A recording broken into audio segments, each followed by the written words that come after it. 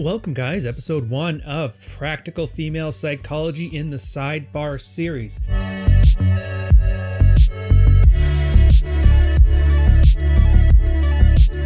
If you're new to this, feel free to go check out the rest of the stuff. There's a playlist down the channel's playlist options there for a guy on his red pill journey or his MAP/male action plan as we talk about it.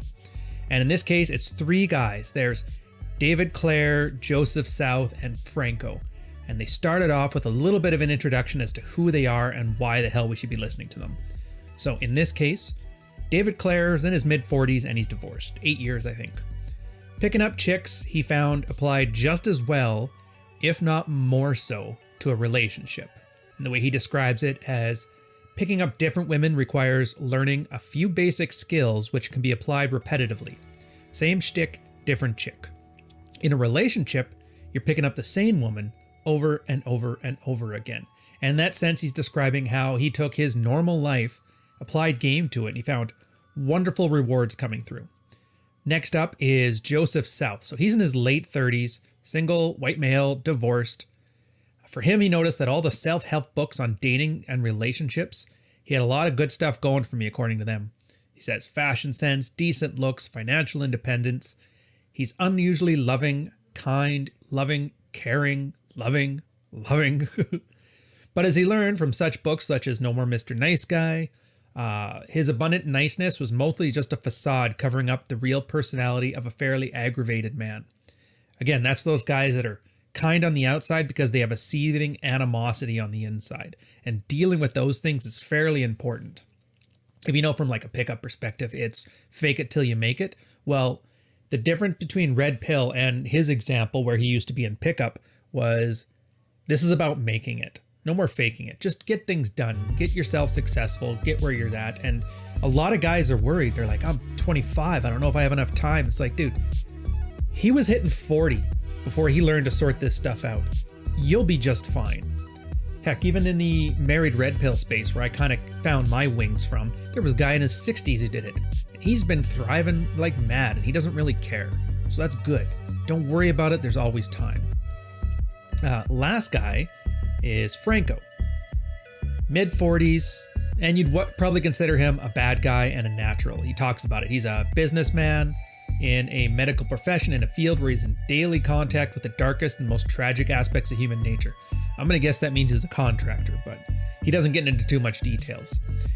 Fun fact though, you're actually going to see like a lot of guys actually have this archetype within the red pill space. Anybody who's familiar with the red pill subreddit will remember a guy, Uncle Vaz. I can never pronounce his name. It's like Vasily Zaidev or whatever.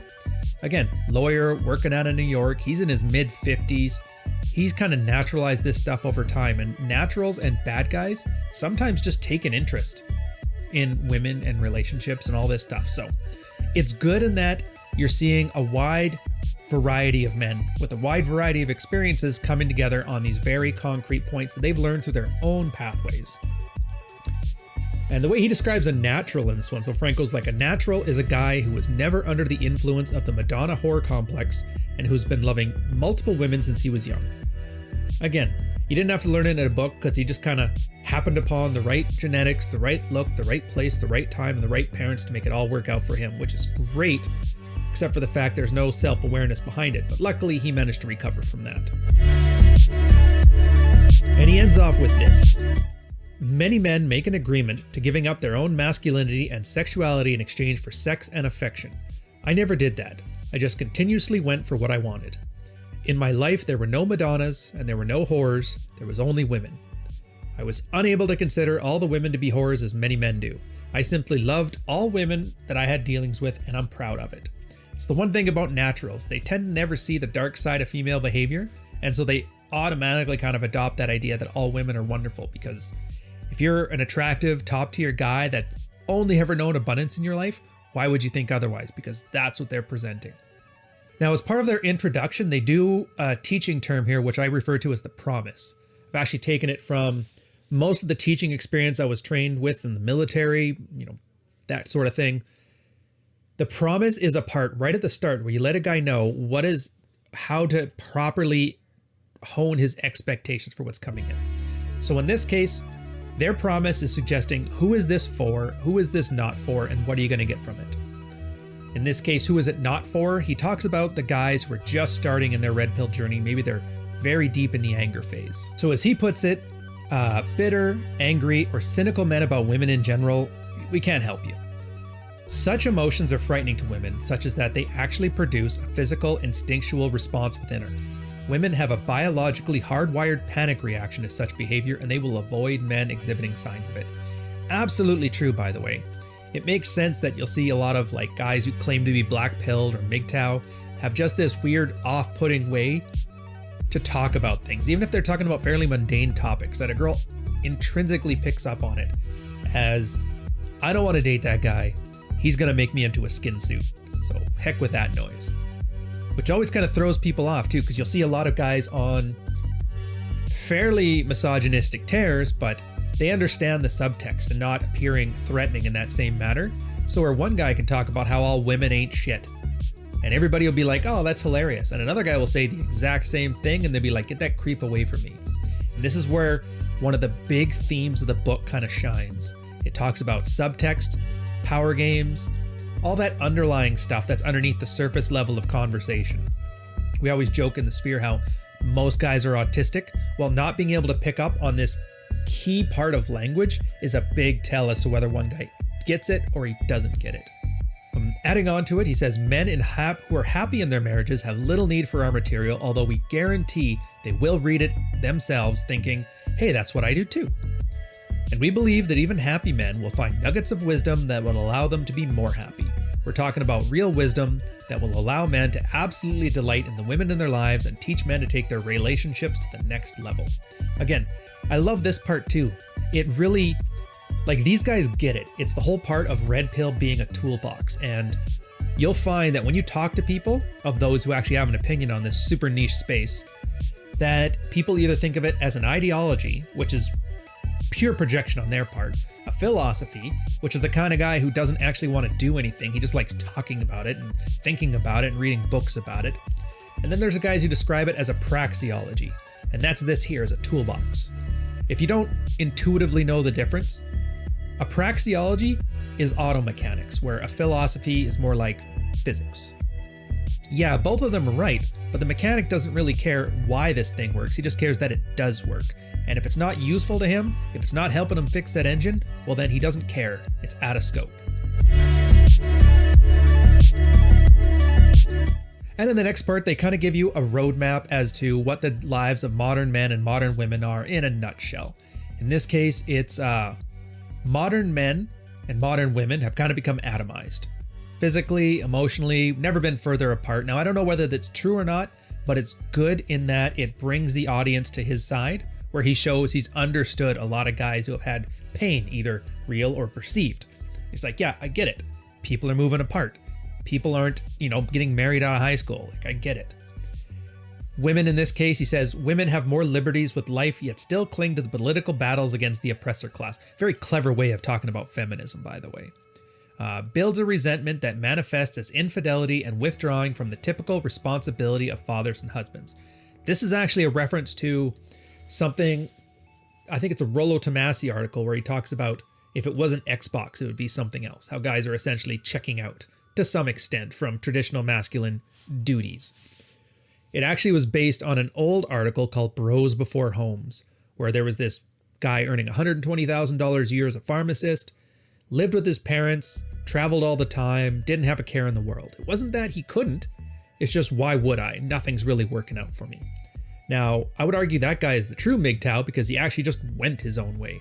And it's kind of, it was an article that was designed to get people mad, thinking about how a really rich NEET isn't sitting there and how could he not want a woman, like a Jane Austen novel, but whatever. The point is, these kind of things are happening, not because men are deficient, not because women are all, thoughts, and because of OnlyFans or Tinder or any of that stuff. It's just a natural progression of the way things are moving right now. Men and women just aren't finding more common ground. And in this case, it's manifesting with guys checking out of their responsibilities because they don't really get a benefit in it. And say what you will about guys, shoehorning themselves into that plow horse masculinity. you're at least supposed to get good hay and a nice stable at the end of the day, not sent off to the glue factory. But for those guys, they're saying this book is for you. Next group is if women are a mystery to you, don't worry. Things are predictable. This was actually a very common critique of Royce in his first year book. I have an on-point episode on it that just came out about a week before this one. Go check it out. I'm not going to put a link in the description. It's honestly, it's a short playlist. Go check it out for yourself. Charles Bukowski, Jordan Peterson, Neil Strauss. I like these guys. Add some salt to cover up the bitterness of middle-aged soccer moms and put in the oven for 45 minutes. Optionally, you can take from all this stuff what you want and leave the rest. But he laments that pickup artists actually kind of broke down the art of seduction into like almost a mathematical formula. People are very predictable, people respond to the very same incentives, and at the end of the day, you're going to find that it kind of removes a bit of the mystery, that Disney fantasy out of life when you learn this stuff. I would argue that's probably as close as we're going to get to a rite of passage, realizing that people aren't made of magic and fairy dust, and people are just people, and they respond to what people respond to. And I would also argue that that's probably going to be an important life skill now, because with the advent of modern social media, with the advent of marketing, advertising, and PR to a degree that's unheard of, that you need this kind of media savviness, you need to see behind the curtain, you need to see the Wizard of the Oz as just a creepy old man in order to survive in this new world, because otherwise somebody's going to tug on your emotional heartstrings to devote some goofball in power, to vote some goofball out of power, or to otherwise pay money for things you just don't need because they're like, you're not a real man unless you buy this Chevy, $3,500. Let's drop some tires in the back of it, because why aren't we all grabbing skidder tires at the back of our truck when we leave the factory for the day? You know what I mean? Anyways, bit of a distraction, bit of a tangent. He does build up some ideas here on why this is important, even though he's kind of spent the last couple pages talking about how women have it easy, women have basically won the gender war, women have more rights and liberties than men ever had, men are checking out, but even with all these benefits, women are still women. They have biological hardwirings, and it kind of prevents them from taking advantage of all these advantages they have. Again, this is the luxury good branding that I talk about in a lot of my writings. Anyways, go check my blog for that stuff. The idea here is that women don't need a man. And if women don't need a man, but they still want one, how does that make it work for you? And this is kind of the case that they're making with different language here. Nothing is needed. You're a commodity good. Men are commodity, dime a dozen, throw a rock, hit 5 of them, and they'll all thirst for her. But in the same way that they don't need a man, they want a man. They could buy 500 Walmart purses and they don't care, but they will shell out $3,000 for that Louis Vuitton clutch. Think of it that way. Your ability to have her flex on her frenemies at brunch over how great you are is going to matter more to her than how good of a guy, how stable your job is, and how great of a father you are. Those things you have to do for their own reward, because if you're doing it thinking that it'll help you secure your best life, I got news to tell you. That boat sailed probably 1940s. Once we beat out the Germans. They continue on here with, once you extend subcommunication, you start to see that all the books that women are reading, all the TV they're watching, all that stuff you talk about as blue pill indoctrination is actually pretty damned good. And this is something that I don't think you're ever going to see mentioned in the sphere. Like, you'll see us talk about the Disney fantasy, how, you know, the boy tries hard, wins the princess, or the goofy man through sheer determination wins over the girl's heart. The Cosmo articles, or whatever chicks are reading now, Jezebel or whatever, you know, 10 ways to hook a man, or 5 things to do, and they always seem like convoluted and fairly derivative, and they don't really work. And as a guy, you read that, you're like, this makes no sense. Once you start understanding the use of subtext and subcommunication, you're going to realize a lot of these things actually have a lot of truth to them, but you just haven't really seen it. Again, health at any size is a great example. Everybody sees fitness brands throwing, you know, hefty 200-pounders into Lululemon saying, oh, wow, you're going to be your best fitness girl. And you look at that and you go, this is completely stupid. Nobody's actually going to be doing this. This makes no sense. You're getting people killed. This isn't fitness. Aren't you supposed to be talking about fitness? Then you remember, oh, it's a company, and a company wants to sell product. And the idea of a fat girl who knows she needs to lose weight, having you say, don't worry, you're not fat, everybody should love you the way you are, and you're perfect.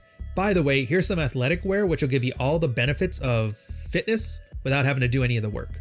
It's New Year's resolutions for $69.99. Gotta work well. But then you see the subtext and you see it's worth it. Makes perfect sense. That's exactly what you do.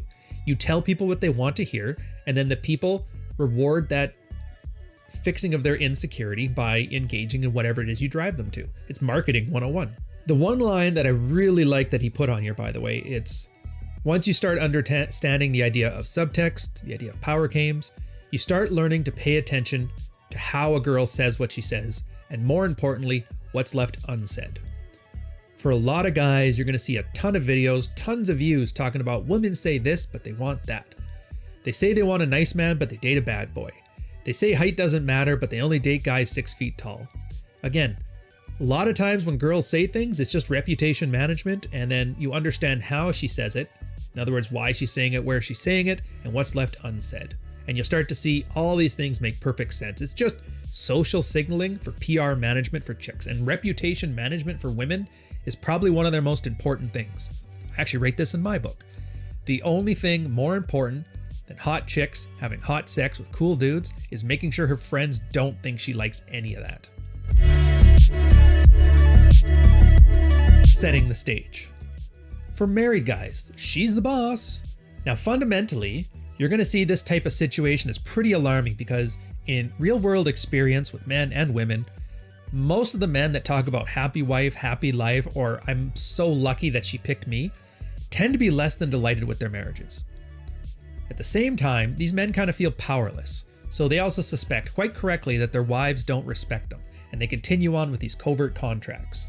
I'm going to keep doing nice things for her, I'm going to keep showing that I'm better than the other guy, and she's going to start treating me like crap. It's learned helplessness.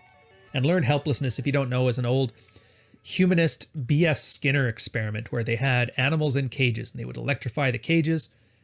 Some of the cages were open, some were closed. The ones that were open, the animals just ran out because I'm like, I'm not putting up with this. The ones that were closed, the animals would fight and scream and then eventually kind of accept it. And then every time they'd get shocked, they'd just whimper in pain and sit there. Now, that's kind of horrible enough, but here's the thing that made it work. They found out with those same group, when they opened the cages and they electrified them again, they didn't try to escape. And that's learned helplessness. Happy life, happy wife is the male masculine equivalent of a dog getting electrified in a cage with the door open. And again, opening a guy's eyes to this kind of stuff is really important, and I'd say the main thrust of the book. So you take any one of these happy life, happy wife guys, ask them, hey, how's sex with the wife? And they'll most likely give you answers ranging from sex, what's that? To a hostile, that's none of your effing business. So in these guys' experience, they've rarely met a man who smiles and says, she treats me well. Now, full disclosure here, my girl, she treats me well. Single guys too, though, can get a benefit from this kind of thing. While you may have experienced the pain that comes from when you love your girlfriend so much and would do anything to please her, and yet the harder you try, the more distant she gets, this can be extremely frustrating for a man. Again, for most guys, they keep treating things like dates as a job interview as opposed to a vetting of a girl, an initial vetting, because you know I'm not a fan of vetting.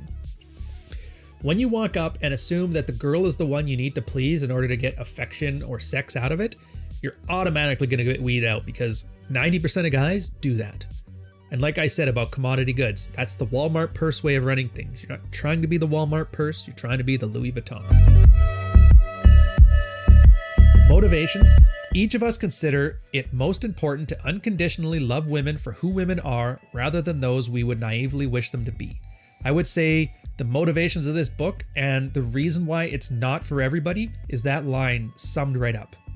Now, first time I read it, when I first read the book, I thought, what's this unconditional love of woman crap? I didn't like it. I didn't like the idea of it. Like, what about, chicks that screwed you over? What about hookers? What about that girl that got pregnant by your dad? Like, no, not those chicks. But again, subtext, you kind of read it through. What he's saying is not unconditionally to love women. It's that unconditionally to accept women for who they are and not who you want them to be. I wish I could attribute this quote. I want to say it's Nietzsche, but it's probably not, where meeting a girl will have you project the perfect image of a woman onto her, and there's nothing she can do but disappoint you. That's kind of the wrong way to frame it. In this case, you know exactly what you're looking up for. You don't walk up with a preconceived notion of the woman of Willendorf, or some kind of magical sex goddess, or some BPD hooker that's going to steal half of your resources. I don't know why you don't just say money in your house. You have to say resources, but whatever. Autism, am I right? The point is, you walk up, you see a woman for what she is. A flawed meatbag, same as guys, but different. They ended off with how to read this book. And I think this is important, not just for this book, but for almost anything red pill we talk about. They quote, "The framework we present is based on biological and evolutionary principles, but we don't insist on causality. These principles simply provide a coherent structure upon which to hang our experience with women and our observations of women's behavior." Again, praxeology.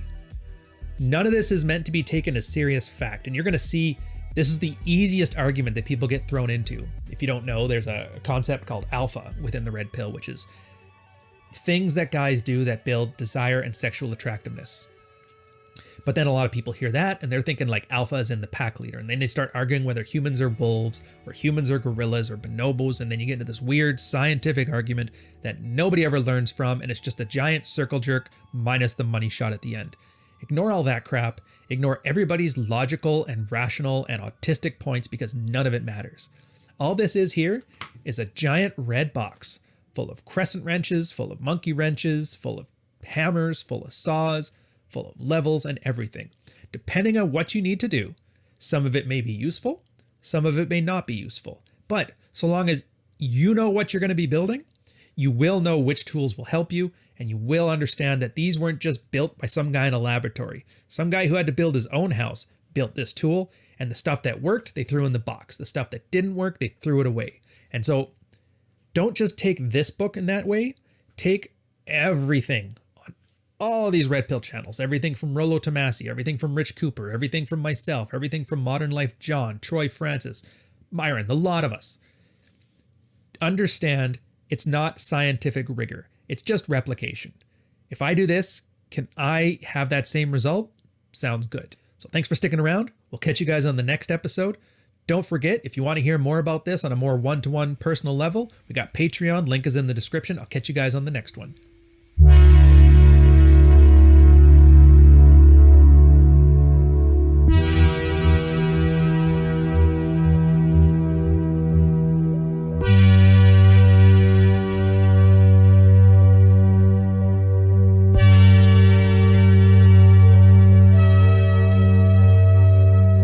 Chapter 1, Part 2, Practical Female Psychology by Franco and Co.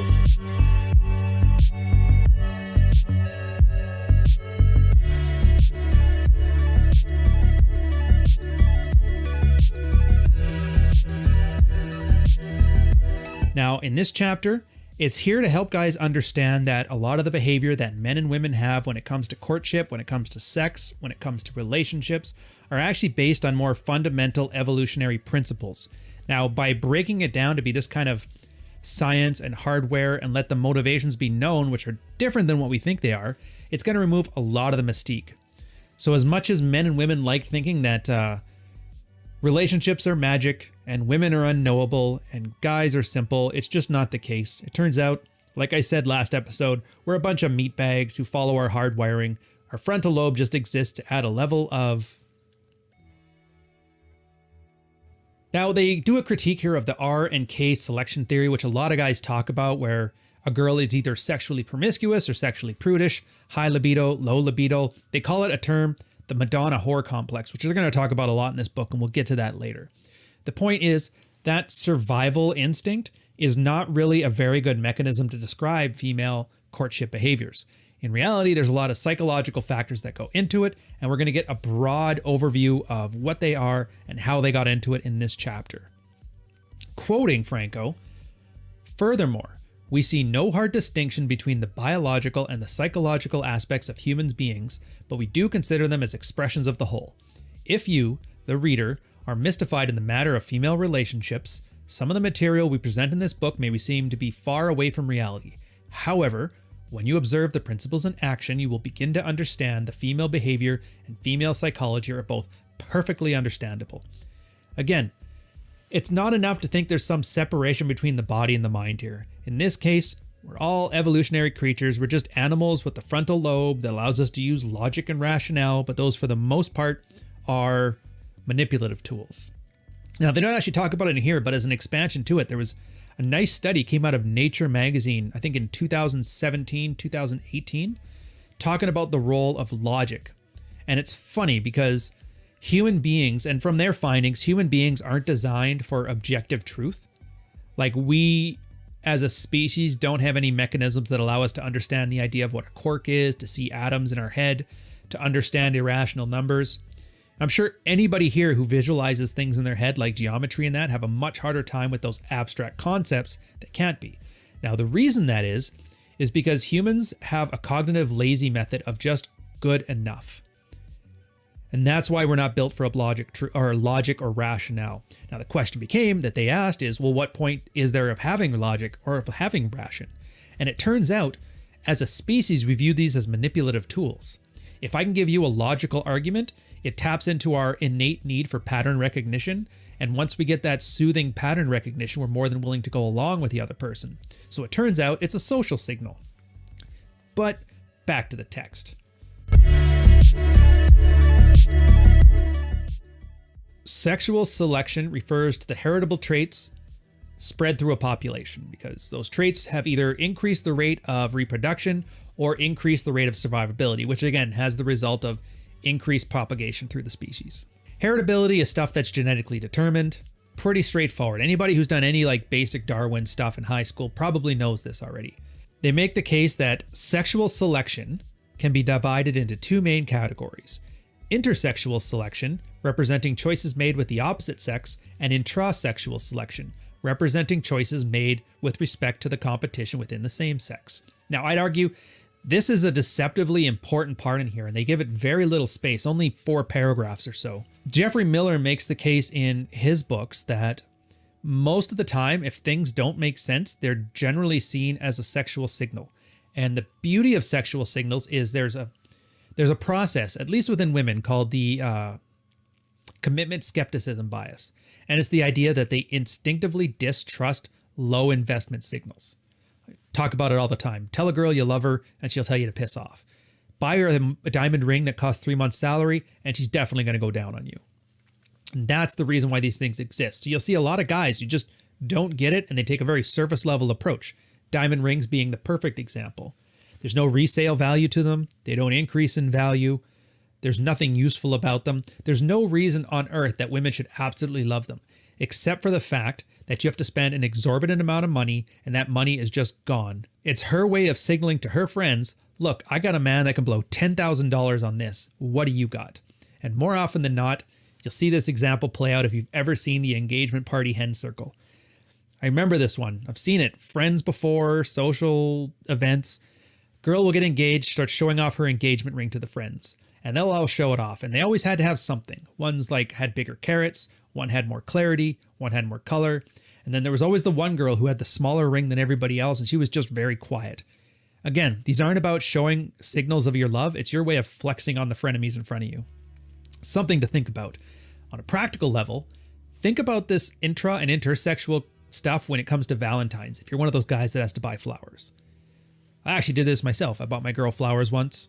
Left them in the house. That was very nice. She was very appreciative. Thought it was great. A year later, I sent the flowers to her work. Had that sent to them in like this big ostentatious display. She loved it a lot better. Not because she liked flowers, but because she liked that her friends saw that her man liked her more than their man likes them. Again, the flip side of this thing, though, is working out. Now, girls like muscular men, and guys like to be muscular, but the two grading scales aren't the same here. So, for example, there was a bunch of studies done, and they found that when you asked a girl, what is a muscular man? And you asked a guy what a muscular man was, it turns out the guys expected more muscle, like 25% more. So why is that? If girls tended to be attractive to a certain level of muscularity, why do guys like such a higher level of muscularity? And that's, again, intrasexual competition. That's why you get that meme about the guys going to the gym. Guy who doesn't work out gets all the ladies. The guy who works out gets compliments from a bunch of men. Same thing. This is one of those things that's not about being more attractive to women. It's about cutting out the competition from your own sexual hierarchy here. I use a great example from one of my blog, actually, where I talk about nobody cares about your forward focus. And in my small redneck town, we had moved down there. A bunch of guys saw that the immigrants that were coming to college all had rich parents. They were buying like Supras and Skylines, all kinds of fancy cars, souping them up. But because we're from a crappy redneck town, nobody could afford to do that. So they would buy things like a Ford Focus and put an exhaust system on it or a carbon fiber hood. Every weekend, they would go down to the parking lot across the street from the bar and they would show off. Some guys were spending like their entire tuition just on souping up their car to impress the other dudes. Meanwhile, I was friends with a bunch of guys on the volleyball team and we'd all go down to the bars and hit on girls. One group was big on intersexual competition and the other group was big on intrasexual competition. Now, let me ask you this. Which group do you think got laid more? Let me know in the comments, but I'll tell you right now, you already know which one it is. A big problem with people today is that guys are so focused on intrasexual competition that they completely fit intersexual competition and they forget all about it. Sometimes you realize that when you're competing with other men to cordon off your sexual availability, that you're picking a group that's so atomized that there's just no women in there to compete over. And so you're just wasting your time. You're going to find a lot of guys fall into this trap. And so one of the few things you can take from this chapter is the idea that know who your audience is, know who you're competing with, and not everybody who wants competition is deserving of competition. Sometimes by just not engaging in that certain social circle, you're making yourself better off because that social circle is all unattractive and nobody wants to be the king of shit mountain.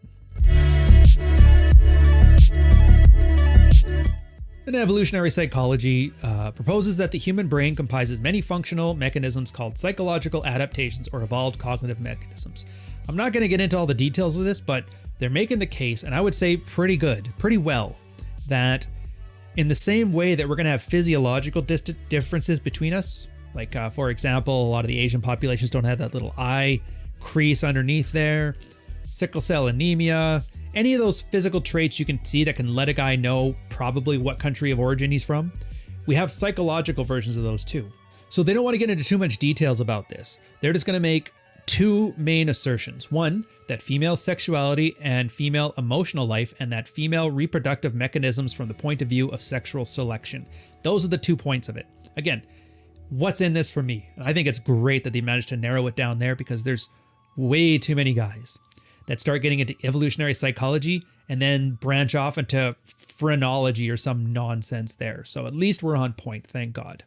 Again, he dips into the idea of high sex drive and low sex drive women. So quoting here, both high sex drive and low sex drive females are useful to nature for different reasons. In the first case, wider genetic variety results. In the second case, greater genetic survivability results. Interestingly, these natural differences have been distorted by men in an attempt to understand them and to cope with the fear caused by them. We believe that male cognitive distortion of these natural feminine traits is the reason for such beliefs within our modern population as the Madonna WhoR complex, which we discuss extensively later in the book, along with many other examples of the so-called last-minute resistance and anti-slut defense. Those terms are old pickup terms, by the way. Last-minute resistance was the idea that you'd be escalating, things are going well, then all of a sudden the girl starts putting up a big wall, she's not into it, she has to work early in the morning. And anti-slut defense is when she's perfectly happy to be flirted with, to be sexually charged, but then as soon as it sounds like it might be a hit on her reputation, she just clams right up. Both of these things are survivability traits from an evolutionary psychology background.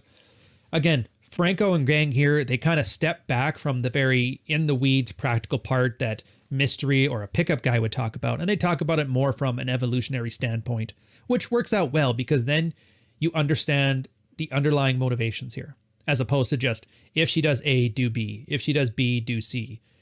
I mean, that's great, paint by numbers, picking up chicks, but I'd like to think by the time we're here, and like they said at the very beginning, you're past the anger phase, you're past tips and tricks, you're actually on more of a fundamental understanding of female and male relationships. It's funny too, And it's something I noticed. So I had my time in the Married Red Pill, a subreddit for guys that were kind of like doing this stuff in the trenches on their own relationships and to see the results from it. And there was another, I don't want to call it a sister subreddit, but a complementary subreddit called Dead Bedrooms, where people who had been in a sexually deprived relationship for a length of time would go in there and complain. And the one thing they loved to do was talk about high libido women and low libido women. The idea is if you weren't having sex with your wife, that meant she was low libido and it was just something you had to work around. Like the thought never occurred to them that she's not low libido, she's just not attracted to you. She's not low libido, but she never did like you. She just had baby rabies. And when she had her baby, she didn't really care to sleep with you anymore. Again, female sexuality is very reactive. And there's certain theories as to why. The one that I mostly ascribe to is that guys are outies and girls are innies. So ever since we were kids, guys had a visual representation of when we were attracted to something. So we just intuitively knew. Meanwhile, girls tend not to know they're attracted to something until it's already too late. They just feel things and they go with the flow, and by the time they're aware of it, oops, I just slipped and fell on this dick, my bad. Now, I don't know if that's true or not, but it helps me visualize it, so I stick with it. Other than the slipping part, don't visualize that, trust me. But there's also the case that these aren't static things, and Rollo Tomassi talks about it with his SMZ, sexual market value graph over time, where he talks about the girls 19 to 22 want to sleep with a bunch of dudes as long as they're hot. The foam parties in Cancun, he likes to call it. When a girl hits 28 to 32, that's when baby rabies sinks in. All of a sudden, she has the desire to be a stay-at-home wife and bake bread all day wearing a sun hat. And, you know, if you just did more dishes, maybe I'd be more comfortable to have sex. And they both have their role. As a younger girl, the genetic diversity is probably a good role to have. In the older girl, probably sexual stability is the good role to have, as it includes higher chances of survivability. That's also why, if you notice, a lot of guys, when they get back into the dating realm after they are older, they start to notice, you know, they get divorced at 40, they start dating girls at their age, and they find that girls at their age are a completely different life place than them. They want to put them through all kinds of hoops. I need 7 dinners, a $5,000 dowry before I even think about making out with you. Meanwhile, they're like, you know what? I'm just going to go have fun. This 23-year-old just wants to have fun and party. Good enough for me. Makes the older ones mad, and that's when they start delving into, like we talked about before, the intersexual competition. And that's where you get a lot of the shaming tactics and all that other stuff. But again, take a look at all these ways that men and women interact, and you're going to start noticing so much of it fits within the realm of sexual signaling between male and female, and male and male, and female and female.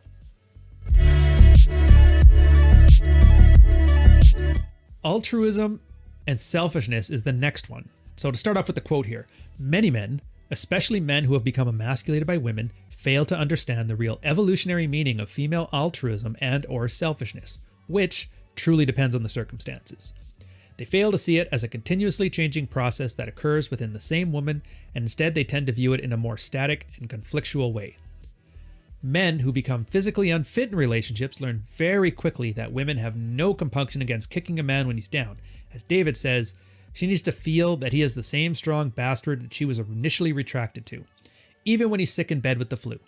This is a purely selfish response from the woman for evaluating on an emotional level the man's continued fitness. Man flu, basically. Now, you guys may have heard of something in the sphere called fitness tests or shit tests, and this kind of describes that to a T. The idea is a girl always wants to look up to a guy. Girls don't want their equal, they don't want their lessers, they want their betters. And that's encapsulated within the concept of something called hypergamy. If you don't know, hypergamy is just a girl saying, I always want the best, without a doubt. In this case, you'll hear a lot of girls whine when their man gets sick, he starts acting like a big baby. He actually doesn't. Most guys, when we get sick, just act sick. But the girl sees that little bit of weakness and just pounces on him. It's not purposeful, it's instinct. Again, evolutionary psychology, this is all based on adaptations. And the idea of a girl back in the caveman days was, if she didn't have a man with a cudgel, next tiger walking around is going to kill her. So every time her man starts acting weak, she has to test to make sure he's still strong, and it's like a temporary setback. Okay, he's just got a cold, that's good. I dunked on him for 20 minutes and he told me to shut up and then punch through a wall. Good, at least now I know once he gets better, he's still fighting lions and tigers. But in the case where the guy ends up becoming less useful over the long term, a girl has to think about survivability and move on. How applicable is that to the modern life? Well, I'm sure everybody's got stories of when they were down on their luck and they tried to lean on their woman for support and she basically shit all over them. So you take it for what it's worth. Charles Bukowski, Jordan Peterson, Neil Strauss. I like these guys. Add some salt to cover up the bitterness of middle-aged soccer moms and put in the oven for 45 minutes. Optionally, you can take from all this stuff what you want and leave the rest. So enjoy Fuck Files. 15 lessons from a decade of women, now on audio. Another good point that Franco and the boys here make is the idea of that tradcon fantasy of the women standing by their man's side until death do us part. First off, there's been a few guys in the sphere that I've talked to over the years that used to work on the end of life place for men, and they've given me all kinds of stories about how women are just horrible when the guy's on death's door. I know the example I remember from like 2 weeks ago was this guy was about to die from cancer treatment. His final wish was for his wife to bring the kids down to see him one last time, and she couldn't be bothered to, so just didn't do it, didn't talk to the family at all, brought a new date down to the funeral. Now, I know that's an extreme story, but it makes a good point. It's as soon as you're no longer useful from that evolutionary perspective, as soon as that light switch changes, it's like nothing you ever did mattered. It doesn't exist. And the girl will feel really bad and have a lot of anxiety. But at the same time, if you're looking for a shoulder to cry on, the shoulder just won't be there. Moving on, among humans, altruism can be observed when comparing a woman from a more traditional, patriarchal country to a woman with more politically correct, industrialized country. A woman of traditional, patriarchal countries will be more motivated in terms of altruistic behavior towards her husband, that is, the family's provider, because the role of the family and patriarchy is still seen as more important in those countries. In fact, supporting her man by sacrificing herself will increase the likelihood of spreading her own genes to her children. This altruistic effect is virtually lost in politically correct Western countries, such as that a woman's motivation for altruistic behavior towards her husband, the provider, may be almost non-existent or limited to short periods of time between getting pregnant to the early years of the infant's upbringing. Selfishness emerges when the woman can induce a man to pay for the children without impinging on her freedom via state-sanctioned mechanisms of child support. This selfishness provides the woman with material support for children by one man, while allowing her to become impregnated by another man with little or no material or social risk to herself. Again, I don't think they make the case. I still think they attribute this too much to choice, but it's essentially an adaptation to environment. When he says patriarchal societies, what he means is developing countries. Places where starvation and death and violence are a part of life. And so, yeah, in that case, the saying goes, the strongest weapon or the best weapon for a man is a gun. The best weapon for a woman is a man with a gun. So if you're in one of these old school societies, and like our grandparents were kind of there too, the idea of sticking by your man's side is more of a survival trait. So the altruism was there, but it's not so much altruism as it is self-interest wrapped in altruism. But we become more abundant, we get better widgets, the cops sort out all the crime, none of this stuff matters, and so the girl behavior adapts. And in this case, I don't need a man for protection. I already got protection. I don't need a man for a job. I can already send my own emails. I don't need a man for support because the government's just going to have me pay child support anyway. Now, when all these things that you need a man for are no longer there, what's left? Basically, what do you want? And that's the idea of luxury branding for masculinity in the modern age, which I've made a case for in Rule Zero Live, our live presentations. Zoom, unfortunately, because we had a COVID event. We were supposed to have it live, but we'll get that one soon. Here's hoping that the flu thing will finally be over. But again, bringing home the bacon doesn't count anymore when bacon costs $3 at the grocery store and the girl's making 60 grand a year. So in this case, it's not so much that people think of these things as more beneficial or they believe them to be more beneficial. It's just from a survival and psychological standpoint, they're either necessities or they're not necessities. And right now, from an evolutionary standpoint, the ability for a man to adapt to this changing environment and treat yourself more as a luxury good as opposed to a commodity requirement is going to be key to moving forward happy in the sexual marketplace. The next section is practical advice. They say it's not mandatory to accept all the tenets of evolutionary psychology in order to be successful. However, this is going to broaden your study. Again, this is where I like the promise that they had put in the early chapter. They're basically going to expose the reader to all kinds of different mental models and concepts. Now, some of them will be helpful, some of them will not be helpful. It's up to you to use the brain matter between your ears to figure out which are which. But the idea here is there's going to be a large amount of concepts that are going to be helpful in a compartmentalized method. Again, tools in a toolbox, praxeology. We're not trying to make men think a certain ideology or another. We're not trying to convince you that, liberals and conservatives or blah, blah, blah, or, move to Russia or stay in America or move to, none of that stuff. With the place as it is right now, here are the base psychological drives of men and women, which are more set in stone than we'd like to admit. It doesn't paint a pretty picture for us. Again, we're just meat bags following our instinctual wiring, using our hard wiring or using our software to help us through. But once you understand that, it lets you navigate. And this is a big reason why they say you shouldn't read this book if you're still in the anger phase, if you have still resentment built up towards women, if the models you have don't align with the models of reality when it comes to men and women, because you're going to look at this stuff and see it as women don't live up to any of these expectations. Damn those beasts. As opposed to, this is the way women are. I'm going to adapt and I'm going to overcome. And then I'm going to find out life is going to be damned good. Because I'm telling you right now, as much as everybody talks about the dating market is trash right now and women are horrible and men are so downtrodden, once you learn to navigate it successfully, all this stuff goes away. It's just wonderful. It turns out it's not the world that's messed. It's a man's expectations. They're going to bring, and then for the rest of this book, they bring in 3 pieces of information here, 3 books that are good for future study. That's Matt Ridley's The Red Queen, Robert Baker's Sperm Wars, and Jeffrey Miller's The Mating Mind. Each of these books are written by an expert in their field. Brief reviews of each follow below. And they talk about all 3 of them, but the gist of it is The Red Queen, where they make the case that girls' evolutionary selfish adaptations actually help them from a survivalship standpoint. I think the one case they make in here is that a girl is more likely to be knocked up when she has an affair as opposed to just sleeping with her man. Now, you might think of that as some kind of, how does the body know if you're cheating on a guy? It's not really the case at all. What happens is girls, when they go through their cycles, there's an ovulatory phase where they feel the horniness. And then there's a refractory phase and flow, that kind of thing, where they feel less than sexual. And that's the weeks they don't shave their legs. And a lot of guys will notice this. All of a sudden, the girl's not sexual. She always has a headache. She doesn't want to sleep with them. And then all of a sudden, like one weekend, she puts on makeup to go to work, wears a nicer dress, a little more cleavage. Maybe she wants to have a girls' night out. Again, it's an extreme case, but it kind of gets the idea here. And it's not so much that girls are easier to get pregnant when they're cheating. It's just that when they're in their ovulatory shift, they tend to act more sexually charged. They tend to have a higher libido. And so they go and they change their behaviors. So they basically wait until they're able to be knocked up. And that's when they decide to go cheat on their schlubby guy back home who thinks that altruism is what you need to expect. Take it for what it's worth.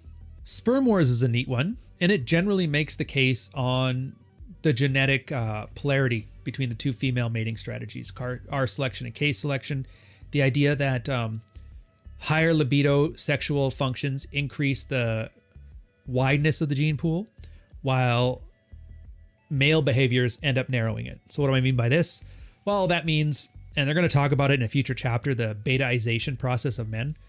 The idea is you get attracted to a man, you get him attached to you, you get knocked up by him.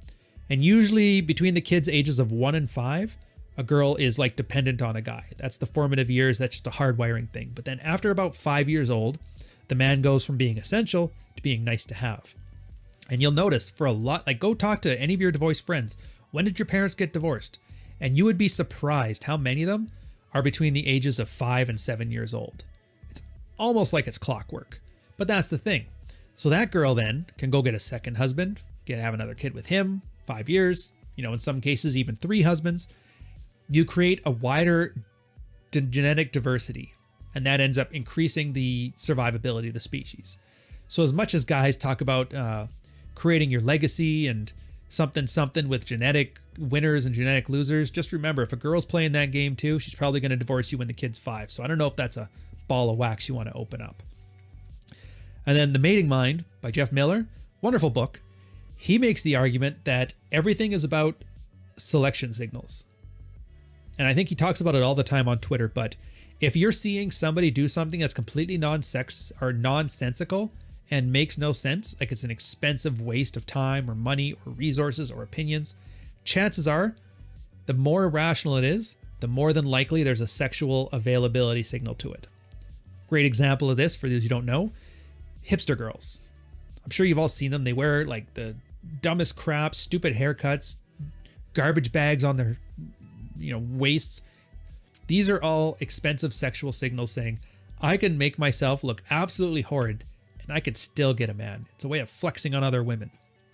Same thing with like goofy colored hair or girls that talk about their Xanax addictions. All these times they're playing wounded to tap into that male need to save a girl.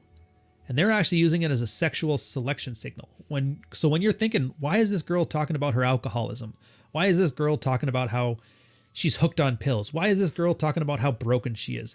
Well, she's doing that because it attracts a certain type of man, and that's literally what she's doing now, even if she doesn't know it, even if she's just doing it subconsciously. So that's something to think about here. They end this chapter on not taking it too seriously. It's infotainment. Basically, take the autism when you read this stuff and dial it down to like a 4. Understand this stuff on a broad level. Don't take it take it seriously, but don't take it literally. That's like the red pill motto. Take this stuff seriously, don't take it literally. That's why most of the detractors take everything literally, but they don't take anything seriously. So I'm going to end this on the quote though. Our experience, however, is our own. We're positive that if men test our theories within the realm of everyday experiences with women, they will find them to be extremely practical. We encourage you to maintain an open mind, to read the books reviewed above, and to read more on the topic from a variety of sources found in the bibliography. Yeah, we're not at opinion pieces. These guys have done their research. So this is it for chapter 1. Again, what have we done so far? We've laid the groundwork of evolutionary psychology and its role in human interactions in male and female sexuality. We're letting you know that it's not magic. We're not infinite variety. People are generally very predictable. People generally have motives for what they do. Female altruism only exists in a place where female survival is dependent on men, in case developing countries, which is probably why a lot of guys end up going to Brazil or Russia to try and find themselves a girlfriend or bride, like Roosh and them, because they think they can tap into that. And it gets you a little bit of a benefit for a time, but the way globalism is moving right now, even the BRIC countries are pretty damn prosperous now. And so you're going to be more likely to find that small town Polish girl to be on OnlyFans as she is to be married at 18. Something to think about. So I'll catch you guys on the next one where we talk about female neuropsychology. I'll catch you later. Cheers.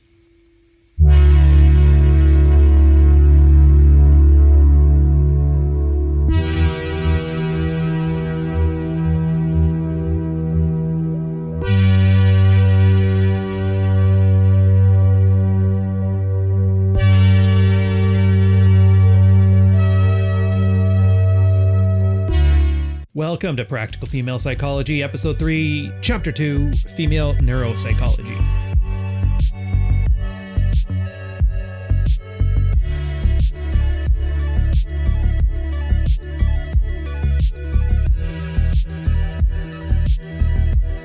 For centuries, women have been more advanced in knowledge of male sexual neuropsychology. Women needed such skills for physical survival in a world dominated by large, aggressive men.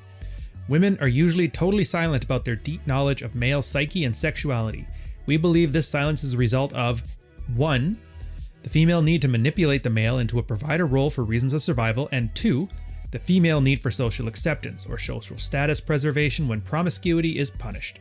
This refers to the Madonna WhoR complex, which is extensively discussed later in the book. I'm going to push back on them here. It turns out this has been talked about in a lot of the Evo Psych stuff. I believe Jeff Miller actually has this in his book, where it used to be that way. Paleolithic times, the idea was women were manipulative and guys were manipulated. But then occasionally if a guy caught on to it, then they would be able to use their brute strength to win the day. And so it was this arms race between manipulation and detection. And what ended up coming out of this is self-deception. I talk about this extensively in my book, but it's not a lie if you actually believe it. It turns out if you get a bunch of guys who are socially calibrated and have a decent social savviness to them, you're able to tell when somebody is lying to you, unless you're greedy or ego invested in the lie, but in that case, you're lying to yourself. point I'm getting at here is in those situations, it turns out the best way for somebody to lie is to actually believe in their own lie. That way there's no tells, there's no visual representation of a lie. You don't have to keep things separate in your mind. A girl can just go with the flow and make it perfectly natural. So as much as they say here that girls have it as a psychological adaptation, he kind of infers that it's conscious here. And I would argue it's basically unconscious, which is another reason why you just can't take girls too seriously, because they know not what they do. But hey, in the odds that a tiger's going to come and attack her, having you around and thinking you're the greatest man in the world is probably the best thing for her. So, I mean, you can use it to your advantage as well. So they put a little footnote in this thing, which is kind of interesting too, where they say that this stuff should be taught in schools, and if it was, there'd be a lot of relationships that last a lot longer than the nonsense they're feeding him now. We always call that the Disney fantasy. And second part, the reason, at least within the modern times, that guys are woefully inept on this is that it's socially taboo to talk about sex, because women have that need not to be thought of as slutty. And, you know, they're teachers, they're politicians, same as anybody, but they make it essentially taboo to talk about this stuff openly. They may not see it that way. They may have some total frontal lobe justification for it, but at its core, it's a way of hiding female sexuality as a way of giving women power. Remember, a lot of this stuff isn't so much Machiavellian masterminds hiding in a war room with like the evil Illuminati. It's just people running off their hardwiring.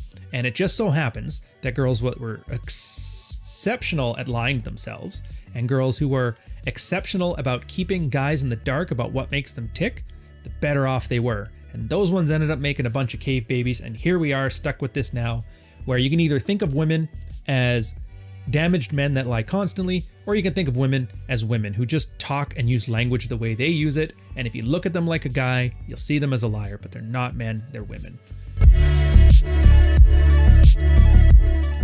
So language and female arousal is a really neat section. It's a very small one here.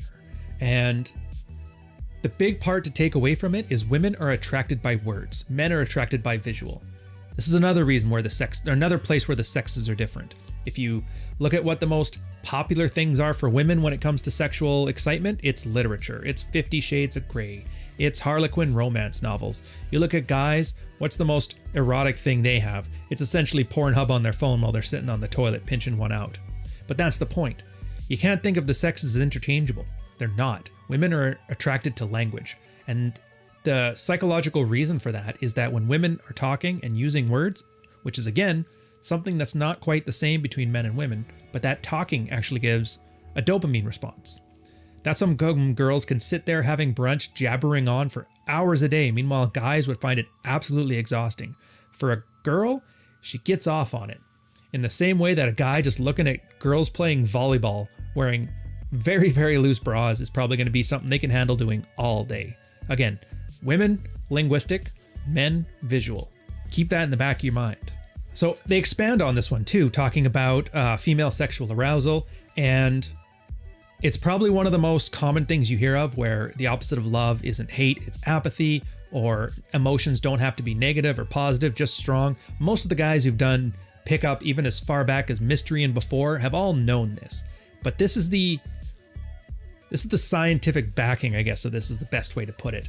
It's pleasure in their case, dopamine responses. They come from either positive responses, such as joy, or negative responses, such as anger, which is why sometimes things like negging actually have been quite effective and extremely vilified. It just turns out getting a girl a little pissed off at you when there's any sexual attraction there doesn't exactly shoot you out. A girl being angry means she can be angry at you, but that also means she can be attracted to you. The thing guys tend to worry about is when a girl is dismissive or condescending, because that's usually the sign that she's not attracted to you. Anger, you can work with that. To quote, even when women try to be men, they have the urge to talk a lot. It's a hormonal rush that men don't get. Now, hormonal responses seem aligned with situations that involve communication. This is why men don't have the same understanding of communication, as they don't get the dopamine from it. That's the key point here. You got to think about that. There is, I want to say, this happened about 5 years ago. It was right at the beginning of the Red Pill, the subreddit in there. There was this guy on there. His username was something like Kako7 or something like that. Anyways, he actually kind of got off on what you would consider to be the worst parts of hypergamy. A girl's treating him bad, a girl's cheating on him, all that stuff. Really sucked for him. But the one thing that was really great in those early days of the space before the autism took over was he got off on all the worst parts of female sexual strategy. And so he was able to articulate it to a level you didn't understand. Now, think about the lengths guys go to for sex. Basically, whichever device gets porn wins. That's how Beta lost to VHS. That's how DVDs won out. That's how Blu-ray beat out HD DVD. Porn basically runs guys' thoughts process, and they can build technology surrounding it. In fact, it's been argued that the reason we have high-speed internet right now and you can watch this thing is basically because Pornhub needed the pipes and guys needed the porn. Now, consider that thirst and that driving power that thirst builds, and put that towards language, and that's how women understand language.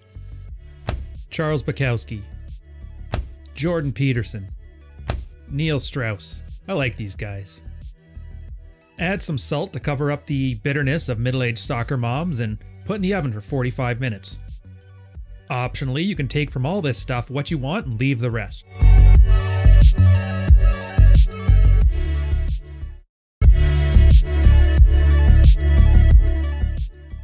Next section is mutual gazing, where they talk about prolonged eye contact. It actually builds a slight dopamine response in a girl as well.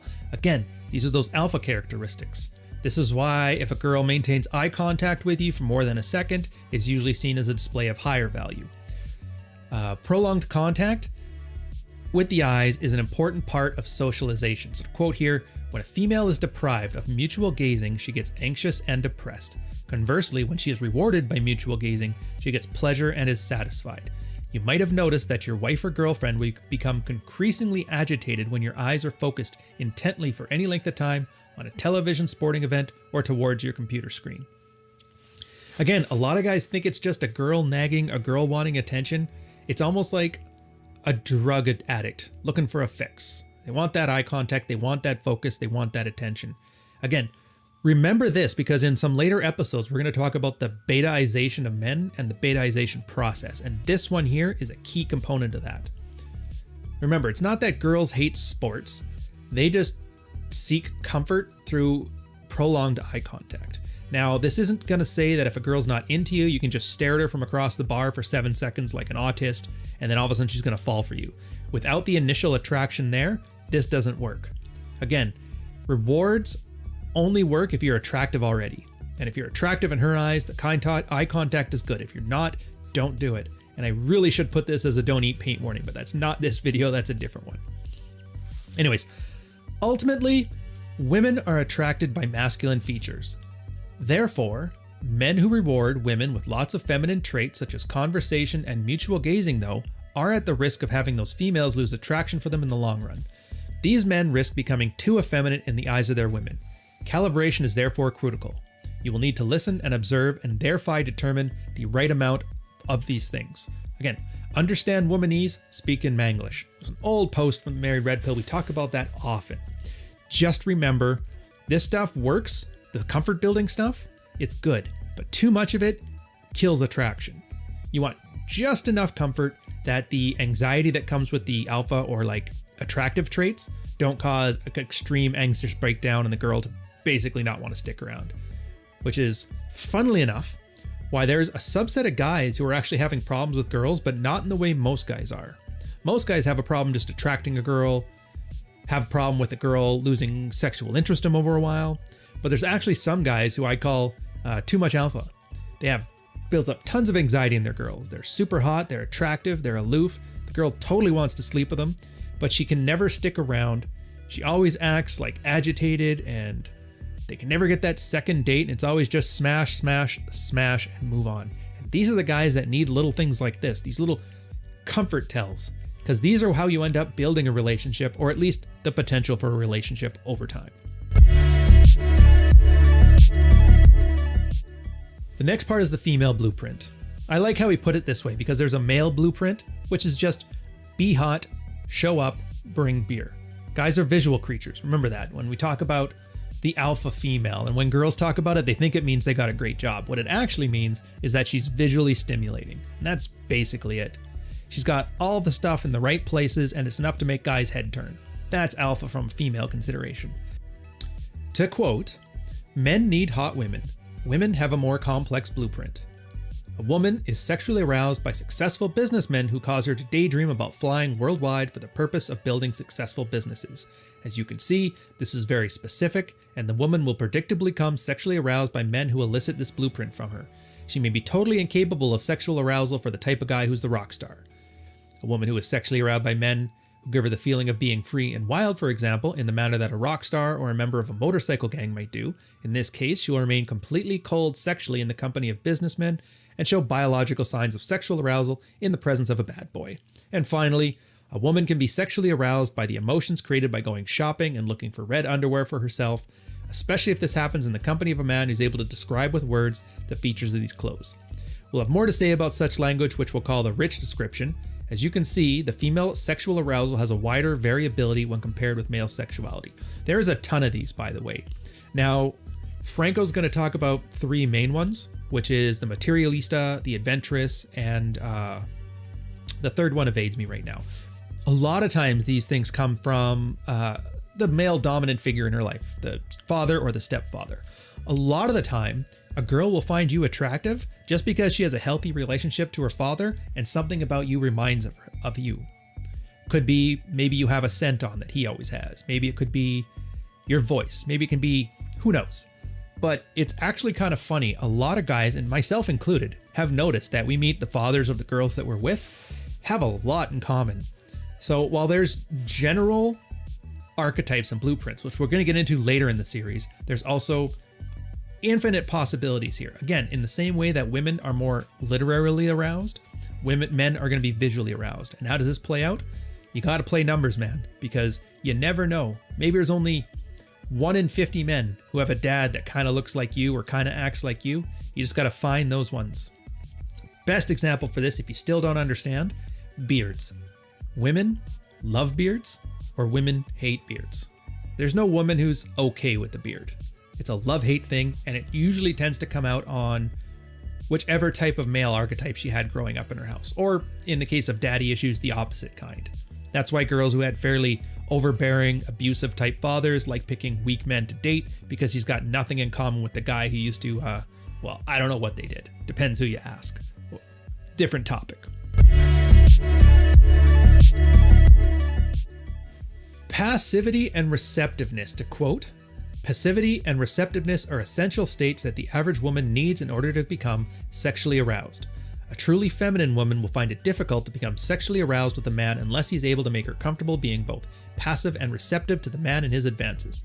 If a woman indicates that she has become aroused by acting tough, by fighting, or by primarily visual means similar to a man, we can say that her masculine behavior has either been learned or is intrinsic to the nature for biological reasons." Again, you taking charge and being sexual is really a part of it. Women are the receptive gender. They don't know when they're attracted to somebody until it's already happened. Guys have to go and make things happen. Again, I talked about it earlier in the last episode where, because we have a visual representation of our sexual arousal from a very young age, we are much more in tune about what turns us on, plus the fact that it's visual. You see a good set of knockers on you, you know that kind of thing turns you on. Because it's visual, it's there, you understand it. Women, it's literary. They won't know till they're halfway through 50 Shades of Grey that they're actually attracted to this stuff.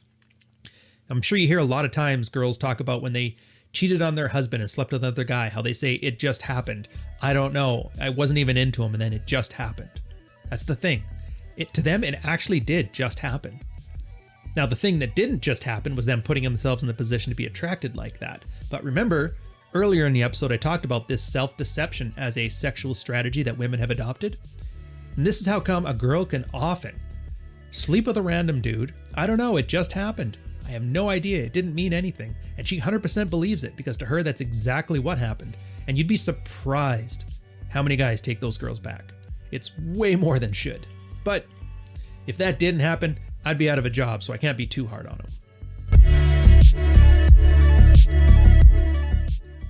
Body language and sexual arousal is the last section in here. Again, there's too many things to talk about here.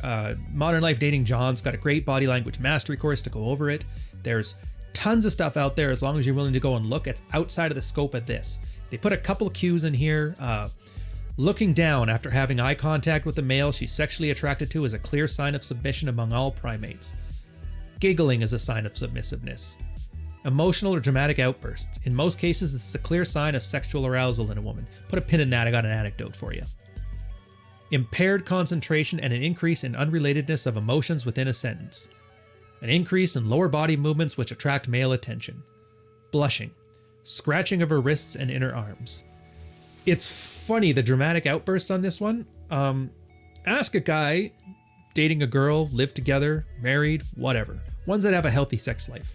And they can tell you without a doubt that there's some nights, if maybe you're too tired to smash and she was in the mood, you just know if you turn her down that night, the next day she's going to be extremely angry and cranky to you.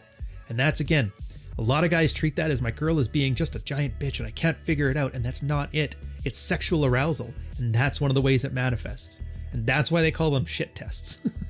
So just remember that. A lot of the times when your girl is busting your balls, sometimes it's just mild sexual frustration. And I can give some vitamin D to solve the problem, and so can you. They ended off on some practical advice where the mind and the body are a single system. None of this spiritual, the mind does what it does, and the heart and the body, no.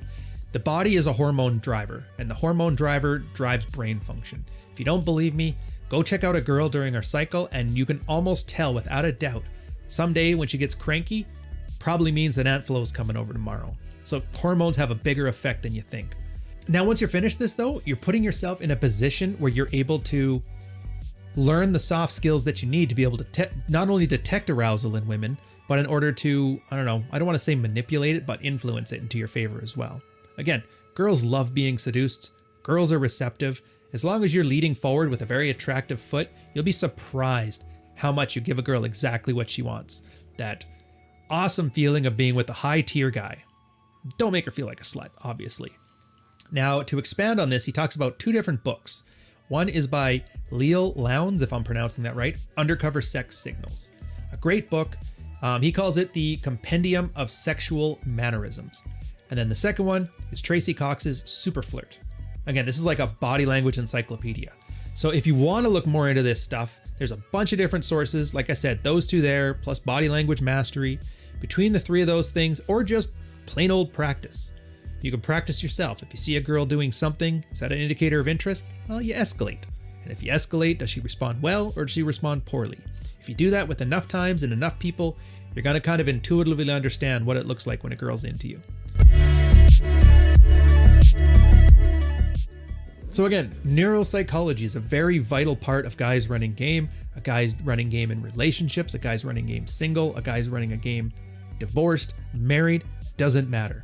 Emotions run the coop, and the reason that girls are run by their emotions is because they need a level of self-deception to hide their female sexual strategy. It's not something they're trying to do. It's not because they don't like you. It's not because they're bad people. It's just the way women are wired. In the same way that guys are wired for violence and direct action, women are wired for subterfuge and self-deception. So just realize, this is why little sayings like ignore what she says and watch what she does, because what she says isn't necessarily the truth, it's what she feels, and what she feels is always in her best interest. And I'm thinking back to the point number 7, where the girl scratches her wrist or in her arms as a display of higher value. If she cuts herself, that's not a display of higher value, that's a cry for help. Give her some professional help, and definitely don't date her, it's not worth the hassle. I'll catch you guys later.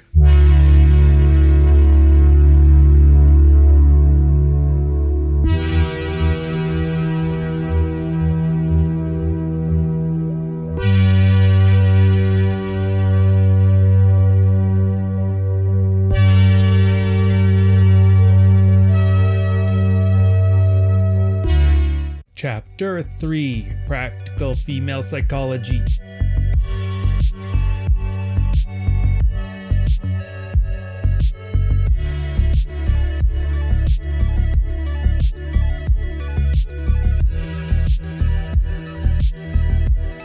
Female logic explained. I like this chapter. It kind of lets guys understand a lot of the difference between the way men and the way women think, because no matter who you ask, even though they'll totally admit that men and women are different when it comes to wrestling and football and that, as soon as it comes to thought patterns and the way they process information, people still default to that blank slate equalism.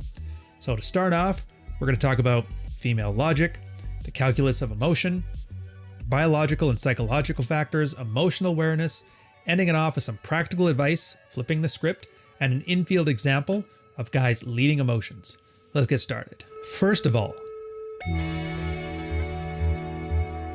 based on what we considered in Chapter 1 with regards to evolutionary psychology, let's stipulate that every function of the human brain has an evolutionary purpose.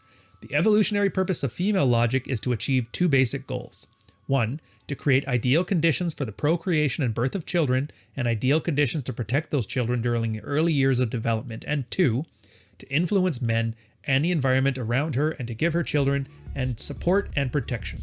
This influence commonly manifests as manipulation, which they're going to talk about more in Chapter 13, and which in this scenario may be seen as a positive force used by the woman instinctually as a means to support life. Big part to take away from this, and again, take another quote, the woman is especially concerned with how she feels right now, as opposed to the male logic concern of how A correlates to B or how A is the cause of B. In psychologically healthy women, these will be the emotions of pleasure and safety. In other women, drama, histrionics, and hysteria serve a similar purpose. Again, whether you have an introvert or an extrovert, I don't care what combination of MBTI she has, what her sign is, they're all focused on how does this make me feel. And this manifests in everything. Divorce. I'm sure you guys have all heard the stats, 8 out of 10 are initiated by women, and the primary reason is that she's not happy. Again, it's all about feelings, willing to upend an entire marriage, a relationship, finances, a child's upbringing. She's not happy. And again, it's because of this nature of women, they decide that their feelings are solipsistic. In other words, nothing exists outside of them. So in her logic and her heart of hearts, if I'm happy, that means the family is happy. If I'm happy by leaving the family, well, then the family is happy. And again, it makes no sense from a guy's standpoint because you're like, well, through this action, you're causing the destruction of the family unit. But again, men and women aren't the same and they don't think of these things the same. Of course, being the guys we are, we've learned to solve this problem in the sense that causations. We understand that if a girl falls out of love with a guy, if she loses desire because there's no more need for providership, then there's a good chance that she could upend the relationship because of it. So, typical man, you guys want responsibility like Jordan Peterson says? Well, make your girl desire you for the long term by doing non-provider materials. There's your causation right there. Is it fair? No. But on the alternative, we have our feelings driving our behavior, and I, for one, would much rather be responsible for my life than let my limbic brain tell me what to do. For the calculus of emotion, some women's behavior is primarily driven by their emotions. In many cases, these women share their feelings with you in a balanced way, having developed many good controls over their emotions. In other cases, women can be prone to discharge their problems in a massive way. Neither one of these types of women may have functioning senses of the causality between our emotional states. Trying to apply male logic to women and their emotional states is therefore inappropriate and only leads to frustration in the male attempting the analysis. I could think of a bunch of examples for this that you need to take away because they will happen in your life, I guarantee it. The first one, you're living with a girl. Once a month, you're going to have Aunt Flo coming over for Shark Week. I guarantee you're going to notice a day before, 2 days before, the day of, the day after, on some regular schedule. Nothing you do is good enough.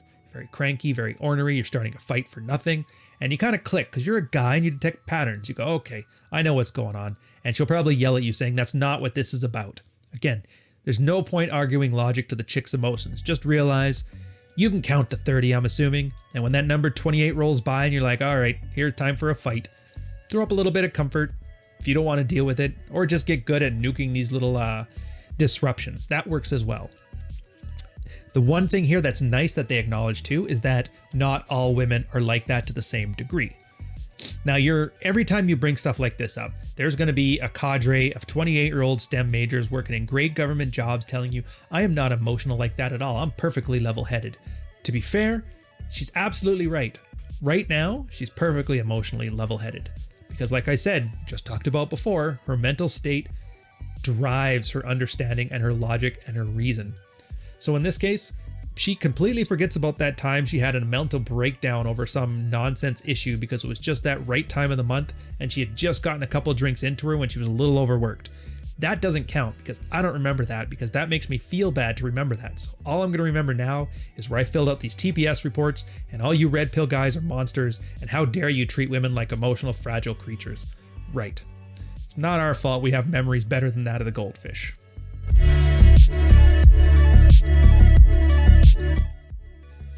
There's biological and psychological factors, which I've kind of briefly talked about, but to quote here, women with a high sex drive, defined as HD in this book, details are in chapter 7, exhibit female logic to a more impressive extent. This is because female logic is not an isolated phenomenon, but it is strictly connected with the woman's sexual instinct. In contrast, women with a lower sex drive, defined in this book as LD, exhibit female logic to a lesser degree. The modern man can use seduction techniques to change LD women into HD women if he so chooses. Now when that happens, the former LD woman starts to exhibit emotional thinking to a greater extent than before. I don't like how they do the categorizations here, only because it taps so well into that guy's need for high quality and low quality women, or high libido and low libido women, and there's only one type of man that makes those arguments. Loser men that aren't getting any. So I don't want you to think of these ones as states as opposed to what they actually are, which is just encapsulating the girl's state of mind. Is she in a highly sexual state emotionally, or is she in a low sexual state emotionally? Now, if you recall my story I just told you about the STEM degree, the girl who doesn't feel super emotional, she kind of acts in which way you would think of as more masculine. Feelings are more under control, more logical, no drama. Usually those things come with a lower sex drive. Overly logical girls just don't jump on you like you have the antidote in there. Now, a lot of guys have a hard time understanding this. They go out of their way to make sure there's no drama, to keep things down, to keep the emotions level, easy to handle, and then they wonder why their bedrooms are dying. On the flip side of the coin, crazy chicks, super emotional, completely DTF all the time. Guys are like, I cannot handle this at all. Just understand that female sexuality is on a spectrum, as are most things that can be good or bad. On one side of this thing, you have a girl that's repressed everything about her femininity, which in this case we describe as the borderline personality disorder traits, or the traits before they get to a disorder. And on the other side, you get complete, full-on, 100% BPD. You got to find an area in there that you can handle. Maybe you're one of those guys that likes low drama situations to the point that you're willing to sacrifice your sex life to get there. In that case, go find yourself an autist girl. Maybe you're one of those guys that likes high charged events, you don't feel like keeping her around for too long, and you can handle the occasional stabbing with a knife. In that case, go for the full BPD chicks. For most of us, just find ways to deal with the healthy middle range, and if you find girls outside of that range, either act in such a way as to repress or encourage more or less emotions, or just let her go and find yourself another one. Emotional awareness sums it up just perfectly. In this section here, Franco says, when a man tries to have his woman's female logic repressed and transformed into male logic, he may actually be repressing his woman's sexual attraction towards him. It is vital to remember that this kind of emotional thinking within the woman, which we identify as female logic, may be strongly linked to her sexuality. Again, if you're talking to your wife about bills and mortgage payments and having her do half the taxes with you and this and that and the other thing, just don't be surprised if she's too tired, and maybe if you did more dishes, she'd feel more comfortable. Again, if you want your girl to act like a girl, you got to treat her like a girl. And in that case, you got to stop treating her like a man.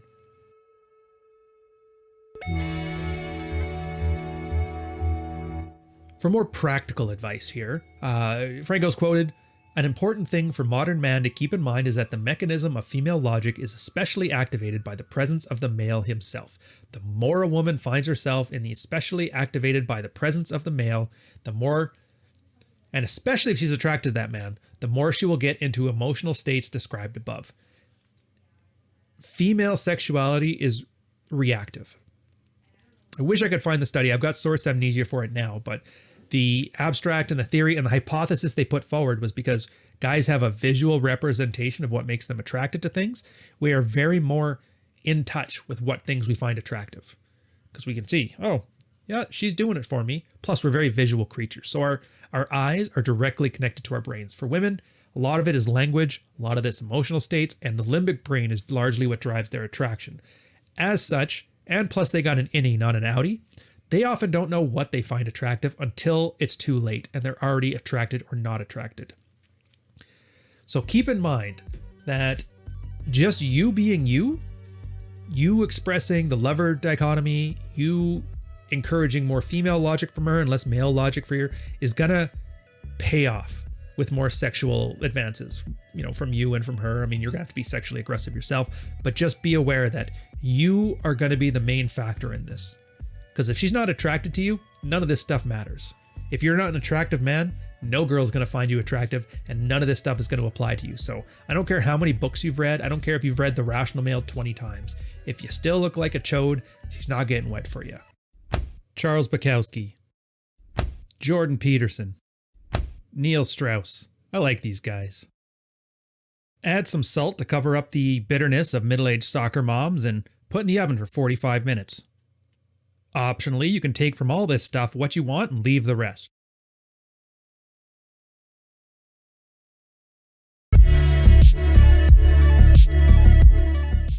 I like his ending pieces here. He actually goes a little bit past practical advice. In this case, he does flipping the script. And I love this one because it's such a good example, especially for guys who are just kind of starting to get a handle on rejection. But when a man gets angry with a woman and describes her as a selfish bitch, what's actually happening is that he's relating to a woman who is presently focused to an extreme extent on how she feels right now.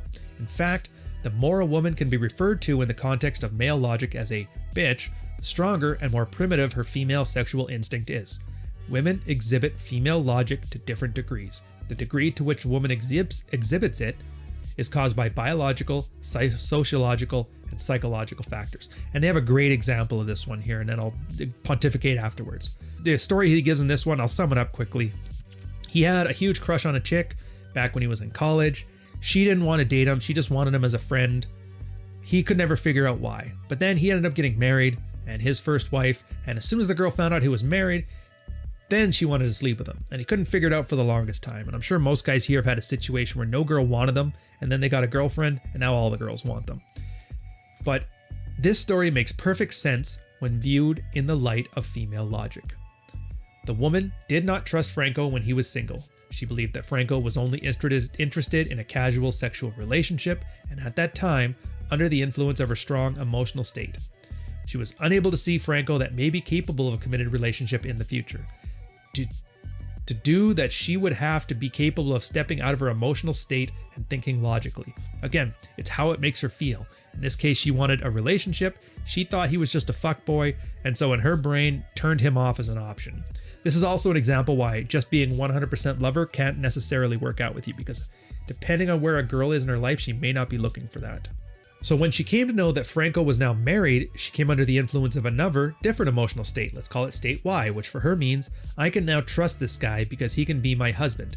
This new emotional state confused her logic even more because she started to feel that she should be Franco's wife and not some other woman. It's another thing that's kind of funny. Wearing a wedding ring is often an aphrodisiac because girls see that and they don't think, well, I better not take her, he's already taken. They think, oh, he's commitment material. Well, I could commit to that. They end off with leading emotions. Once a man is attuned to a woman's base emotions, he is better able to tune into much deeper emotional states. For example, consider the following statement. Sometimes it feels good to be bad. Now, most men have no conception of such an obviously contradictory statement, and most women do. Furthermore, even men who understand the concepts of contradictory emotional states in an intellectual way may remain completely unable to enjoy these emotions with women.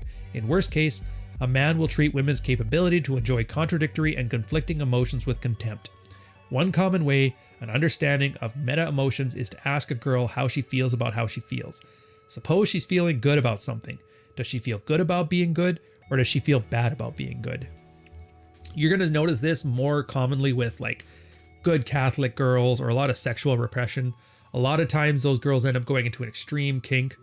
Like I remember there's one of the guys in the married red pill space, he has as one of his plates post-divorce a Mormon girl, happily married, but just loves to get into absolute kink with him, into all kinds of stuff, shoved into all kinds of different orifices. And I don't want to get into those details here.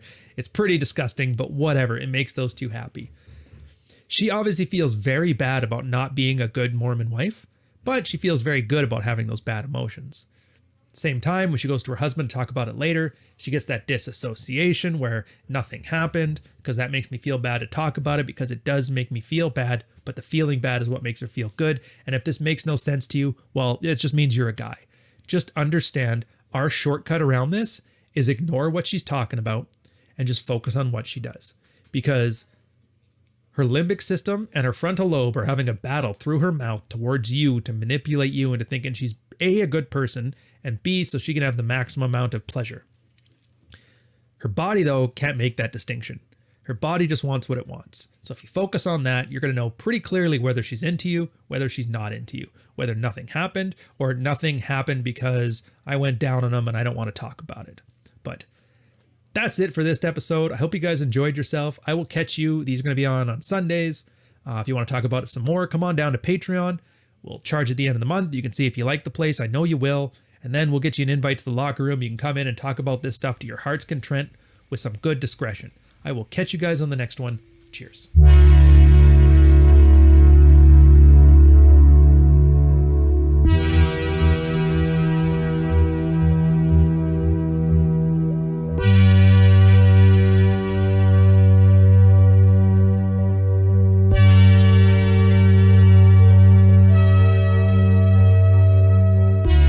Welcome, another episode of Practical Female Psychology. We're on Chapter 4, Female Basic Conflict.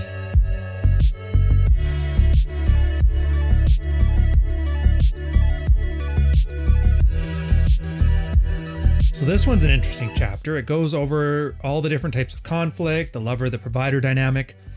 In order, we're going to talk about basic female conflict, the lover and provider dichotomy, dissociation, the dangers of being strictly a provider, female projection, female ambivalence, and practical advice. To start off, we'll use a quote here from Franco, in that truly understanding the psychology of women requires being aware of a fundamental conflict in the nature of women's relationships with men. Women are more sexually attracted to men who are less inclined to provide for them. That is, in their heart, chicks love to love bad boys, but in their heads they know nice guys make much better husbands. This is to a T what Rollo Tomasi and most guys in the red pill talk about when they talk about the alpha fucks and beta bucks. I'm sure you've heard the term before. Girls essentially have two ways of processing men. That's their limbic brain and their frontal lobe. Now, the limbic brain, pure sexual desire, or what you would think of as alpha behaviors. That's all they're concerned about. The frontal lobe side of things is worried more about practical matters, like is he going to be a good father? Does he have a good job? Can he provide for me? Is he going to be kind? That sort of stuff. And these two realms never cross. Now, ideally, a guy can do both. He can be a good father one day, and the next day he can be a downright asshole, tap into that emotions when he needs it sexually, and tap into the providership when the kids need it, protection-wise. But in general, especially when first interacting with women, first starting to date, gotten to the point before you've already had 5 kids, just be aware that you're going to be lumped into one category or another, and depending on what phase of life a girl is in, that either can work for you or against you. Next section is the lover-provider dichotomy. Now, they describe lover in this case as the lover is a man with whom women can freely express their sexuality without having to be worried about that man attempting to exert control over her, either in a physical way or with respect to her material well-being, and without having to be worried about being morally judged by that man. This one here, huge thing. So there's a couple concepts that we talk about within the red pill that kind of make sense here. First one is being non-judgmental, being open, being honest. Fun fact, most girls, when they talk about what is it that they talk about when they mean chemistry with the guy, and one girl put it in perfect perspective on Twitter of all places. It's that the man makes her feel comfortable enough that she can just start brain dumping every one of her little emotional thoughts. It's a certain level of, and I know it sounds weird because comfort is mostly a beta category, but to provide enough safety that the other person feels non-judged and able to express themselves fully. Now, from a male standpoint, this is awesome. One, if you're looking to see if she's going to be a girlfriend for a night, nobody cares. The more she talks, the more dopamine she gets, and the more she associates those good feelings with you being around. Obviously works in your benefit. At the same time, if you're in one of those situations where you're trying to see, is this girl worth more? Should I maybe promote her from just being a one-night stand to a plate? Should I promote her from a plate to a girlfriend? I'm thinking about popping the question and ruining my life with the marriage. Is this the one for me? This is where this stuff comes in handy. You keep the judgment to yourself. And if all of a sudden you make a small confession, hey, just so you know, and you just make something up, doesn't really matter, as long as it makes you look bad. But it opens up the other person to be comfortable to say, oh yeah, it was crazy. I got a train run on me by a football team. Or yeah, I used to have a heroin habit, but I think I've shed that a couple months ago. But the point is, by being open and honest, you're going to get, or not honest as it stands, you're going to get a lot of openly honest appreciation back. Now, you can do with that information what you will. If the girl opens up and you find that there's nothing but skeletons in that closet, well, then they belong in the streets. But at least now you know, because you kept your stupid mouth shut and didn't start judging her like some goofy MGTOW. The second side of things is the provider. So a provider, on the other hand, can be defined as a man who has agreed to take responsibility for the woman and her children, both financially and emotionally. This is usually accompanied by exerting power over the woman. Now, when they say exerting power over the woman, I want us not to think of it as in like he's got her heart, he's got alpha by raising the kids and doing dishes and paying the bills. That's not what they mean there. By control, they mean taking responsibility for. In this case, she can stay at home and be a stay-at-home mom while he raises the kids. While she's pregnant, he's going to run to the store and get olives and ice cream and whatever nonsense she wants it. Sometimes it's even just a small thing there when, you're sitting on the couch, she's sitting on the couch, she's watching TikTok, you're watching one of these wonderful videos on YouTube. Just looks over and asks, can you get her a glass of water? Now, her legs aren't broken, she's perfectly capable of it, but it's these little congruence tests to see if you can be a provider. And it's kind of weird because I'm guessing most of you guys have had these weird tests. Can you take this plate to the dishwasher? Can you grab me this glass of water? And normally, because you're like, whatever, I'm a guy, I don't mind doing this stuff for you. You're great after all. You did just go down on me last night. Realize though that sometimes it's good to just draw a line in the sand over some nonsense purpose, because all you're doing is setting an established pattern of behavior for you to be a provider. And it's not always the best thing. While girls get to run on feelings, unfortunately, as a guy, you have to be more deliberate with your actions. So just keep that in mind. For disassociation, the lover-provider dichotomy often presents itself psychologically as an act of dissociation in women. This occurs so often due to the oppression of female sexuality throughout history. As a modern man, you need to fully understand what is involved in the phenomenon known as dissociation. Disassociation is a state of acute mental decompensation in which certain thoughts, emotions, sensations, or memories are compartmentalized because they are too overwhelming of the conscious mind to integrate. An example of disassociation is this. And they're going to go into a bunch of examples, but the key ones here. If you start trying to act like a girl's friend while you want to smash, she is going to start disassociating her sexual nature. She is going to start saying, I have to go to work in the morning.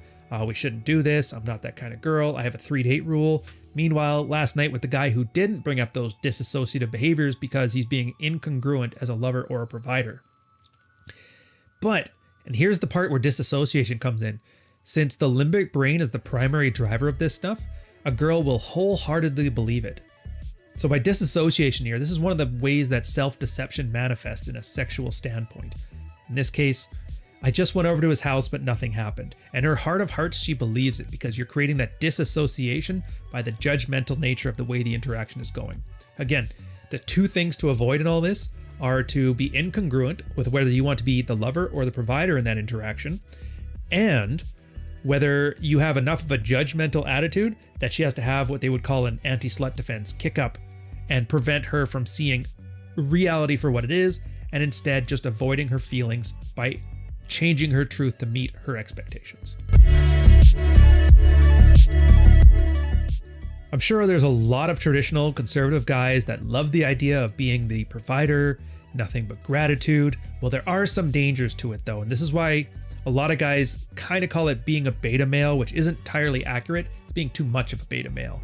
But to quote here, in Western countries in the 21st century, we find ourselves in precisely such a situation.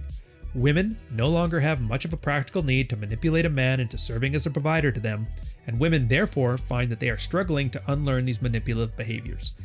This is a difficult process because on one hand, such manipulative behavior can still be fruitful to a woman in terms of survival in today's world, but on the other hand, such behavior often brings intentional and external conflict to the woman.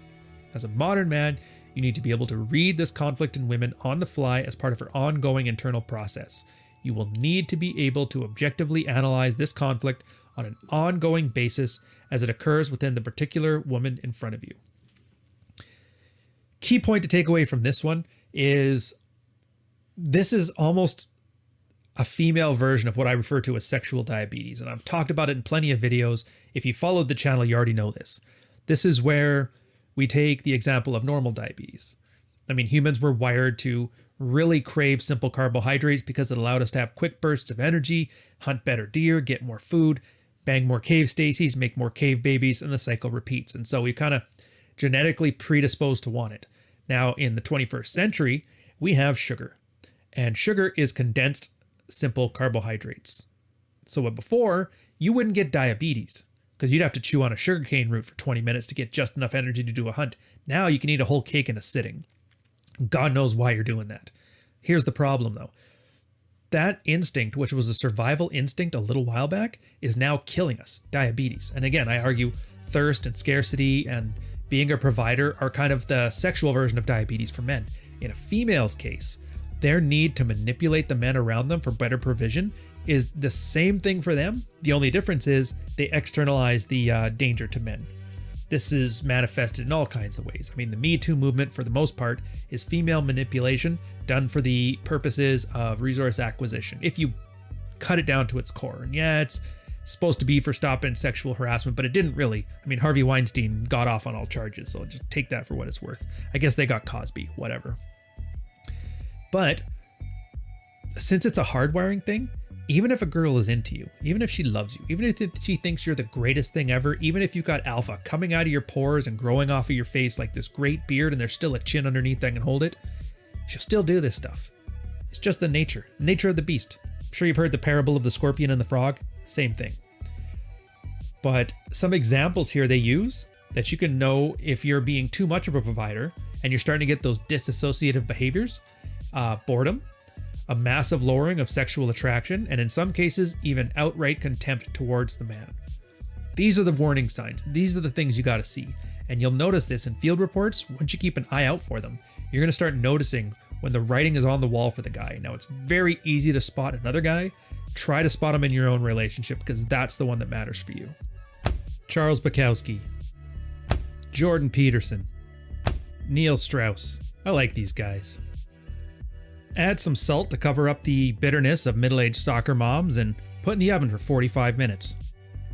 Optionally, you can take from all this stuff what you want and leave the rest.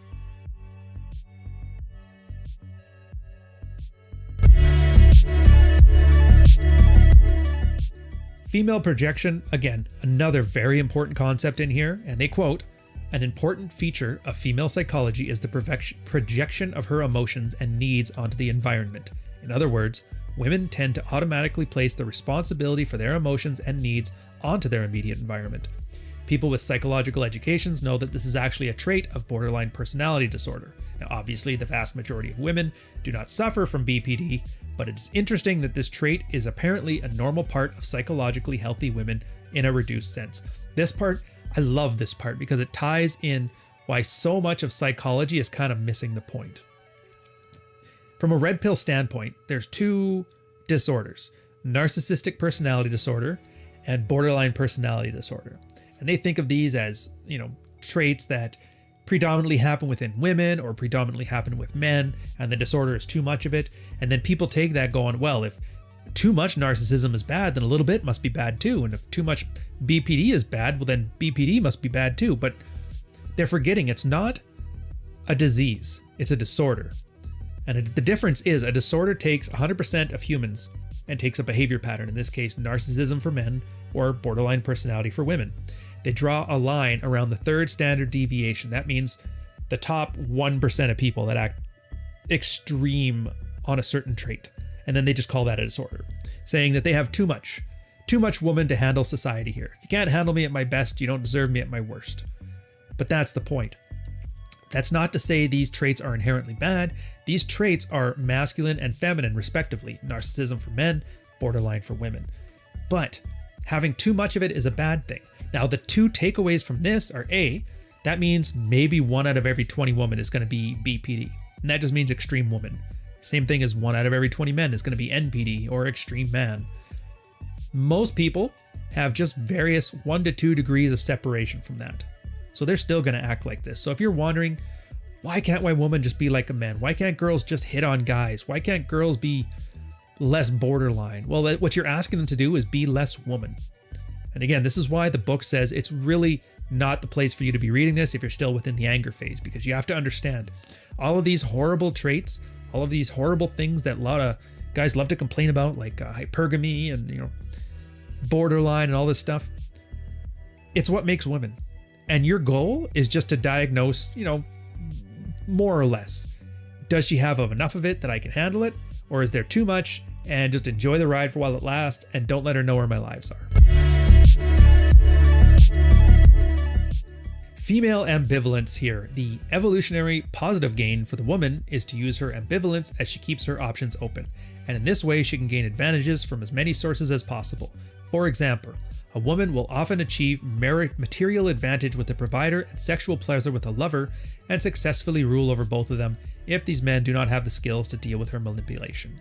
The secret wish of every woman is to find a man who is able to build a safe and strong masculine Lang structure around her female yin.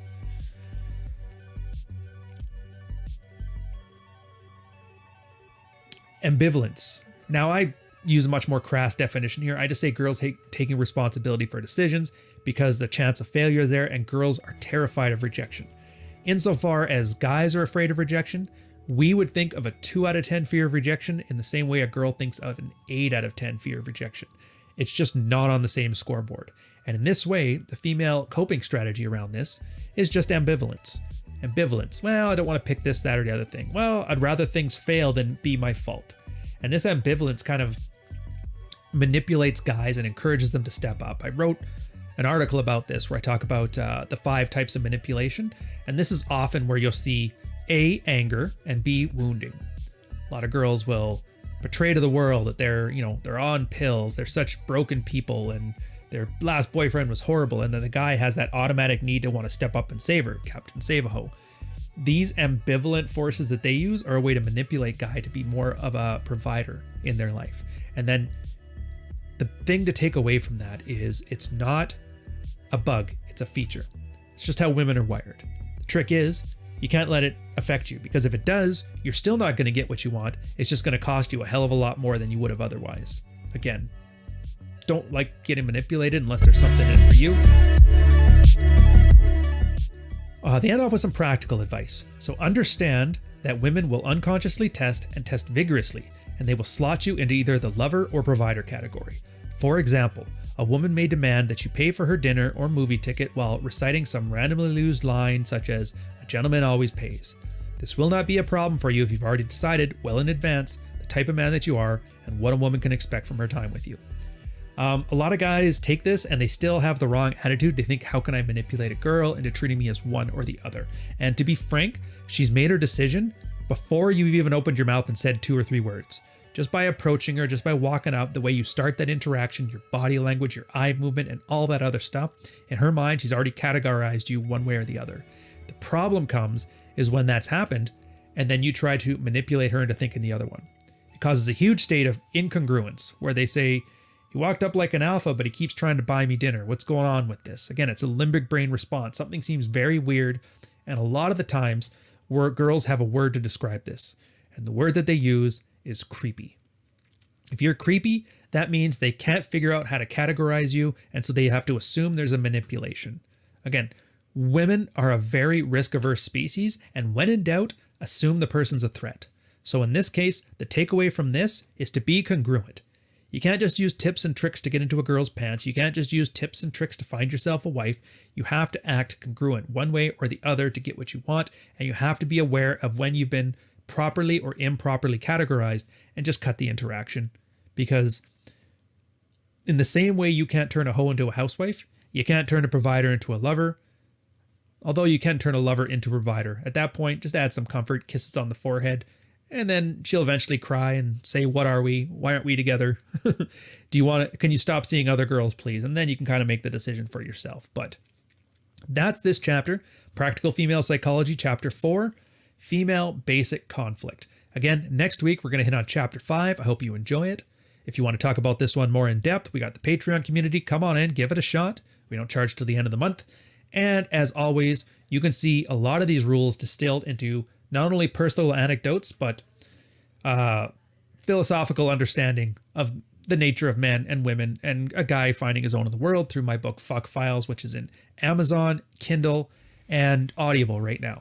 Link for those in the description, and I'll catch you guys on the next one. Cheers.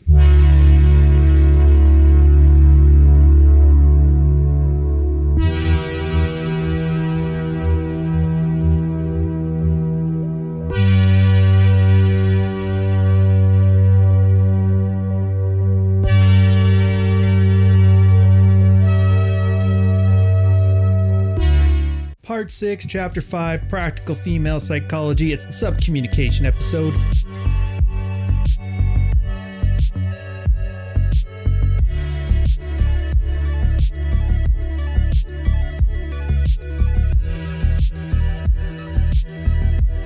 Welcome back to another episode, Practical Female Psychology. We're going over female subcommunication, why it's important, what men do to screw it up, and what you need to learn from it. So to quote here from the beginning, subcommunication is based on communicating with indirection, double meaning, ambiguity, emotionality, and imprecision for the following purposes: to preserve social harmony, to avoid responsibility and establish plausible deniability, to signal intent, as in tell without telling, ask without asking, to establish boundaries and frames of interactions, and to avoid commitment, maintain ambivalence, and keep options open. If that sounds absolutely horrific, it's a feature, not a bug. Don't worry about it. Like I said, these kind of things tend to be very dangerous for, and I hate to say it, autists that don't understand the idea of subtext and aren't able to parse it. But for the modern man, if you have a modicum of social skills and not a medical diagnosis, you'll be just fine. You just got to keep your eyes on the target. Now, quoting from The Basics for Subcommunication. Most men go through life never realizing that women subcommunicate.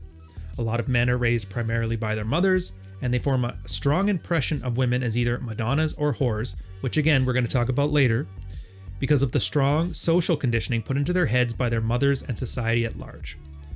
There is also a group of strong alpha-type men who grow up either non-existent or very weak feminine side, and for this reason they also simultaneously become very emasculated within their relationships with their wives.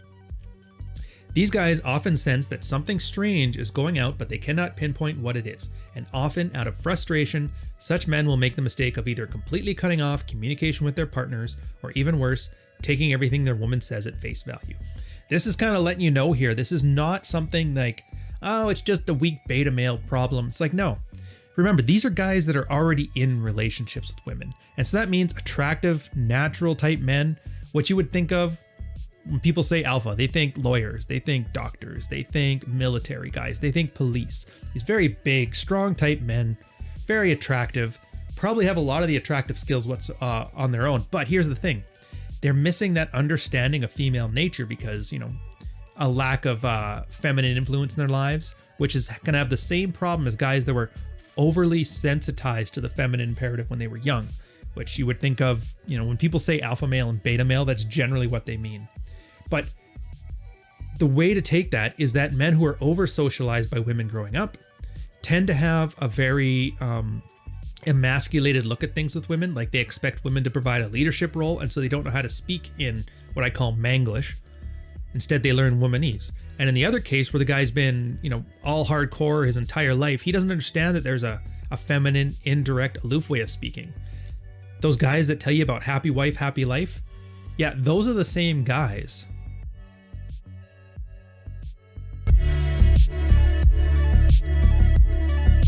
The phenomenology of the female subcommunication, and I hope I pronounced that right. Quoting here, it's one of the core tenets of female subcommunication is ambivalence. One way to describe this is as A/B ambivalence, where the woman will leave open the possibility of interpretation A or interpretation B with regards to her communication without her taking a position either way. The woman may achieve this through open-ended statements which leave the responsibility for interpreting the subject of communication to the recipient with little help in regards from the communicator.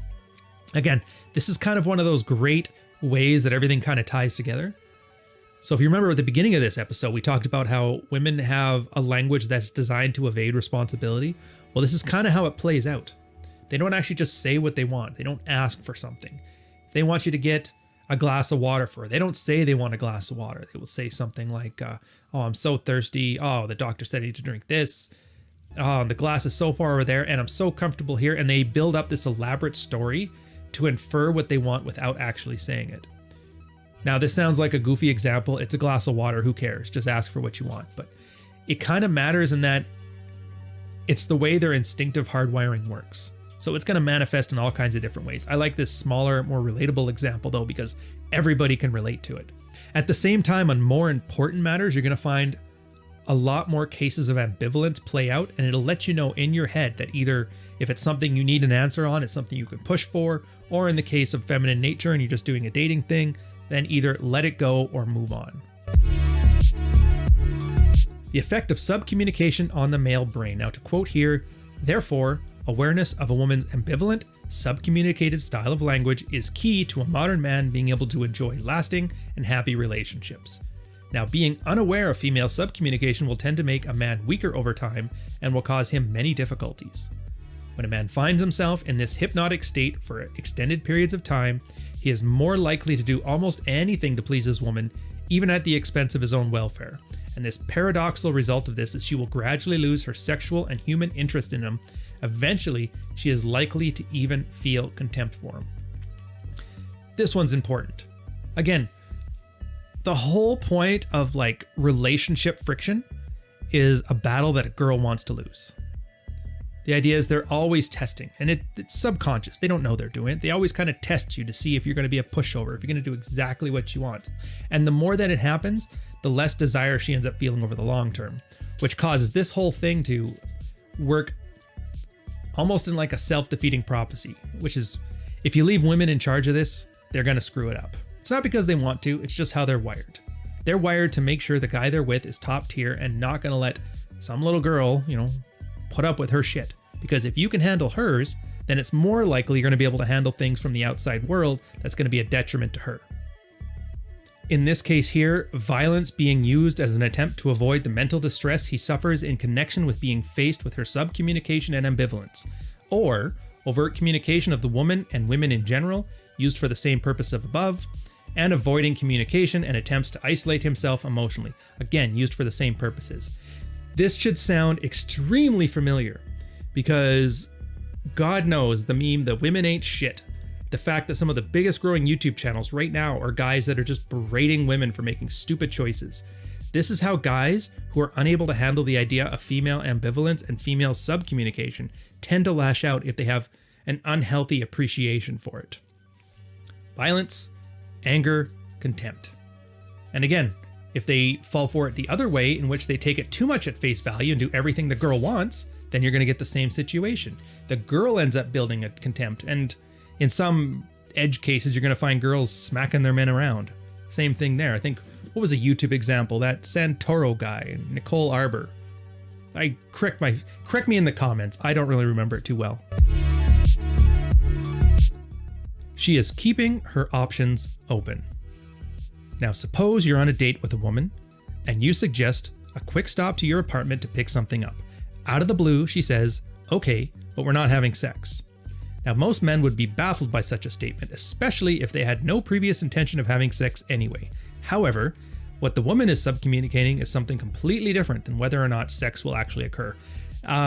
Funny enough, I had totally forgotten about this chapter till I picked it up again after years. I actually have this same thing here in my book, Fuck Files, which, in the description, go check it out. It's happened a few times in my case too, where I'd be on a date and bringing a girl out. Maybe I had to stop at my place. I had some fish at the time, go to feed the fish, quickly drop something off, need to change clothes. I was in uniform because at the time I was in the military. And then that would always be thrown out. And as a guy, it was always weird. I was like, I never asked you for this. But do you remember what we said before? It's always about that ambivalence. It's always about inferring things. It's about subcommunication. So in this case, if you look at that statement, that tells you a few things. 1, it tells you that she was thinking about having sex with you. 2, she's very adamant that she's not a slut and you need to be aware of that. And 3, she's testing you to see what your response to it's going to be. And it's funny because they talk about the 3 different responses a guy can have. If he gets flustered over it, then you lose. If you end up accommodating it and placating it, again, you lose. Just like we said before, starting to build that resentment, you lose. Following it, you lose. Just looking a girl straight in the eye and saying, this isn't fun for me, I'm out of here. Again, she'll end up leaving, you'll end up leaving, and you won't know why. At the same time, the trick to this is about not taking it seriously. And we'll talk about that one in the next chapter. In other words, a woman may very well lie or at least shade the truth in order to preserve positive emotional states or prevent negative emotional states. Here is the most important part.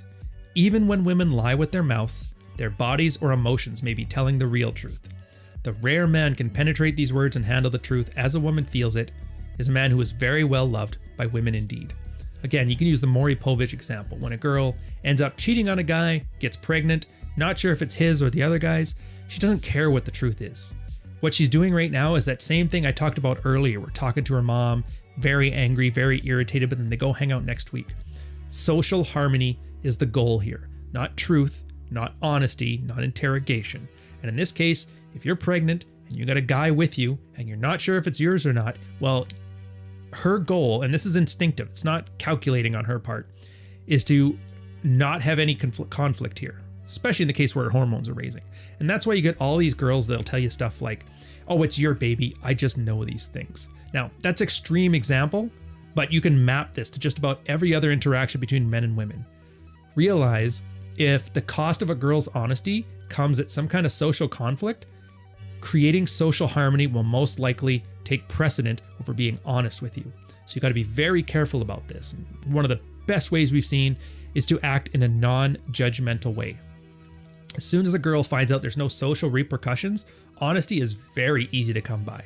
And act on it later if you want, but just don't judge openly, outwardly, and right at the time. Save it till the next day when you've had a night to sleep on it. Charles Bukowski, Jordan Peterson, Neil Strauss. I like these guys. Add some salt to cover up the bitterness of middle-aged soccer moms and put in the oven for 45 minutes. Optionally, you can take from all this stuff what you want and leave the rest.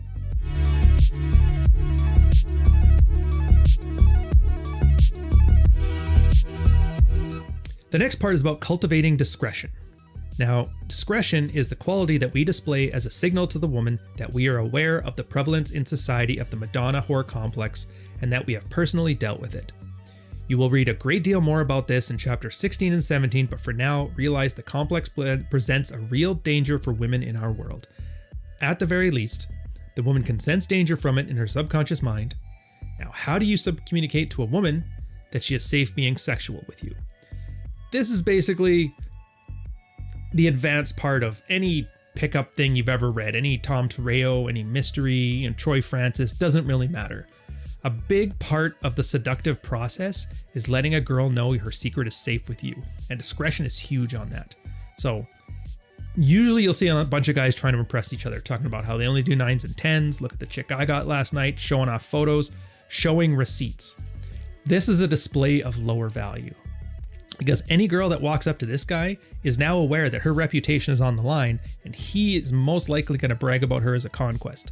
Now that's going to have real repercussions, especially if she's in a more conservative or a more reputation managed area. And so they'll, even if they were into a guy, even if they were attracted to him, that anti-slut defense will kick in. And remember, the smartest guys, the ones who actually only do 9s and 10s, aren't talking about the 9s and the 10s. They're keeping their mouth shut, and that's how they attract the 9s and the 10s. The ones who hire hookers, you can brag all you want. They don't really care about reputation at this point.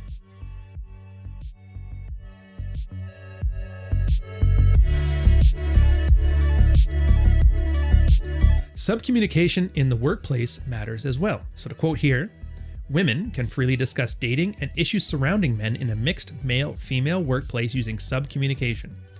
All women know that the term hooking up has several possible connotations, which may or may not mean intercourse. Surprisingly, however, not that many men understand this. On the contrary, men haven't had to develop the language of subcommunication and indirection, so men do not have the universal code that women seem to have regarding these topics. The result of the modern mixed workplace is often devastating. Women are free to talk and gossip, but men are not. The law in many jurisdictions actually sets that language that makes women feel uncomfortable can constitute sexual harassment, for which there are exceedingly stiff penalties. Basically, women today believe they have a legal right to feel good while they are at work, and strangely enough, they are right. I mean, legally, whether you like it or not, it's the case. This is another thing to think about too. I'm sure a lot of guys have this very walking on eggshells feeling when they're at the job, realizing I can't talk about this. Everybody complains that HR is the gatekeeper and they're just one errant tweet away from getting fired. Another key proponent to learning these womanese or subcommunication skills is you're actually able to have a freer conversation, less discretion at work, by having more discretion with the way you use language. That's where terms came up. I mean, obviously everybody knows what hooking up means now, but at the time when this was written, it was still rather avant-garde among like the normies. Now we got other terms. There's smashing, there's Netflix and chill. There's always going to be a euphemism for it. And this not only matters for that, but consider the YouTube algorithm. Remember, for the longest time, nobody could swear. There were certain issues you couldn't say, certain words you couldn't say. If you were talking about an election, you couldn't use an F word on it. And no, I'm not talking about fuck. Euphemisms are how these things work, and women are deceptively good at them, remember, because social cohesion and ambivalence. So if guys learn these womanese skills, they probably wouldn't have to worry about their YouTube channels getting nuked. You wouldn't have to worry about HR being called at you. So again, these are life skills. And yeah, they're great at picking up chicks. They're great at keeping a relationship happy. But at the end of the day, it ends up being a life skill that helps you as well. Something to think about. Talking like a man. So the crucial factor that a man must retain his masculinity in the relationship, and if he cannot do so, he is engaging in too much feminine conversation with his partner over long periods of time. It is therefore vital to note that to be happy in your relationship with women, and in order to make them and you happy, you need to learn how to talk in the female language while also withdrawing from that type of conversation at the appropriate time. Again, understand womanese, speak in Manglish. Understand subtext, know when to use it, know when not to use it. There's a term to describe this, and it's called calibration. You need to be able to calibrate your conversation to understand at times when subtext is needed, basically for understanding, to know when you're getting hoodwinked, to be able to speak with impunity at mixed co-ed gatherings, because like we said before, some women just don't like the idea of guys swapping notes because it represents an existential threat to their sexual strategy. And this is on an instinctive level. So again, in those times, subcommunication is great. And other times, when girls try to subcommunicate with you, to be aloof, to have some indiscretion, sometimes she's trying to pull the wool over your eyes, she's pouting her lips, talks about this glass of water she wants you to get without actually asking for it. Those times, it's often better to not fall for this stuff and speak very direct, very bluntly, and be a little more confrontational, because you need to understand that language is a tool that has a purpose. The way women look at it, it's not as a way to convey information, it's a way to convey and increase status.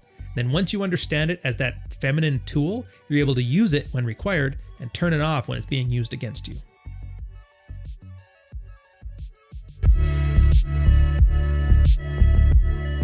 They ended off with some practical advice. In politically correct countries, it's common for many women, especially those not in touch with their femininity, which, most people argue is most of them now, to go through phases of dating a masculine man, followed by a nice, more effeminate man, to be followed by another masculine man, and so on. If you want to present a challenge to modern women, you have to learn how to keep yourself on edge between the both of them, with an emphasis towards the masculine. Therefore, to increase sexual and emotional arousal within a woman, you'll need to learn to shift between the two identities in an almost schizophrenic manner. At times, you will want to talk to women in a very masculine way, directly, succinctly, logically. At other times, you'll want to talk to women in the same manner that a female friend might do. To be able to use subcommunication, you will need to continuously practice the art, because it's not the natural mode of communication for a man. Again, understand womanese, speak in Manglish. There's a couple points to this one that I think are kind of interesting, and they expand on it in the book as well. But guys seem to think that anything feminine is bad. It's not. It's purposeful. That's the point. Unfocused femininity coming from a man is a bad thing. But in some cases, wear a pink shirt. It'll be just fine. Girls will still like you, even if you're wearing a pink shirt with hula hoops on it or palm trees. At the same time, when a girl's kind of giving you, pouty lips, really whiny, acting like a brat, treating her like an irritated father in a playful way, a little spanking, that sort of stuff, these things all work. And the only way to get better at it is to practice. I mean, I could take a list of 100 different conversation topics, 100 different situations, give you a how-to of 100 different things, and 85 of them could be wrong for you, and 76 of them could be right for somebody else. That's the point. You have to read the other person's body language. You have to understand what they're inferring. You have to understand the tools here, but you have to build your own structure. So again, practice. This isn't just about if you don't have a notch count of 50, nobody will care. It's more than that. It's if you're not able to pick up women, then you're not able to understand when one's manipulating you at work. If you're not able to stop being manipulated by women, understand their subcommunication, you're going to end up with that cycle of resentment, which makes you unattractive, which reinforces the cycle of resentment. And then you end up being that guy who posts 10 memes on Twitter a day talking about how women ain't shit. You don't want to be that guy. Trust me, I wouldn't like him. But that's going to be the end of this one. Again, it's a nice primer. There's some extra stuff you can go in here about female subcommunication and how to use it better.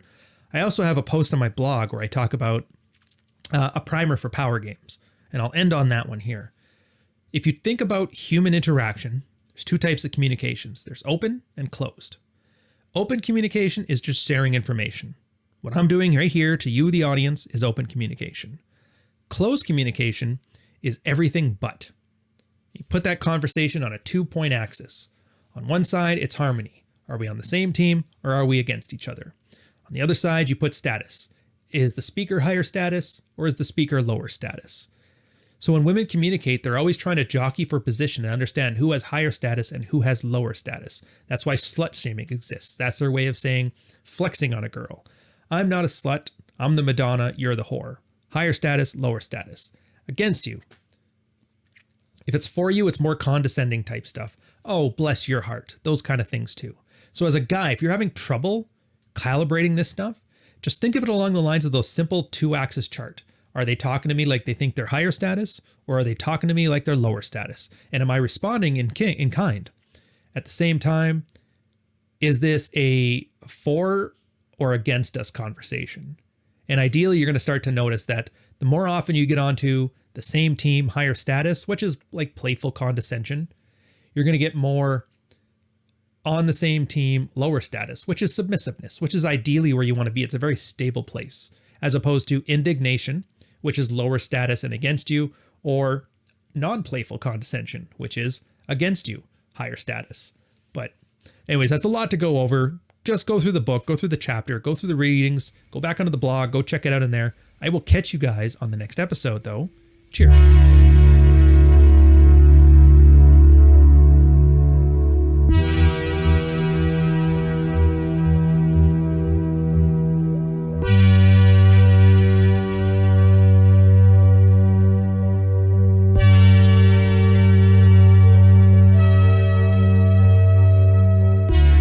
Chapter 6, Practical Female Psychology. We're talking about magic vaginas.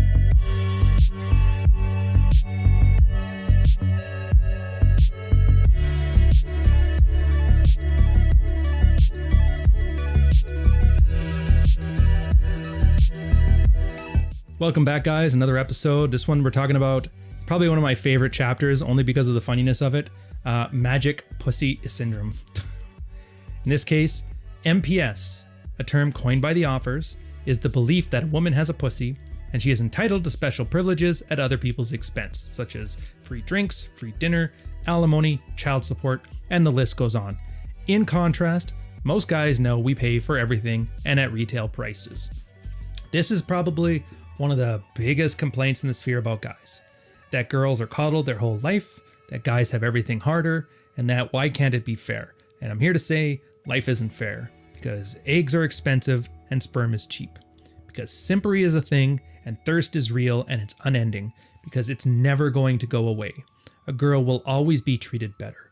And it's not some unfairness of the world handed down upon you. Like I keep saying, it's not a bug, it's a feature. It's because back when we were cavemen, just started getting out of trees and walking around on the ground, there was two schools of thought when it came to, how the tribe acts. There was the guys that treated their women like porcelain and protected them at all costs, allow women to manipulate them into being better protectors, better hunters, better providers. And then there was those that was like, yeah, I got mine, you get yours. I'm just going to knock up all these girls and then the numbers game will play out. Now, over the hundreds of thousands of years that Paleolithic man was around, guess which one won?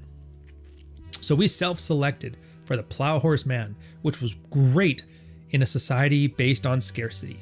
When the amount of people you had farming, the amount of arable land was the only factor that mattered, and the population never got up past 1 billion people, it was great. But now we're in a new world, a world of abundance, 8 billion people, worldwide network of God knows. You can get something from China 2 days delivered to your house that they built just for you after you paid for it with your non-existent Bitcoin. And in this case, these kind of things work against you. It's a term I call sexual diabetes, where our previous instincts are no longer working in our best interests. And in this case, in the same way that the plow horse mentality that guys have is no longer serving our interests and no longer helpful in a modern society, magic pussy syndrome is something that's come out of it from the female side. Unfortunately, the entitlement isn't quite an easy thing to punish, so we're just stuck with it, but there's easy ways around it, and we're going to get into those in the chapter. It starts off in recognizing it. And I love the example they used here. And it's going out to dinner with a girl. She shows up late. And then once she's late, she comes in. Does she offer an apology? Does she offer to pay for dinner? In which case they're like, yeah, if she comes in, hey, sorry I was late. I'll cover dinner this time. That's great. You let it go. But if a girl comes in with MPS, one of the ways you can find out is she'll start making demands. Can we not eat here? Can we eat somewhere else? Just some other types of entitlements. Now, they talk about the ways to recognize this, and there's a couple examples. This specific example here. So if you pitch a fit, you can now consider that she officially owns you. Basically, all she has to do is throw out a demand, and she can get you to emote. If she pitches a fit, and you supplicate in hopes of calming her down, you're also officially owned. Again, she's setting the tone. She's setting frame. You want to talk about frame? This is frame. If me just demanding something from you gets you mad, I set the frame. If me getting mad and you trying to placate me, it sets the frame. If you look deep into her eyes and tell her, hey, it's been fun, but I gotta go. You may never hear from her again and wonder why. And this is the thing I think is most important here, because it's very easy for a guy not to know not to yell at a girl. Don't yell at her because she gave you some crap at dinner, just laugh it off. Or if she gets mad, it's not your responsibility to placate her emotions. Don't start appeasing her because she's getting angry. If you remember last episode, I talked about the two-chart axis of closed communications. Think about that. How does this work as a status and harmony play? It's basically making you submissive. The one, though, that we don't talk about much is the one where the guy just doesn't put up with her shit and punishes her. You got to punish these hoes, man. You just got to tell them no. And then they leave because they're going to get another guy easy because they're hoes and they're thoughts and they're girls. Girls have abundance to a level you will never understand. Like the average 5 out of 10 chick in her 20s has like mini celebrity status. And to them, it's just normal. So yeah, while you can punish these hoes with all these kind of demands, they're going to leave, you're going to leave, and nobody's going to be any the wiser. Now, surely there's got to be a better way than this. You'd think. There actually kind of is. But it doesn't play well for YouTube, so. This is why this video will never do as good as those whammon ain't shit callouts everywhere. Oh, she's pulling some shit, I'm out of here. But as men, we gain great power by understanding and acknowledging MPS, but at the same time, demonstrating that we refuse to take it seriously. This has an effect of short-circuiting the woman's aloofness and superior attitude. When a man shows that he's above a woman's MPS, she instinctively recognizes that she's dealing with a rare and superior male. In healthy women, this will wonderfully transform her into a pursuer of man. Now that's one of the two reactions you're going to get here. One, it snaps a girl out of her, it's a script essentially. Throw out these tests on guys to see if they're capable of handling her at her worst. If he gets mad, it's done. If she gets mad and he placates, it's done. If he just leaves, it's done. The best way out of this one is just realizing she's not your arch nemesis. So many guys love that whole comeuppance story. This chick did me wrong and I got my comeuppance and I taught her a lesson. I left her with her half of the check. And that's great and it's cathartic and guys love seeing it. If they just got divorced and their chick took the kids, watching some middle-aged soccer mom get yelled at on YouTube, it's extremely cathartic. But that's not the point here. Again, sometimes just realizing that she's not the enemy, she's just a bratty little kid, is the best approach. She starts giving you demands, and there's a term called amuse mastery. Just laugh. Oh yeah? I guess you think pretty highly of yourself, don't you? And then that's what happens. It just... the whole thing phases off, and you'll get two responses. The positive response is the girl then starts to pursue more. It's an indicator of interest. Because, oh, this guy doesn't put up with this kind of shit. I actually have to think on my toes. They get attracted. They don't know why they're attracted. It works in your favor. But to be fair, and this is where abundance comes into play, you can end up with a type of girl that ends up rejecting it. And they talk about the two archetypes here that do that. The low self-esteem women and the political women. So in here, to quote, the LSE group will naturally withdraw when interacting with a strong man because they start to feel strong feelings of low self-esteem once they notice the man is not promptly reacting as a supplicant to their magic pussy syndrome. Because these women are so accustomed to men supplicating, when they meet a man who simply refuses to do so, they take it as a personal insult. There is nothing you can do to correct such women, and unless you enjoy pain, it's best not to consider any serious relationship with them. Remember that too, because this is a lot of those things you'll see for Twitch streamers. They're always notoriously known for being very inflated egos. Another example was, we used to call them Navy hot. Girls of the Navy with a 20-to-1 guy to girl ratio. Incredibly inflated self-esteem. And when you start pulling out your man card, acting in an attractive way, speaking in Manglish instead of womanese, normally on a healthy woman, that does great. But for a lot of women, they just kind of withdraw because they're like, I'm going to find a simp somewhere else. Now, it doesn't make them ultimately happier. They probably would be happier with the masculine man who's self-assured, but you can't save the world. People have to want to be happy. And I always joke that the best way to bring her to happiness is to drag her there while she's kicking and screaming, but if a girl's given resistance to this level, just let it go, man. It's not your job to save the world. The other example is the political group. Now, they may withdraw from strong men for purely political reasons, even if they're sexually attracted to them. This type of woman is very common at university campuses and within highly urban areas in the Western world. These women are often politically liberal, and they will often reject conventional notions of physical beauty. Strangely enough, many women in these politically liberal environments, especially highly educated university women, do not have much experience with masculine men at all. Many of them are prudes, and the men they are experienced with are often a narrowly defined group of men who self-identify as feminists. These male feminists also have little experience with women, and the experiences they have are generally reinforcing of their feminist viewpoints. You can often recognize the political group of MPS sufferers by their perennial complaint, "There are no good men left," or "Where have all the good men gone?" Remember this. You can't save everybody, and in this case, a girl could totally be into you, and it's totally possible. Like I said, if you basically have a zero tolerance level for her bullshit, but are still playful and not judgmental and understand the subtext around it, it can still work. But realize that resistance is not an anti-slut defense. It's not because you weren't charming enough. It's not because she's not attractive. It's literally because she's seeing you like you're a fucking alien and has no idea how to react to it. And so your leadership, your ability to lead through these interactions, through these relationships makes all the difference. Now, sexually, it can work well. Politically, jobs, workplace, these are the kind of people that Me Too accusations come from, so I would avoid them, give them a wide berth if they have any power over your future endeavors. Something to keep in mind. Now, chances are it's probably not going to go anywhere anyway. Again, nobody's that famous that they need to worry about this. Nobody's going to try to Me Too the janitor at Best Buy or the guy working IT as a manager. Nobody's going to care about that, but it's just something to consider. Charles Bukowski, Jordan Peterson, Neil Strauss. I like these guys. Add some salt to cover up the bitterness of middle-aged soccer moms and put in the oven for 45 minutes. Optionally, you can take from all this stuff what you want and leave the rest.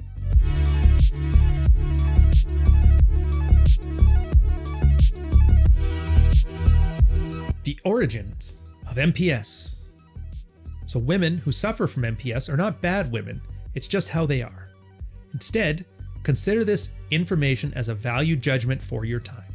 If you easily get tranced out by women, especially those wasting your time and money, learn how to deal with this now before you find yourself deep into a relationship and thoroughly whipped. If you find yourself in the company of a woman, doing something you really don't want to do, and you aren't sure how you came to be doing it, you're tranced.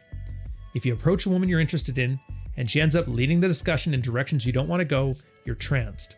And at the same time, you make excuses for an adult woman's bad behavior because you know she's a woman, you're either tranced or in danger of becoming tranced. And if this bad behavior is affecting you adversely, you're still making excuses for the woman, you're definitely tranced. I think we talked about this in the last episode. There's a hypnotic effect to this female subcommunication. I mean, they're kind of vague about it, but it makes sense. Every guy has had this situation where a girl wants something from him, and what does she do? She pouts her lips, she bats her eyes, she acts all demure, she maybe leans, shows a little bit more cleavage. And even though the guy knows it's bullshit, the guy doesn't want to follow along with it, he'll still end up doing it anyway. It's a kayfabe, it's a theater. Guys understand that, the storytelling of it. I have a great video on kayfabe if I can keep it up. But this is kind of the stuff we're talking about here. Now, if you're the kind of guy who falls for kayfabe, you keep thinking wrestling is real and you don't understand the subtext in this stuff, these LSE and political type women are absolutely toxic towards you. They're the ones that, a great example for this is the Meghan Markle Prince Oprah thing. Basically whipped a member of royalty because he didn't understand female conversation. He was raised without his mom in his life. He doesn't know how to talk to women. And in this case, a girl came in there with her political sense of things. He didn't have to stand up for himself. He basically got tranced by her femininity, and that ended up being his downfall. And now he's out of the will. They ended off with some practical advice. You should recognize MPS as an integral psychological aspect of most women that needs to be taken into account when interacting with them or when seducing them. Biologically, females choose for sex. Therefore, let the woman feel as though she has free rein to choose whether or not to have sex with you without pressure. If she feels the need for her ego to be stroked, as in she needs to feel as if her pussy is magic, it's no big deal. But never, ever allow a woman like this into a serious relationship with you without first ensuring that everything else she brings to the table is complementary to or supportive of your sexual interests. I cannot believe they used all those words to say, make sure you answer what's in it for you. And that's the key to all this. All the magic pussy syndrome, all the entitlement, all the power games, all the hypnotic language, all the subcommunication, all the aloofness. The best defense against any of this is the self-assurance of what you want and what people bring to your life.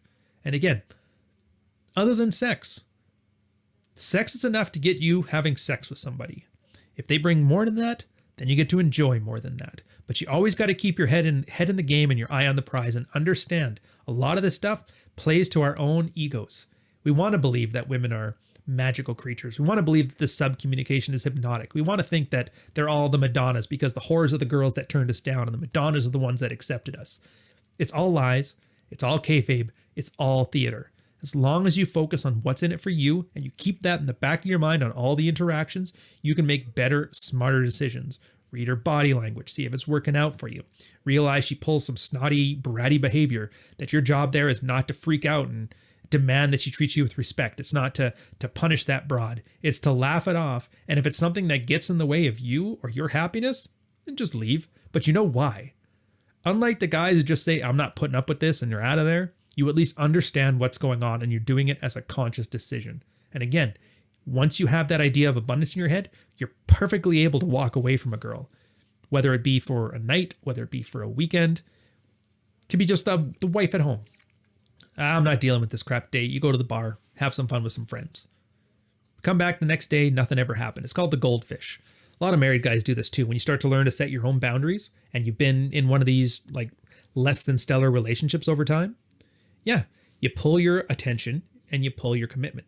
Just walk away. Verbal intercourse is optional. So it's not just for guys picking up girls the first time. It's not just for guys at the workplace learning what happens when your boss is bullying you. It's not just for guys in relationships. It's for everything, man. And once you understand that, the pieces all click together and you get a very healthy appreciation for what women can be, not what you want them to be. So on that note, I'll catch you guys on the next one. Enjoy yourselves. Later.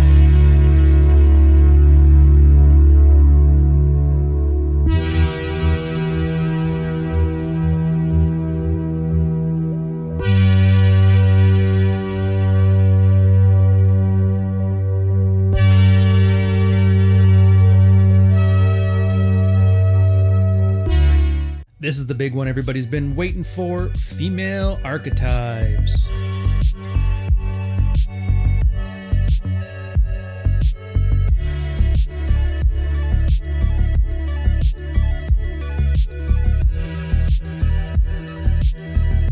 Welcome to another episode, Practical Female Psychology. We are on Chapter 7, Episode 8, Female Archetypes. Now this chapter is broad strokes. The type of categories of women you can put into. It's something, and if you've read The Art of Seduction, there's 16 different archetypes, which seems a little bit weird, but the idea is they're going to distill it down to some very clever archetypes. The good girl, the materialista, and the adventuress. So let's get into it. Quoting, "We categorize women into 3 simple classes, each with sex drive and self-esteem attributes. These labels were chosen for their common sense utility. Here we offer distilled, common sense advice on dealing with women based on our extensive practical experience." Now, many people hold on to the strong opinion that the only socially acceptable type of girl is the good girl, preferably with high self-esteem and a low sex drive. Unfortunately, women publicly exhibiting any other behavior are judged rather harshly by our society. The Art of Seduction lists 16 types of seduction victims. The descriptive traits he describes here to each type of victim are excellent characteristics to bear in mind when you want to build rapport with somebody. Our taxonomy deals on a more fundamental level and allows for the calibration of attraction and connection. Our types and Green's types can be viewed as orthogonal, and both his and ours can be used for great effect in seduction at any speed, and especially for relationship management, which we regard as simply long-term seduction. A couple things to take out of this going in. First off, I know they're calling it a taxonomy, very scientific language, but this is extremely fast and extremely loose. The last thing you want to do is apply any autism to this. This is in a very simple way of explaining it. It's just a way of seeing what the primary motivations of a girl is. Now, it's not the kind of thing that they are for a lifetime. A girl will change depending on how old she is, what she's looking for. Some days you'll find a 19-year-old good girl who just wants to play by the rules and not start any problems. You'll see a 28-year-old maybe doing the same thing because she wants to settle down and find herself a nice man.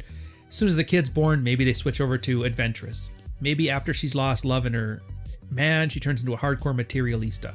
The other thing too is that not every girl is 100% one or the other. There's going to be traits of each.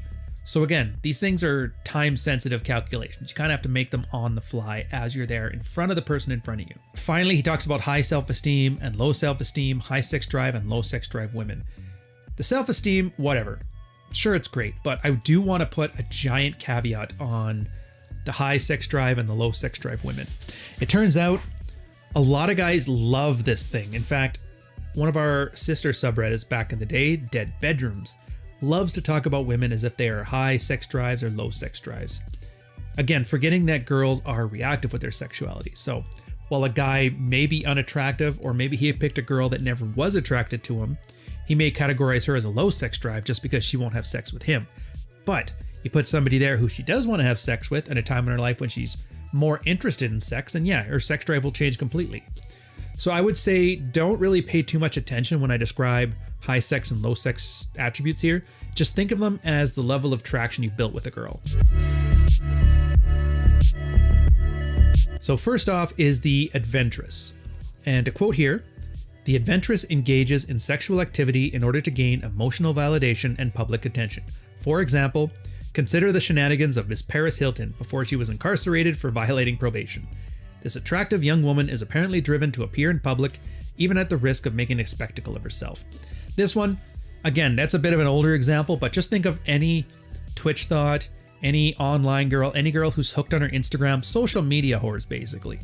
That's where they're attached to the validation-seeking behaviors that you, honestly, if she's attracted to you, work out well, because then you become that source of validation. But generally, if you find a girl's not so much worried about how she looks in public, not so much worried about dressing in designer stuff, but loves attention, you can categorize her safely as an adventuress. Again, the girls that travel the world with that one Instagram photo of holding a guy's hand who's holding the camera, perfect example. The materialista, quoting here, is a woman who actively trades sex for attention and affection for material stuff. We use the term materialista here instead of a hoe or gold digger to indicate the general phenomenon of trading sex for stuff in general versus trading sex directly for money, which is prostitution. Every woman has some materialista in her. The behavior is natural and a result of evolutionary pressure. Don't close off your mind to this idea here of just, well, a girl wants a new person she won't sleep with, and there's the OnlyFans girls. I'll totally give you sexual access if you give me money for my thing. It's part of it, but it's not really what we're talking about. Think of it from a relationship standpoint. The girl's sitting there on the sofa. She get me a glass of water. She rub my back. You should open up that glass of wine. Sending you on tasks. Chore play, another great example. Maybe if you washed more dishes, I'd be more comfortable and we sleep together more. In any way that you dice it, materialistas are the kind of person who always have favors in mind. Things they want you to do. The idea of being a plow horse. Maybe buy them nice stuff. Take them out on nice dinners. That sort of thing. And their attraction is generally geared towards the kind of guys, even if you're not providing it, could be providing it. Finally is the good girl, and I really do want to drive this point home because everybody hears that and thinks, good girl. Good girls are good. I want a good girl. That's not what they mean.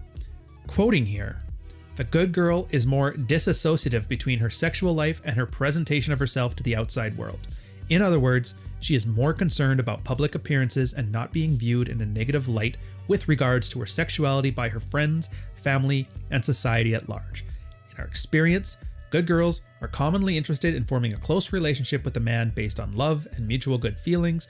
As of the time of this writing, they use Jennifer Aniston, or at least her public persona, definitely qualifies as a good girl. That sounds great, but that's not what they're saying. Picture the girl that's a serial monogamist. She dates the guy and she's like, I don't sleep with guys unless we're dating. Well, they get into a relationship within like the first week, 3 dates. Sleep together a bunch, break up, she's on to the next boyfriend. Yeah, she's not a hoe, and she's more socially acceptable, but she still has 10 to 12 boyfriends a year racking up the notch counts. Or in this case, sometimes very devout religious girls who can be absolute freaks in the bedroom. I mean, we have a bunch of Islamic guys, Mormon guys, Christian guys who can attest to this. But if they're more concerned about their status among the tribe, as opposed to the validation or sexuality of her man, which in this case hopefully is you, then you most likely have a good girl on your hands. Again, doesn't sound so good when you realize it's that. Next up is sex drive and self-esteem. Like I said, subcategories they kind of use to define these girls, further narrowing it down. Guys love these kind of like qualifications here. And I will say again, don't treat the sex drive as like immutable traits. It's really more of an indication of if she's attracted to you or not. And it may change depending on all kinds of factors, some of which are in your control and some of which aren't. But it's best not to think of that as a category, more so as a snapshot of the current situation. But reading on here, to quote, high sex drive in this category of women is easily understood. It's important to realize that a woman's outward appearance, her morals, and her personality archetype has little direct bearing on whether or not she has a high sex drive, which we'll denote by HD later on. Throughout the book, we'll provide you with valuable information on how to detect this sex drive and how to augment it through your own words and actions. For now, it's vital to recognize that sexuality is something beautiful and natural and should be appreciated and cherished rather than feared or judged. I think it's absolutely hilarious that they have to tell you that girls that like sex aren't fucking monsters, but whatever. There's a lot of kind of apologetics in this book, so it's something you just kind of have to chew through to get to the main stuff. Next is low sex drive, and quoting here, women with a low sex drive will often place greater emphasis on raising of children rather than on the producing of children.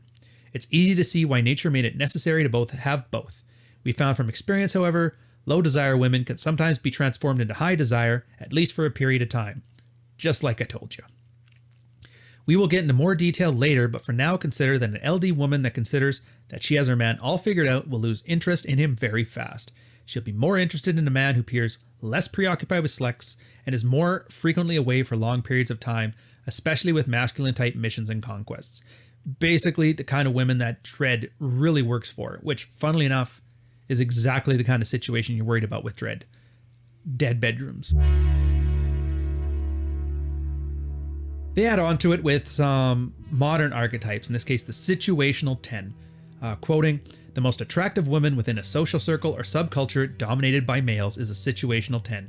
She is the woman who has most of the men in her circle desire, and she knows it.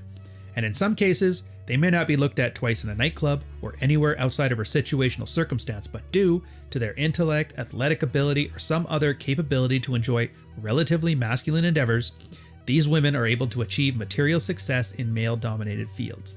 These women are highly status conscious, and in some cases choosing fields with the full knowledge that they'll have the pick of the litter when it comes to men.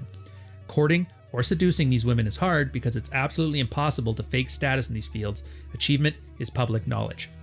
If you guys remember anything of the old Royce or Roosh writings when they were doing pickup in DC, they absolutely hated it. And that's because so many women there were politically driven career women. And so for them, especially for materialistas that are largely status driven, unless you're in a high political office, they really couldn't care less. Same thing with adventurous. There are not many adventuresses there. At that point, they're focused on status, so having an exciting life didn't appeal to them too much. They had their own money, so they aren't really materialistas that way. So it's kind of an interesting thing to see these things play out. And situational 10s, we used to call them Navy hot. Absolutely common. Good example for this, when I was sailing on ships back in my Navy days, the quotas were about 20 men for every woman on board. So at most you'd have maybe 20 girls. And a lot of the girls were average looking or homely. But that's the thing, when you're surrounded by 20 guys for extended periods of time, sometimes without even seeing daylight, it is amazing the kind of ego you can get on a girl that's situationally a 10 in those situations. And it was almost amazing when you would hit a foreign port, we would hit like San Diego, and you would watch a girl's value drop immediately. It's like, you know that joke about girls hitting the wall and losing attractiveness? Well, this is what you want to see. You want to see guys pulling into San Diego, going to the bar, seeing California girls for the first time in 3 months, and then all of a sudden this homely, frumpy girl that was getting all the male attention has her attention drop off a cliff. And I'm not going to lie to you, a lot of the times things got ugly. I think the best example I can remember is this one chick who threw her shoes at the officer of the day. And if you guys don't know, assaulting an officer is the quickest way to end up in military prison. But luckily for her, women get a pass on this stuff. So they just shrugged it under the rug and confined her to ship. Must be nice. Charles Bukowski, Jordan Peterson, Neil Strauss. I like these guys. Add some salt to cover up the bitterness of middle-aged soccer moms and put in the oven for 45 minutes. Optionally, you can take from all this stuff what you want and leave the rest.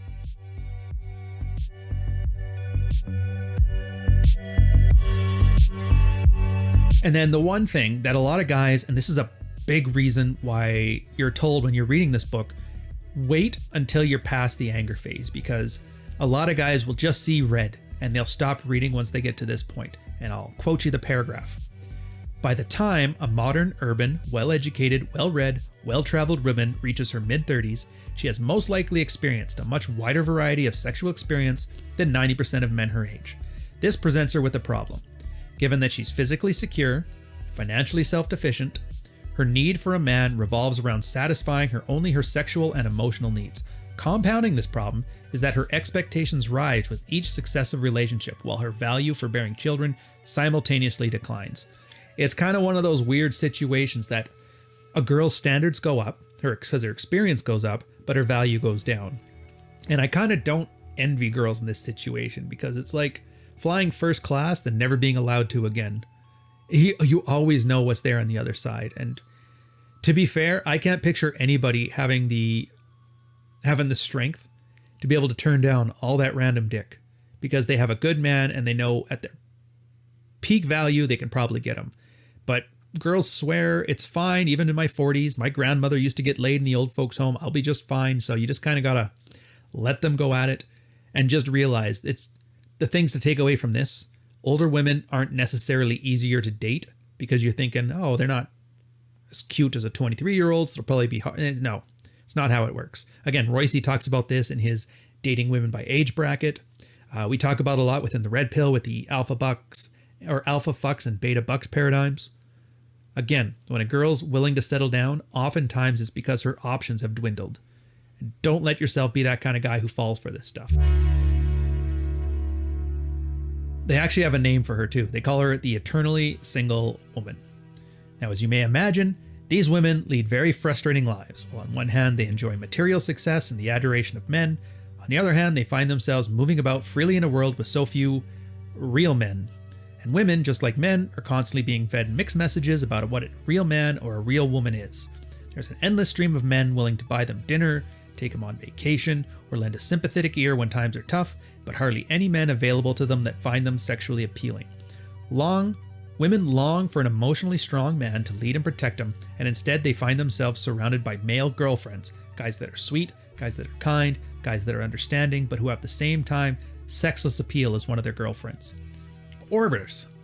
You get situational 10s who entrench themselves in a male profession, obviously because of the way the landscape is right now. I can't think of a less attractive way to present yourself than being a coworker. An attractive coworker that has ambitions. That just has a "this isn't worth the lawsuit" written all over them. And so now you end up in these situations where the only guys who have any attention whatsoever are the least guys that she's attracted to. And the ones that she would be attractive to are not going to give her the attention she craves. And so now everybody just ends up miserable. This is probably why you probably shouldn't shit where you eat. They end the chapter off with some practical advice, which I'll quote here. Most men today are still raised with old-fashioned values based on chivalry. Many men haven't a clue just how much sexual experience women have had. Their wives and girlfriends aren't going to tell them either, lest they get tarred with a label of slut or whore. Your review of this chapter on common female archetypes should give you a new perspective on women and expand your horizons to what is possible in the realm of male and female relationships. Now that's it for this chapter, so I'll end off with some closing thoughts. 1.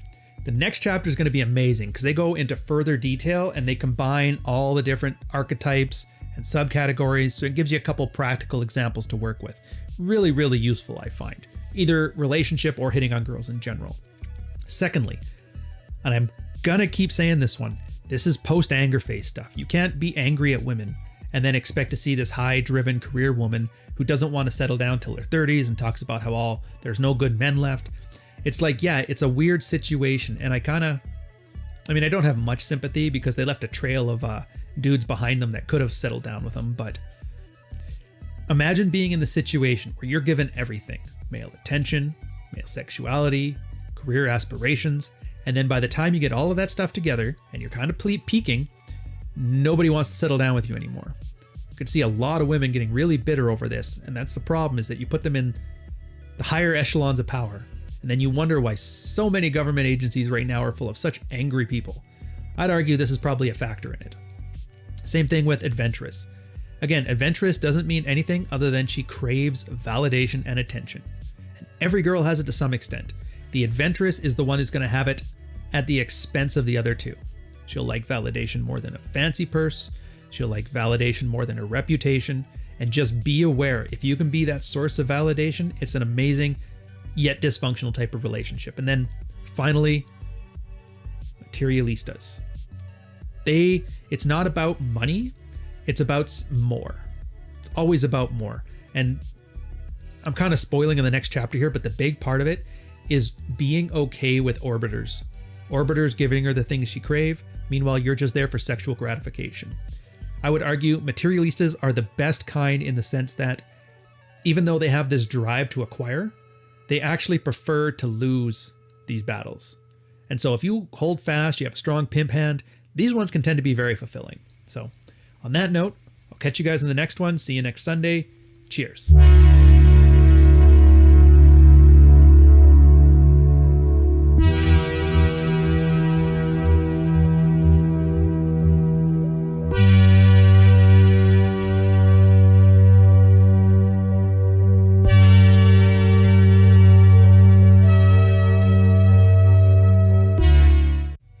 Getting into the weeds, fellas.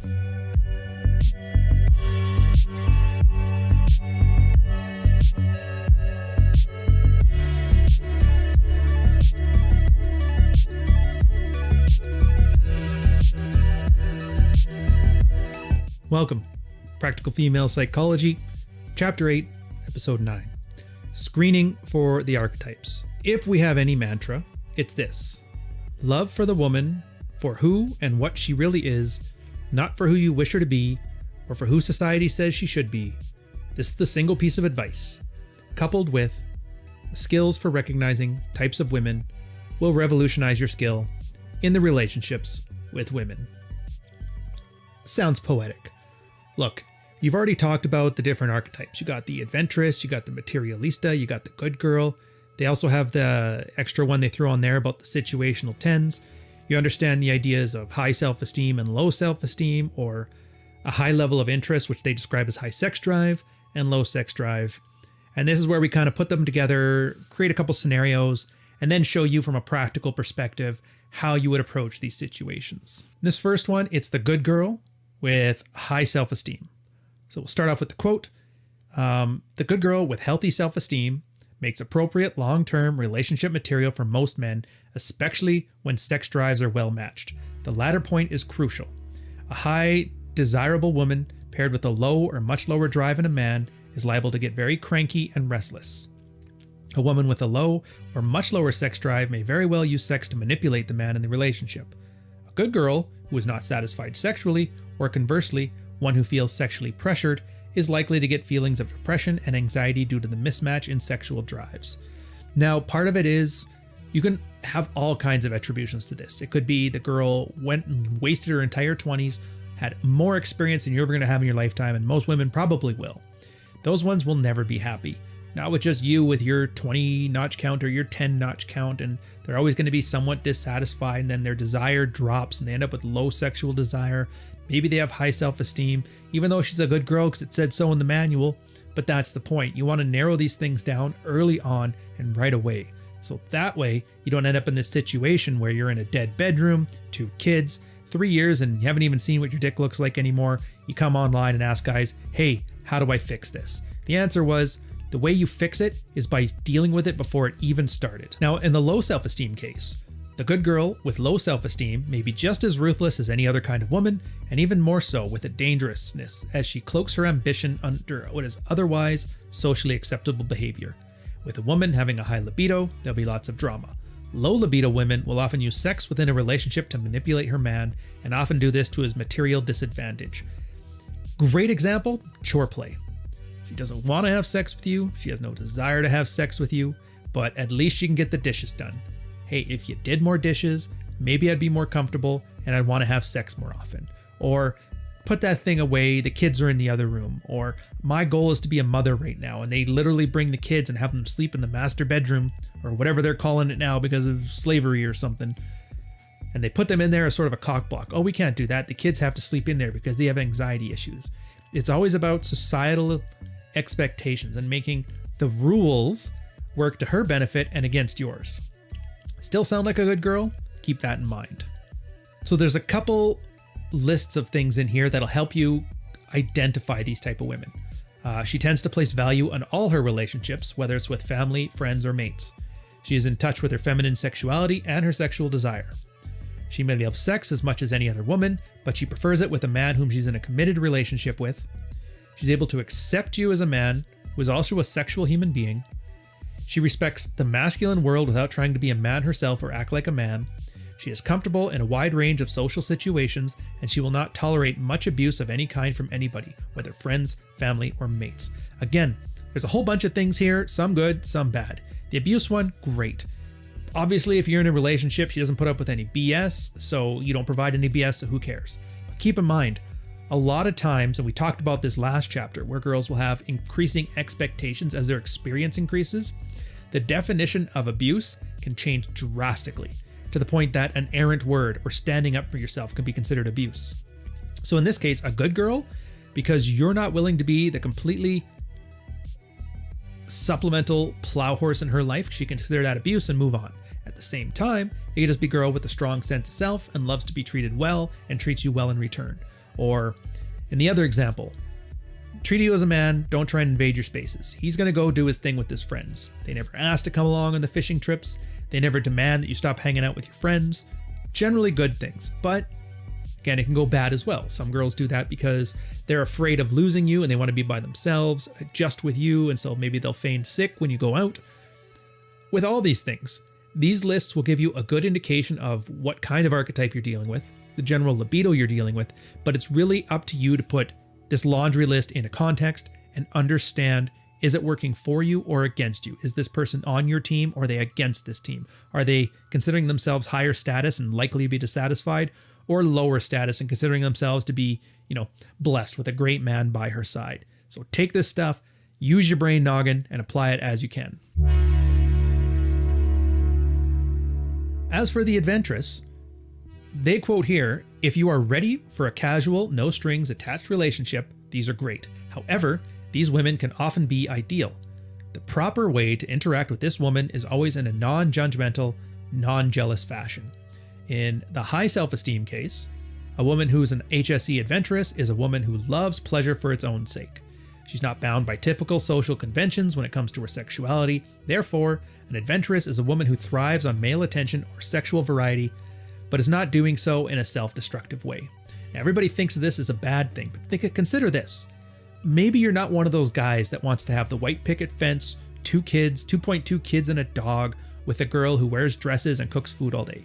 Maybe you like the idea of a working couple, a power couple, somebody you can take to business functions. Maybe you want to travel the world and you want somebody that would be willing to settle with you and consider it a blessing, and then you go travel the world together. Adventurous all of a sudden doesn't sound so bad.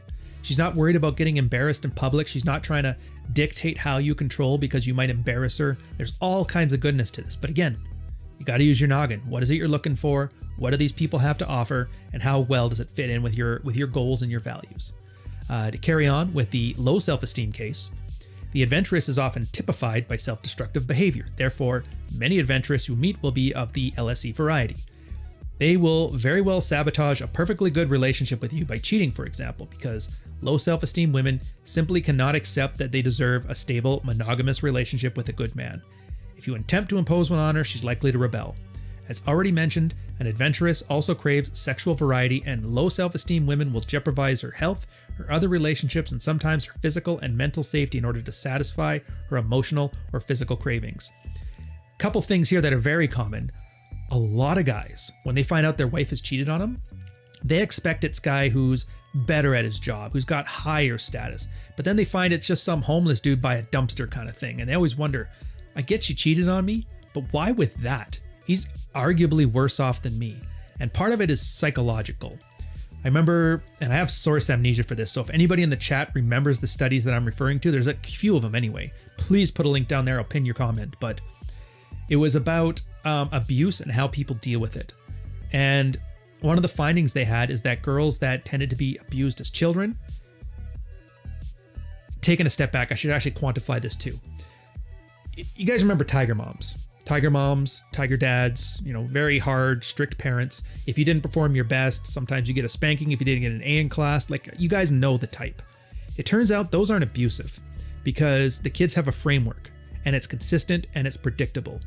So they knew if they were late for something, or if they showed disrespect to the parents, or if they didn't get good grades in school, that was where the things happened. What constituted abuse was the mix of violent reprimand and the lack of consistency. So in this case, let's say mom came home from work, single mom, and if she had a good day at work, she was fine. If she had a bad day at work, she'd start, abusing the kids. But the kids don't know that, and there's nothing they can do. So there's a constant air of uncertainty. What ended up happening, what they found for a lot of people that were in these kind of situations, and again, it's the low self-esteem adventurous type, is, and this is the one quote that stuck with me throughout the whole thing, at least when he abuses me, I know he cares.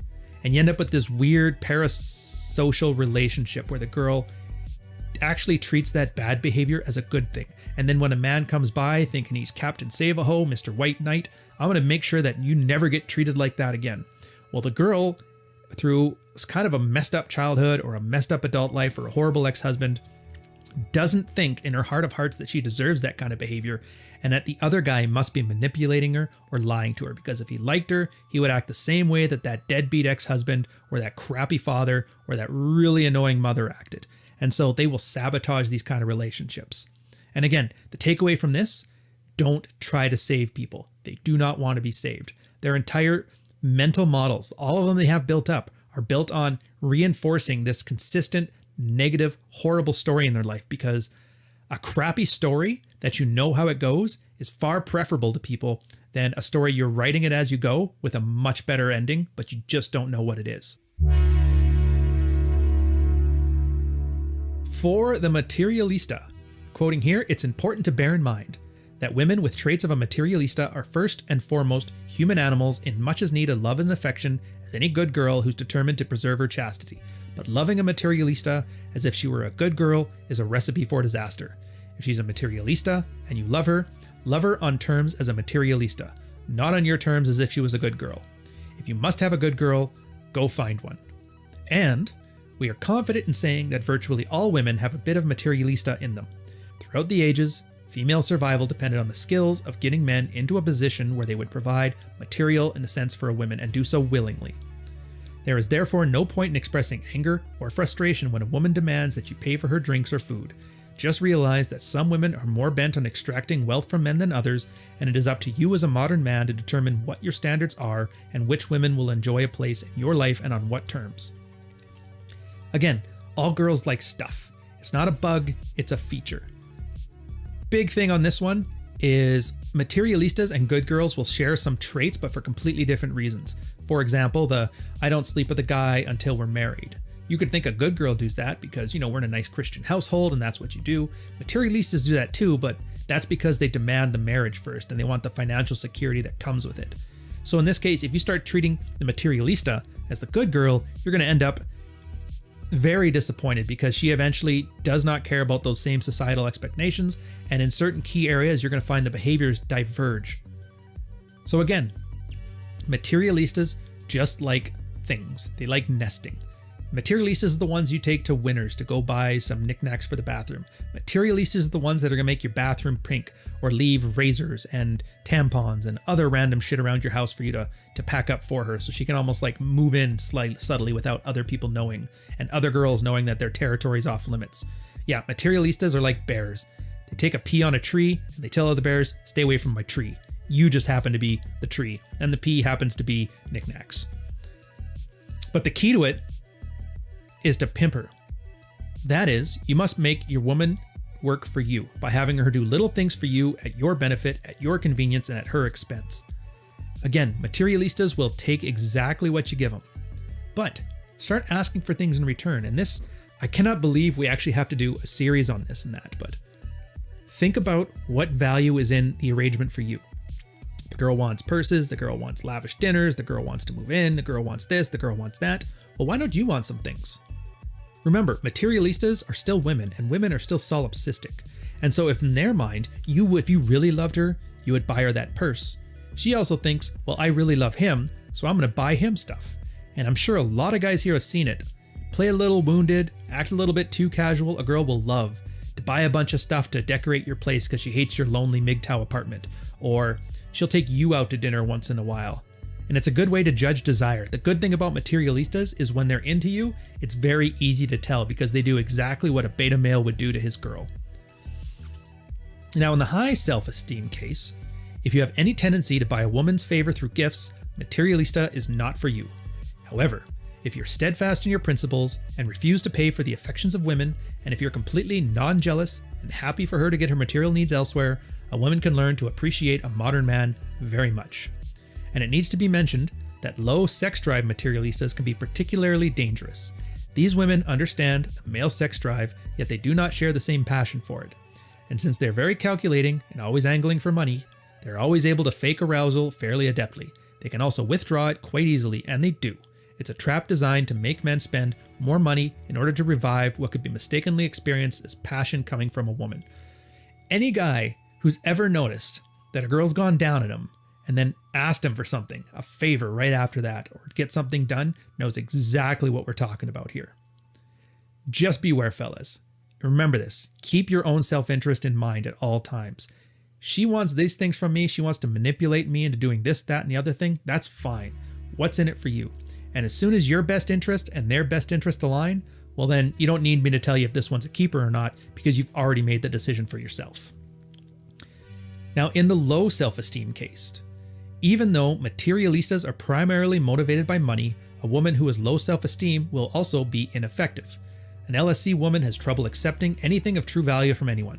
An LSC materialista will be virtually impossible to satisfy because not only does she require more and more, as all materialistas do, but she will also get less and less satisfaction from such treatment because of her self-esteem. In addition, she will price herself very low. Streetwalkers are very much in this category, having nothing other than sex to offer any man besides her pimp, to whom she offers money in exchange for emotional support.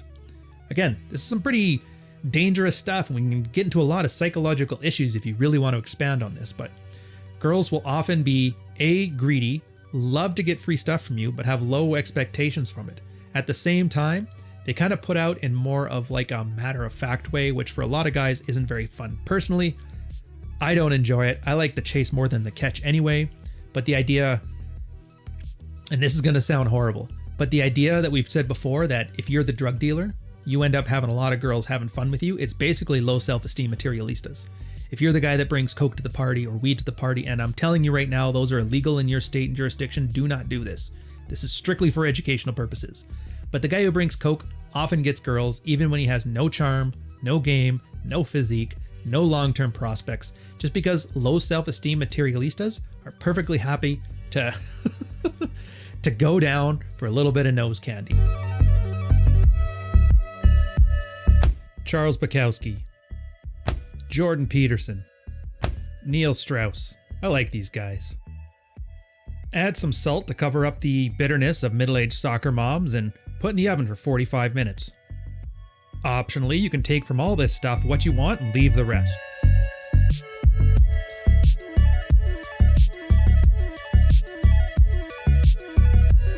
And then they end the chapter on some practical advice. Do not impose moral judgments upon women or get upset that they behave the way they do. This is merely nature at work and also parts the effect of our modern Western culture. If you find you're having difficulty accepting women as they fall under the various categories, please review the chapter on the Madonna horror complex very carefully. Now, we get to that one in a different one.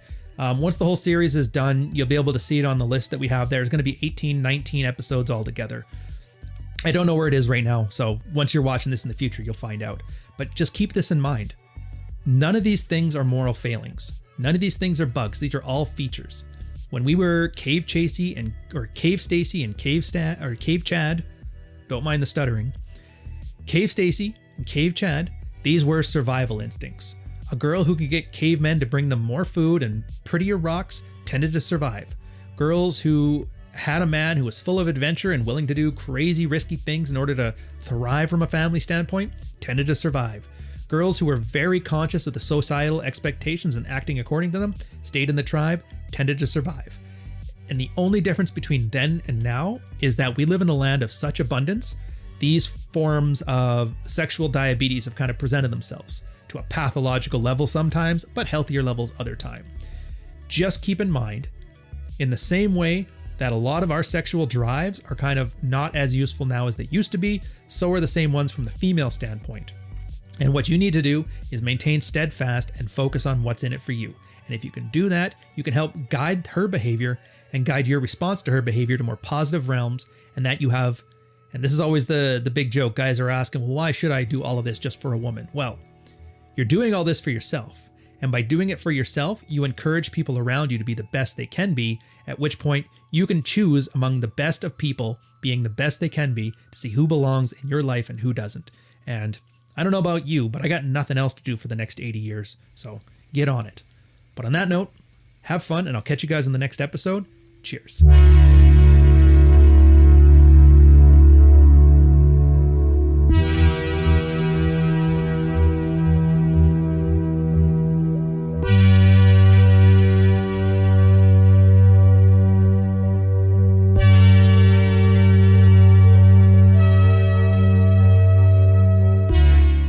Welcome to the mother of all chapters, female self-esteem.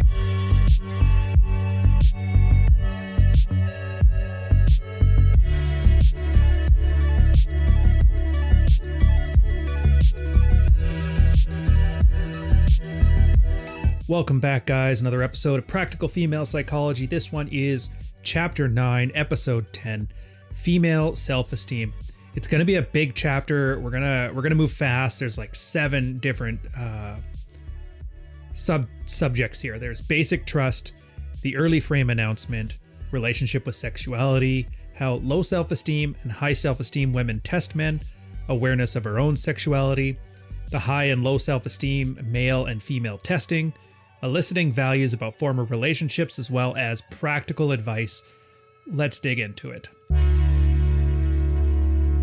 Quoting here, so read this chapter carefully, because this concept will have a tremendous impact on the quality and outcome of your relationships with women. It's crucial to detect very early on the level of basic trust any woman that you meet in order for you to decide which direction to take with her. Now, as a rule of thumb, high self-esteem women have a high degree of basic trust. She will have a basic internal certainty that she is good, worthy, and fit as a woman, and she will have a healthy confidence in her ability to depend on both herself and other people. On the other hand, low self-esteem women have a low degree of basic trust. They may view themselves as worthless, bad, or not useful to herself or anybody else. Now, unfortunately, many low self-esteem women believe that they deserve to be abused by men and may in fact consciously or unconsciously goad men into abusive acts against them, which only serve to reinforce their self-image. It is important to note that our division between high and low self-esteem describes end-member behavior along a spectrum. Most women have both the characteristics and can display either or both, depending on the context of the interaction they find themselves in. This part is important because, again, you can see why they make 2 big disclaimers in the early parts of this book. One, you shouldn't categorize women inside the Madonna and WhoR dichotomy. The idea is that she's like the virginal good girl or the devilish bad woman, because it's too easy to take those categories and assume, well, all women are either high or low self-esteem. And in reality, women are women. That just means in some situations, they're going to have high self-esteem traits. In some situations, they're going to have low self-esteem traits. In some context, one, in some context, the other. The point is, women are complex creatures, and they're going to have both of these. Now, the reason we're going over them categorically like this is because this is the kind of guy who's either just looking to smash for a night, or he's looking to maybe see if this one girl he's been dating for a while is worth settling down with. And so finding where the high self-esteem situations are and where the low self-esteem situations are lets you better understand, like, is this something I'm willing to take on over the long term, or is this something that's definitely just good to play with and then throw away like a lease? One last thing I'll say here is, and I keep telling guys that this is a supplement to the book, it is not a replacement for the book. Now, I know for a fact a bunch of guys who are watching this is because they haven't read the book yet and they think this is giving them the same knowledge. Go back and read. And if you haven't read this chapter, once you do, you're going to understand why I'm giving you this warning, because there is so many things that they're going into with great depth that I'm barely skimming the surface for. Just giving you a general understanding. Basic trust. Now this section is about, and they reference something here called the Erikson's stages of psychological development, which I'm not going to go into it here. You can go Wikipedia it yourself. It's just the idea that trust is, we inherently have levels of trust, which not technically true, because if you want to get into attachment styles, you're going to have avoidant attachment styles, and I think it's comfortable attachment. Don't quote me on the names there, but not everybody is born with an inherent level of trust, and it can be, fostered or devalued over time during the development stage. Just look into it, do your own research there. But I'll quote next on, "It is important to make wise choices with your time and energy. While some people may label you as callous and uncaring for refusing to get into relationships with LSE women, it is the course of wisdom to realize that many unpleasant features of such relationships will be rather permanent, in spite of your best efforts to help such a woman to show her understanding and compassion." For this one, it's weird. Like, it's a common thing you're going to see throughout the book, and once you see it, you're not going to be able to unsee it, where on one hand, you're told not to compartmentalize women in Madonna and WhoR, but at the same time, there's a lot of assertions that they make here that women are definitely put into one camp or the other. I don't think it's so important to reconcile that. It's more important to understand that it's not worth your time, if that makes sense. In this example, let's say you find a low sex drive, low self-esteem type of girl. Now, that may not be a permanent scenario. That could be the first 6 months after her bad breakup with you. She's going to have these traits, and then, you get a good man who's there, offers being the oak, very good leadership, that sort of thing, as well as very healthy form of sexuality. Sure, 6 months later, she could be perfectly happy, healthy, high self-esteem, high sex drive. The question for every guy needs to ask himself, though, is this my problem? And when I see these cases here where it's like, well, are women categorizable like this, or are they not? Is it like a bisection of high and low self-esteem, high and low sex drive? Again, these things are just snapshots. The point to take away from it is when you walk into this snapshot of a girl at this certain place of time in this certain stage of her life, ask yourself, is this the kind of burden I want to take on? Now, guys who are still blue-pilled or have an anger phase will obviously say, yes, I can fix her, the Captain Save-A-Ho dynamic, or yeah, she's perfect the way she is, and so now I just have to sit here and ride this carousel for the next 80 years. In reality, it's not the case. Just make sure you're going for what you want at that time, and just realize things are not going to get better unless there's a lot of work on your side. And to be fair, we only live so long. I don't got time to fix every woman on the planet, and I'm pretty sure you don't either. The early frame announcement. So as a rule, women will say and do something early on in the relationship by which she will unwittingly reveal the degree of her self-esteem and also what she expects from her relationships with men. Therefore, it is important that you pay close attention to what a woman does or says at the very beginning of a relationship. Never forget that detecting her level of self-esteem is crucial for you to know where to go and where not to go in your dealings with her. It's also very important to understand that well within the concept of frame when dealing with your women or any type of human relationship for that matter. Now, a frame is a psychological environment which defines interactions and contexts. And they'll bring up a couple examples here. The point in this, and I'm gonna repeat it often because it's kind of important here, is that you exude a non-judgmental atmosphere. Nothing makes a girl clam up more than the idea that she's being judged. That's how they act around other women. They know they're always being judged, and so they keep these things secret. As a guy, you have to show you're uncaring. This is why aloof is such an attractive quality, by the way. I don't care. Everybody does it. It's no big deal. Yes, you go, queen. And yeah, it's like, oh, you want to be the type of guy who chastises women for making poor life choices, which is great, except for they're just going to lie to you then because you've just signaled, I want to hear what I want to hear, and I don't care what's true. Now, I'm not saying not to pass judgment. I'm just saying do it quietly and act instead of yapping about it. Her relationship with sexuality. And such a lack of basic trust will have a tendency to escalate in a relationship. It may start with the frame of, I do not like compliments, and later on in the relationship, a woman will typically make statements like, I don't feel comfortable with you, I feel you may become violent, or I think you're a pig when you want sex, or you don't understand my depression, and so on. An important feature of low self-esteem women is to include the topic of sexuality very early in the relationship, while at the same time being disassociative in regards to it. In this case, it means there's not a strong, conscious connection between her mind and her body. For example, she may say something on the very first meeting, such as, I love strong men who can make me scream, but then completely blue ball you afterwards. Another important core feature is a deep-seated need to figuratively castrate men, psychologically. In fact, their basic low level of self-esteem makes them see the world from a position of envy. On the other hand, high self-esteem women view the world from a position of gratitude. So taking these both together, that just means you have to understand that a woman will always try and exert control over her environment. Between the high self-esteem and low self-esteem, they're going to do it different ways. If you want to just simple case here of manipulation, the low self-esteem kind of tools are anger and shame. Real man would do this. Yelling at you for this thing, hoping that you acquiesce. Those are low self-esteem tools. High self-esteem tools are more like frame shifting or ego. Oh, you're such a big, strong man. Why don't you just get that for me? And then, of course, a guy wants to be considered a big, strong man. It's kind of a theme you're going to see amongst high self-esteem women. They're always testing to see if you're treating them as the source of validation for your own existence. And it's a very unattractive trait, which seems weird until you understand it's a sort of test. They're always testing it, and if you pass the test, you actually fail.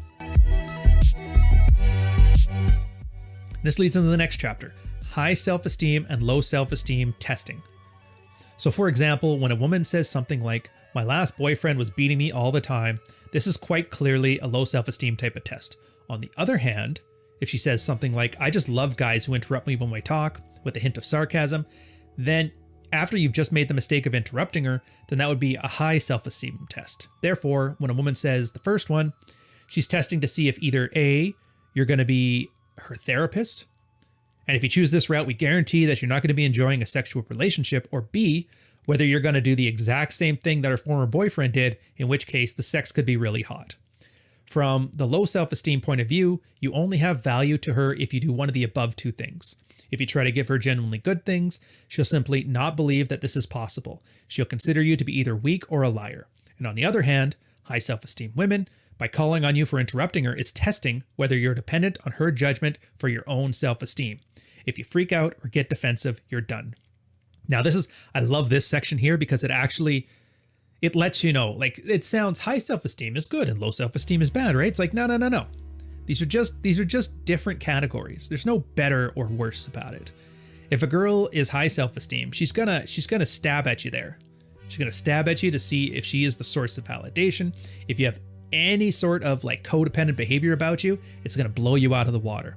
Now, just because it's not a damaging one and because it doesn't have any moral apprehension to it, doesn't make it any less important or potentially dangerous of a test. The low self-esteem one, I mean, there's literature that backs this up. I remember I've referenced it a few times, but there's studies that happen in like those abuse centers. And a lot of the times, the girls, when they talked about abuse, actually got really weird when it wasn't happening. It's like, if he's not doing this, then it doesn't mean, he means he actually doesn't love me, which is a very strange parasocial kind of relationship. But being aware of this, and this isn't necessarily either just physical abuse. Sometimes it's just a guy's dismissive, a guy's aloof, a guy treats her badly. I mean, we all know the cases of hot girls in their 20s who have a guy that just generally acts like he doesn't care about her and she eats it up. And can you blame them? A lot of those girls get nothing but waited on hand over fist. Guys doting on her for attention, promising her this, that, and the other thing. The first guy who basically just doesn't care is probably like a heroin addiction. So again, they're not good, they're not bad, they just are what they are, and you take whatever element on the spectrum that she's on and you can work with it, or not, as you choose. Awareness of her own sexuality. So the relationship of the low self-esteem woman of her body, it's poor, and for this reason she tends to be very disassociative. On the other hand, high self-esteem women are not so disassociative. It should be noted that disassociation is an element which is always present to one degree in all female sexuality. Again, there's always a repressive nature of female sexuality. I mean, part of it is what's something that RSD Tyler, I think, called back in the day, the secret society.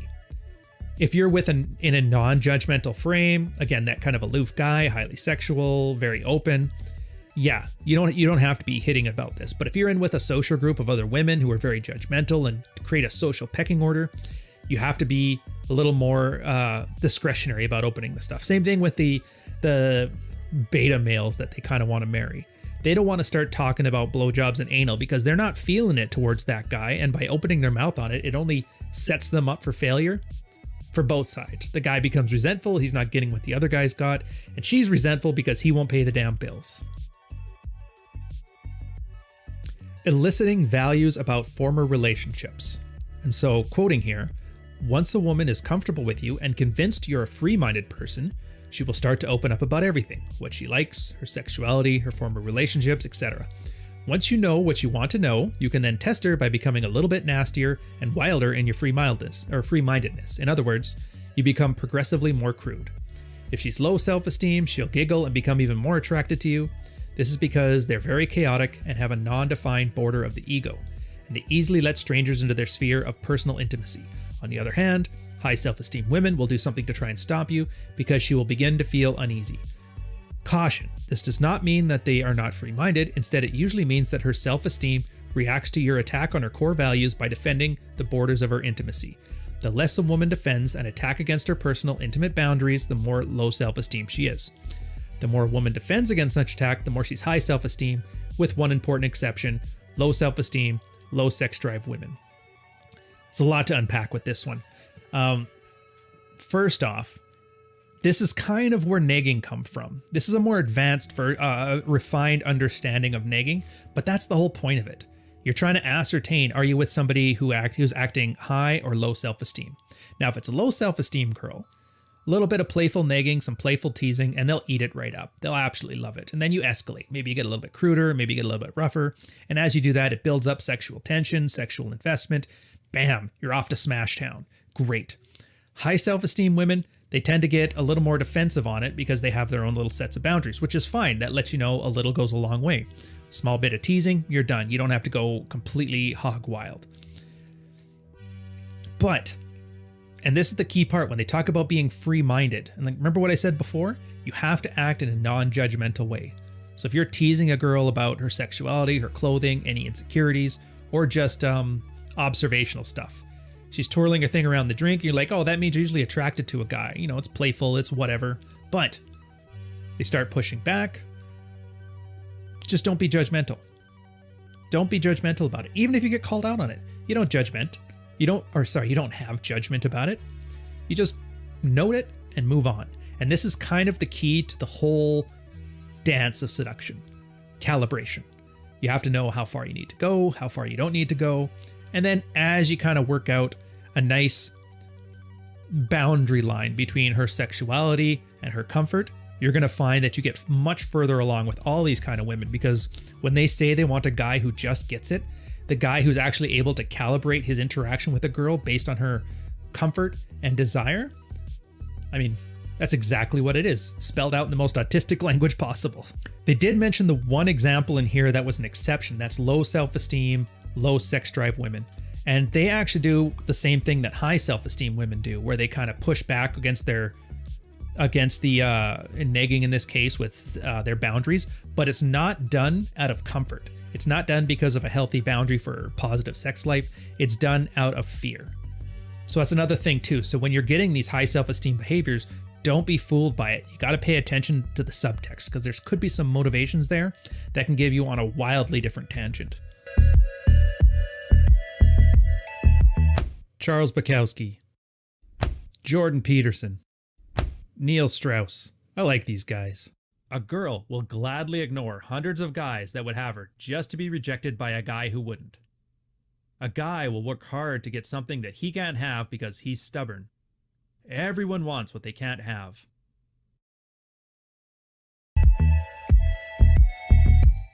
Now they end off the chapter with some practical advice. Why, therefore, should you always test a woman for her level of self-esteem?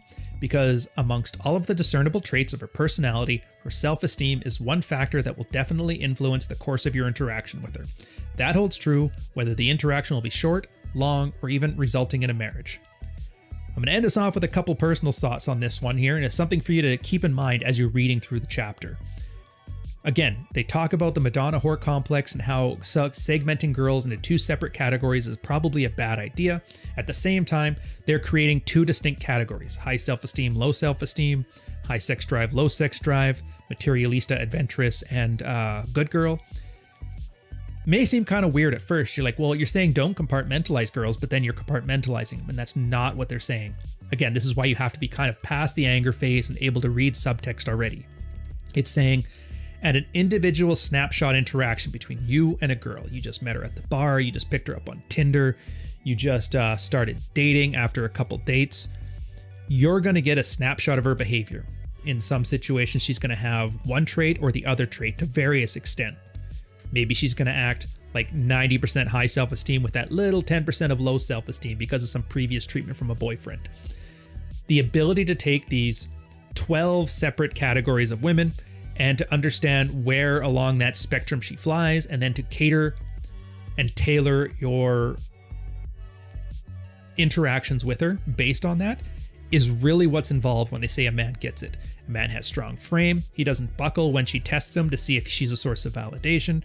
A man has good leadership, so he's willing to drive the thing. He's also aloof. He has no concern on whether he offends her, although he is socially aware enough to know that he's not trying to. Again, all these things, you kind of put them together and you end up with game. And that's why it's so hard when you see guys on YouTube or Twitter or Reddit trying to articulate this stuff, because the guy basically spent 10,000 words here just trying to articulate it, and I seriously do not do it justice. So if you don't have this book, Practical Female Psychology for the Practical Man, I suggest you go buy it. Go back to the start and read through these videos as you're reading through the chapters, because it's going to save you a lot of headache down the line. But on that note, hope you guys enjoyed. Next episode is out next week, and I will catch you later. Cheers.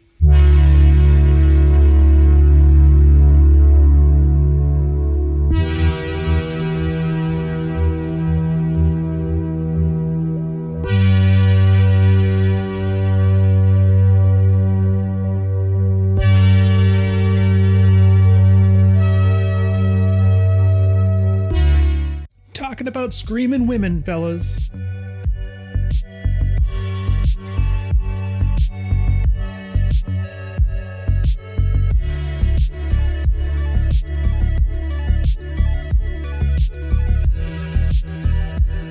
Welcome back.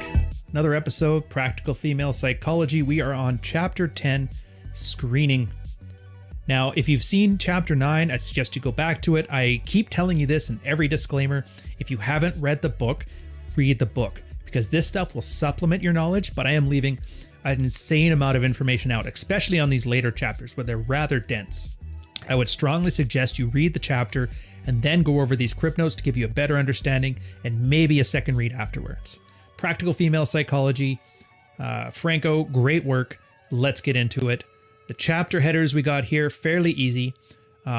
Poor screening. What should I screen for?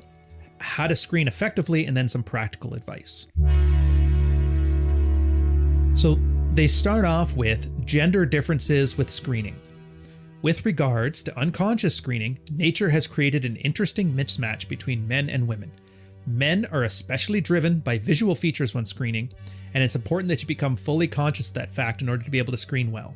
Be aware, 1, women are always screening you, and 2, the way you present yourself will be a determining factor with regards to women. I think a great example to articulate what I'm talking about here is the argument that women and men have over the wall. Now, if you guys don't know, the wall is a term that came from the red pill describing a woman's waning sexuality over time, under the assumption that her aesthetics are the primary attraction trigger for men. In other words, hotness. I think Rollo Tomassi has this great SMV chart where he talks about how women in their sexuality, it's like a peak. It drives high, like 18 years old, super hot. And then, by 30, it drops off a cliff. So it's a very narrow and tall bell curve. At the same time, men start with a very, very low climb on theirs that eventually reaches a peak around age 35, I believe it is, and then it slowly tapers over time. And you put these two together, you see everything is front-loaded for women, and for men, it's more back-loaded with a slow decline.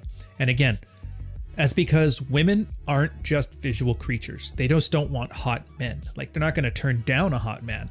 But on top of that, status is going to matter. Wealth is going to matter. Don't forget the attraction triggers I talked about before between adventuresses, materialistas, and good girls. How good you are at social settings, how fancy her purse gets to be, or how much of an adventure you get to take her on, that sort of thing. But guys, we're simple creatures. Does she treat you well? Is she hot? And more often than not, younger, more attractive women tend to fit that bill. So when they talk about these screening gender differences, what they're talking about is how men and women both screw it up so much. And this is the cases where women keep talking about how men's looks are fading and then they're not going to be attractive anymore. That younger men are hotter than older men. At the same time, and they'll brag about how they have great achievements and a good personality and their job is great. All these traits that men don't care about, but women do. And then at the same time, guys will talk about looks maxing in order to attract a woman, completely forgetting that men and women aren't the same thing. Like, it's always funny when it comes to like combat sports. People are more than happy to say men and women aren't the same. But then you talk about something as simple as what they look for in a partner, and people forget all of that stuff, and that blank slate equalism keeps sliding right back into the conversation. So there's two classic examples of poor screening, and they got like 15 in here. I can't do them all justice, so I'm just going to go over the main ones. One classic situation we see over and over again is the successful nice guy with a high sex drive who is only able to attract materialistas by virtue of his material wealth, or good girls who view him as a potential provider and a fixer-upper project. You can often spot this man by his preposterous lack of fashion sense, as if his mother still dressed him, poor posture, passive-aggressive attitude with respect to women in relationships, and generally deferential attitude towards women. His relationship for both the good girl and the materialista is likely to be notable for a lack of hot sex and a substantial amount of drama. This situation occurs because he has been screening for women only based on his sexual drive with the Madonna stereotype in his mind. Again, the virginal, trad 18-year-old is exactly what they're talking about here. And they tell you to see chapters 16 and 17 of the Madonna Horror Complex for more information. The second example is the classic situation of the reformed player who would like to settle down but can't seem to find any good girls. Even the way he walks attracts adventurous type chicks, and he screens out the good girls without him even being aware it's happening. Now, the reason for this is because the man lacks the skills necessary to detect aspects of a woman's personality which might actually qualify her as a good prospect for a more committed relationship. This one, surprisingly common. Back when I first started this, I was doing a lot of consults, and I was actually surprised how many clients I had that were either current or former like pickup artists. And they were really good at picking up women, having adventures, doing this thing. A lot of them were living in countries they weren't born in. But then they were thinking, I'm turning like 40, 45 now. I wouldn't mind starting a family. I can't find any of these girls. They must all be whores. In reality, what's happening is by the way they dress, the way they act, and the way they present themselves, they completely screen out any of these girls who would be open towards this stuff. Which is kind of funny, because then the opposite situation from what they basically describe as beta bucks. The guys who say, I have a good job, as if that's the only attraction trigger for a woman. And then they realize gold diggers absolutely love them when they made their fortune, and good girls love them as the backup option after they've had their fun in the cock carousel. So if you want to know why the screening is important, right there, two classic examples. They're going to do a bunch more. I really suggest you read through the book, though. So what kind of women should you screen for? I'll quote here, many men wonder about the type of woman they should screen for, and this is the most important question which most men will not answer truthfully. The most truthful answer is, well, what kind of women am I capable of finding, followed closely by what's available. Most men don't have enough experience to even realize that asking such questions is critical, or feel guilt and shame for wanting to have the best relationship possible. The reason that so many men do not ask, what am I capable of, or what is available, is because most men do not have the skills to meet a lot of women and seduce them. Instead of developing those skills, they settle for whatever they can get with their current skill. It's a quote as common as time. Men need to learn to get what they want, as opposed to learn to want what they get. And it's never been more true than in the sexual marketplace. You'd be surprised to find out how many men basically settle for the first girl that gives them any. In my military career, I would say probably half the guys that I watched settle down picked up a girl from the Carlton Club, which was like the go-to bar for sailors. And those kind of women were fairly predatory. So you can either let life happen to you, or you can live life. Just be warned, it probably is going to end badly for you. And they add on to here too, the most important quality in a woman is how she treats you. They do a couple comparisons about the difference between high self-esteem and low self-esteem over the long term. They call high self-esteem non-destructive, and they seek power via betization of men, and they respect boundaries. They tend to have more borderline personality traits. The low self-esteem women are more self-destructive. They seek power via drama. They have no respect for boundaries, only consequences, and they tend to elicit traits of narcissism. Again, neither one of these sound great in extreme levels, but most women are going to have various degrees of one or the other, and that's fine. Now, are you the kind of guy that can shut down drama pretty well by being the oak? Great. Are you the kind of guy who is able to hold frame and not absolutely buckle when the person you love more than anything keeps trying to become more and more of the chariot riding the plow horse, well then yeah, high self-esteem, low self-esteem could work for you. But if you're not into those kind of things, you realize while you may be thinking, I like high self-esteem women, your ability to like cut through BS probably means you might be better suited towards a low self-esteem woman. They tend to be more manageable from a relationship perspective for you. Again, there is no good and there's no bad. There's only a proclivity to one or the other. And what you're capable of dealing with and what you can deal with as the best for you is what should be more important to you than filling out a category that uses the word high or good inside of its little dictionary definition. So the next section here is on how to screen effectively, and they're going to use a couple different examples: eliciting values, compliance, the double bind, and the LSE threshold. For eliciting values, the correct way to elicit a woman's values is to get her to talk about herself and her past relationships freely. This can't be done if you're interrogating her in an interview style. Rather, it should flow through normal conversation. It will be helpful to put a woman at ease by revealing little tidbits about yourself at the same time, or at minimum, displaying empathy and understanding for the things she's telling you. Before I knew about any of this, I was doing this. And it's awesome because so many guys are going to find elements of what they already do that works within this stuff. And they're just going to see maybe 20, 30, as high as 50% of the things that are brand new to them. And this is where guys realize people don't have no game. Everybody has some game, but by swapping notes with other men, you can build larger game. So great example for this. When I was doing pickup back in my 20s, when I was working with the military, I think I've mentioned this before, but I used to sail with the Royal Canadian Navy. We were sailing 180 days out of the year, so I had no home life. So I would go on a date, meet a girl, talk, hit it off. It's like, hey, this was great. Can we do this again in 3 months when I'm back home? Needless to say, I got flaked on a lot. So this kind of stuff was great because it allowed me to skip past all the BS and really become more efficient with my time. And the one thing I loved doing during rapport building phase was called the cube. And this eliciting of values is exactly what the cube described.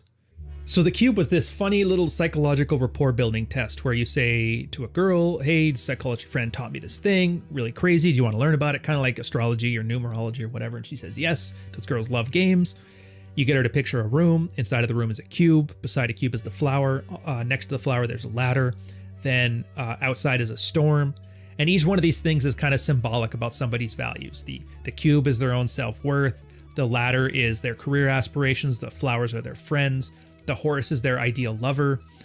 And you make assumptions based on how a girl describes these things. And then you read her body language. If she starts doing like the nodding thing or the shaking her head thing or acting unsure, then you basically just say the opposite of what you already said or continue along the path of what you already said. And in that sense, while making it a conversation and a game, you can have a girl tell you essentially everything about her value set. And all you have to do is be non-judgmental about it. And from a personal standpoint, the one thing I really love is when a girl would tell me she loved her horse to be brown. And I would just look over at my skin and start laughing and then tell her the story about that. The girl I'm with now for the last 11 years, she said she liked her horse to dance. So take for that what you will. So with compliance, the way to distinguish between high and low self-esteem is by mastering a technique called compliance. If you ask a high self-esteem woman to do something for you, she'll test to see if you're confident enough to really be asking the thing you're asking from her. And high self-esteem women will reject any request that she considers demeaning or degrading. This one, it's like a classic mystery thing. I think even Rollo used to talk about doing this a bunch where, hey, I gotta go play my set up there with the band. Can you hold my drink for me? And if he came back and the girl was still holding his drink, then he knew he was in there. I mean, it's not degrading. It's just, hey, hold this for me until I get back. It shows and signals investment. Again, it's a great way to screen for women.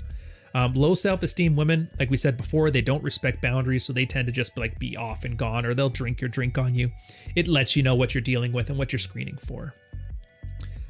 Then next up is the LSE threshold. So start off by playfully joking, then move towards mildly insulting things, go as far as you can. The point at which she objects to what you're saying indicates her threshold. This is essentially negging. Little, teasing comments, backhanded compliments, flat out insulting. I don't know how far you need to go, but this is where a good sense of social calibration is important. I would say start at the very, very playful side. And if you're at the point where you realize you're getting absolutely aggressive, completely hurtful and it's still having a positive effect, it kind of lets you know what kind of girl you're in for. A lot of fun. I would not wipe her up. She probably belongs to the streets. Then there's the double bind. And the essence of a double bind is presentation of two conflicting demands, neither of which can be ignored, and which leave the victim torn between two options.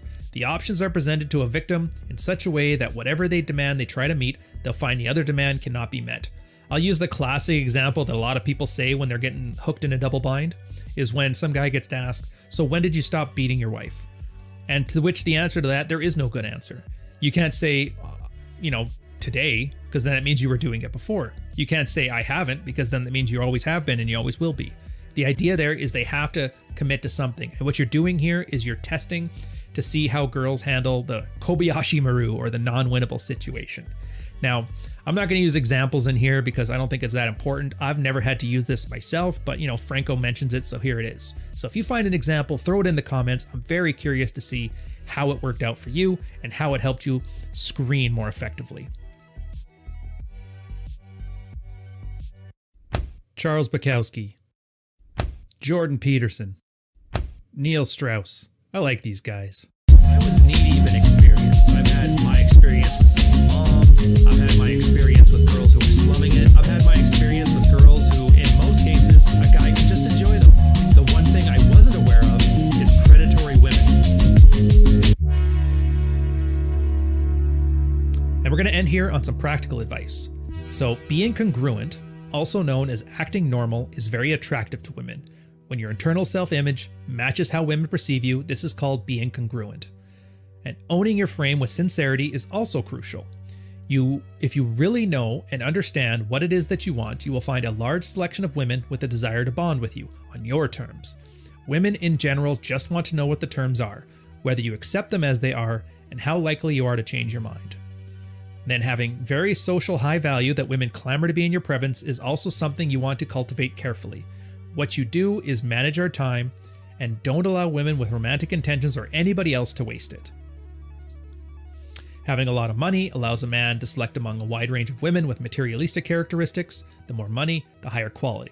Having a lot of money is also attractive to adventuresses and good girls, but for different reasons. Again, more adventures, more money. Good girls, more status, more money. Materialistas, more money, more stuff. And that's one of these things that's interesting, is that all the categories will still respond to the same triggers, just the motivations are different. And the whole purpose of this book is to understand those various motivations, so you aren't making the same mistakes where you think, oh, girls only want a man with money. It's like, yeah, but you're kind of missing the point. Why they want that is the important question to ask yourself. Or stop asking yourself and just go live your life. Do what you like. I think the fun part about this is where they talk about owning your frame and sincerity. There is a lot of codependent behavior among men where they say what they think women want to hear. That's like little white lies, that's overly complimentative, all kinds of reasons. And girls are very good at sussing it out. Like they don't know because they aren't reading about this crap in a book. But they know because since they were 13 years old, every man in their life has been hitting on them. And whatever BS you think you're pulling, they've probably seen it before and instinctively know what's happening. So just be aware. They're always going to have more experience than you. Unless at 13 years old, you were the guy that was been slinging it constantly. And if you're that guy, kudos to you. You don't need this. Turn off the series, go live your life, write the second book, and I'll do a review on it. But the last part on this one is the high social value. Again, this is all going to matter on where the person is, what hierarchies they ascribe to. And this is where a lot of guys kind of miss the Pareto principle. I did a video on it before. They think that there is a single hierarchy of men and that the top 20% of the men get all the women, which is not at all what it means. All it means is within a social element, 20% of the men get 80% of the attention from women. Now, the beauty of being human is we have millions of social environments. We have rock culture. We have each individual bar as its own social hierarchy for a night, as well as the regulars there. If you're at restaurants that usually leave you around when they close and have people drinking with them afterwards, that's its own social hierarchy. The workplace is its own social hierarchy. Tinder is its own sexual hierarchy. The idea is you want to belong to as many of these social hierarchies as you can, because that increases the odds that your particular skill set will put you in the top 20% of at least one of them. And then at that point, you found your niche. And that's the place where you can pursue more women and have greater success with a lot less work, because the big status searching has already happened for you. Like, if you always wonder why a lot of guys are having such a horrible time dating, a lot of it is because they're so detached from any type of social hierarchy that they have no currency to deal with. None of the girls like guys with low status. And if you're just sitting at home, smoking weed, playing Xbox, and drinking, and you have only 3 friends from your old high school, yeah, there's not enough of a hierarchy to get things going. Now, I don't think there's any excuse for guys not to belong to some, considering there's kids who play esports out there who are getting all kinds of crazy women flocking over them. In fact, I've even heard like black pill and MGTOW spaces have like women orbiting them. So no matter what space you're in, even one that's designed to be unattractive, there's gonna be women there, because every woman likes to own a niche. And every man in the niche, if you're top 20%, are gonna enjoy the fruits of your labor. So I'll leave you with that.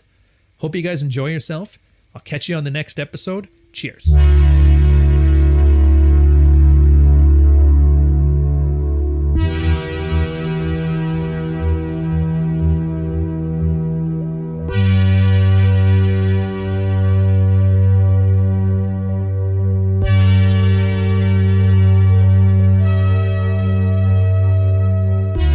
The one you've all been waiting for, the one about women manipulating men.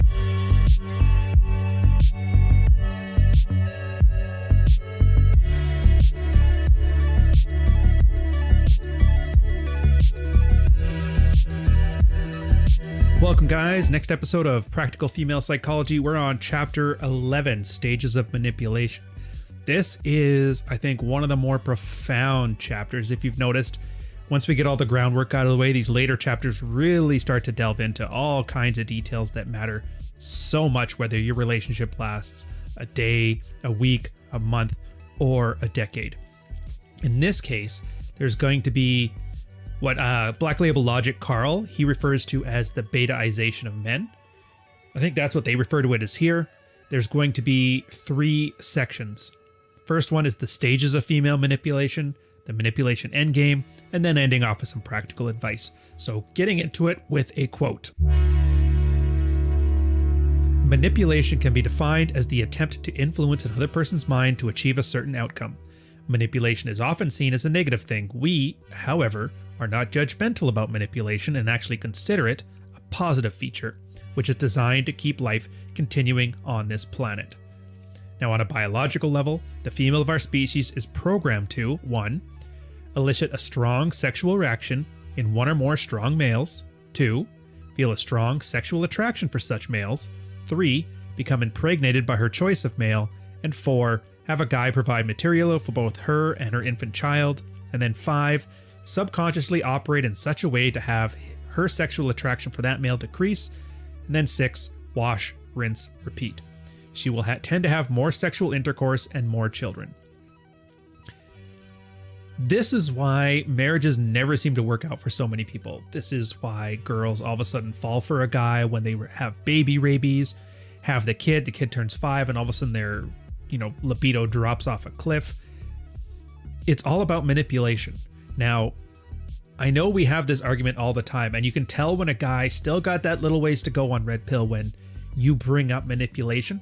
Usually people will say, oh, the red pill manipulates women, or running game manipulates women and all this crap. And it's like, yeah, most guys apologize. They're like, no, it's not manipulative. It's just being your best self. Or it's not manipulative. It's just this. It's always just something that's not manipulation, because manipulation is bad, right? Except for it's not. Like, life is manipulation. And this constant backpedaling for it is really just letting everybody else manipulate, but you trying to pretend like you're above it all. Like, if a baby is crying for you to coddle them, that's manipulative.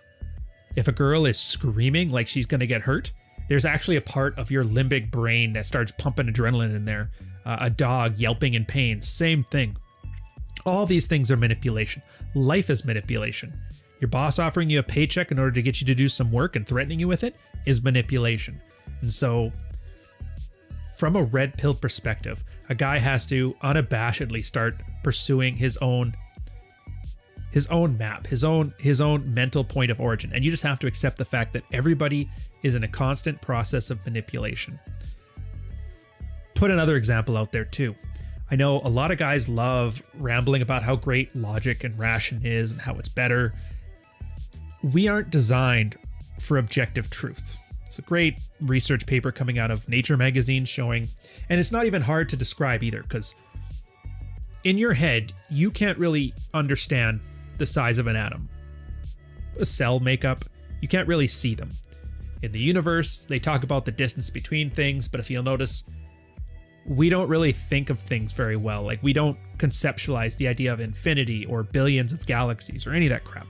So obviously, the objective world on the macro or the micro are things that we can't really conceptualize. And so we have to come up with mathematics and we can talk about it abstractly. So we are designed for a very thin slice of world, the meso framework. What the hell does this have to do with picking up women in relationships? Well, everything. Because we aren't designed for truth, what purpose does logic serve? Well, logic is actually a way to manipulate somebody based on pattern recognition.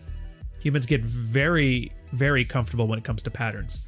If I know, it's because they're predictable. If I know if I bring a spear with my buddies to go to this deer, we're going to get a deer and we're going to eat tonight.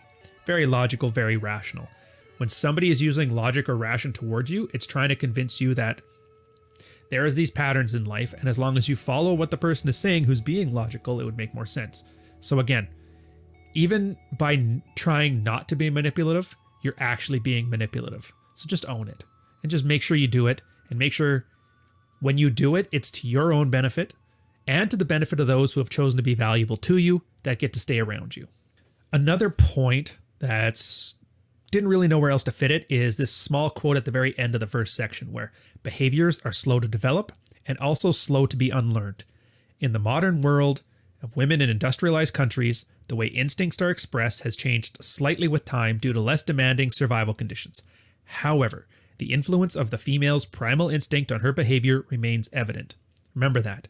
You're not dealing with the modern women. Feminism hasn't created anything. We're still dealing with our Paleolithic brains here. Now, yeah, it's subdued somewhat because the evolutionary pressure just isn't there for survival, but it's still a predominant factor. And you'll always see it. If you just map it to your everyday life, you're going to see how it plays out. Case in point, girls can earn their own money, but they still want you to pay for dinner. That's because back in the day, girls couldn't hunt. So they expected you to bring meat to their dinner cave date. Out of all the parts of this book, for a man in a relationship to internalize, to understand, to make second nature his understanding of them, I have to say it's this part here. Learn this, internalize this, staple it to your forehead, paint it onto your ceiling, put it in your bathroom, read it when you brush your teeth. If you understand nothing else, understand this. The stages of female manipulation. Testing the male, seeking communication, putting him to work, evolutionary selfishness, and self-determination. Those 5 steps are why every relationship has a very similar pathway, and they're all go into detail here. So first, testing the male. If you're thinking this sounds like, hey, is this what you talk about when you think about shit tests and comfort tests? It's like, yes, this is exactly what we're talking about. A woman will always test a male who she is sexually attracted to. For a psychologically healthy woman, a survival and sexual desire must always harmonize with each other. A woman who tests men not only for survival benefits, such as his ability to provide, is denying her sexuality. A woman who tests him only for his sexual appeal is either planning to live her life without men or is being self-destructive. A lot of guys think it's broken and damaged women, but a lot of times it's just she's young, she has an insane amount of abundance, so she really doesn't care about your provider instinct. It's not that she can't bond with a man, it's not that she can't settle down, and it's not that she doesn't require these things from a long-term relationship. She's just not looking, so it's not there. And again, the point to take away from this for men is that girls always test men they're sexually attracted to.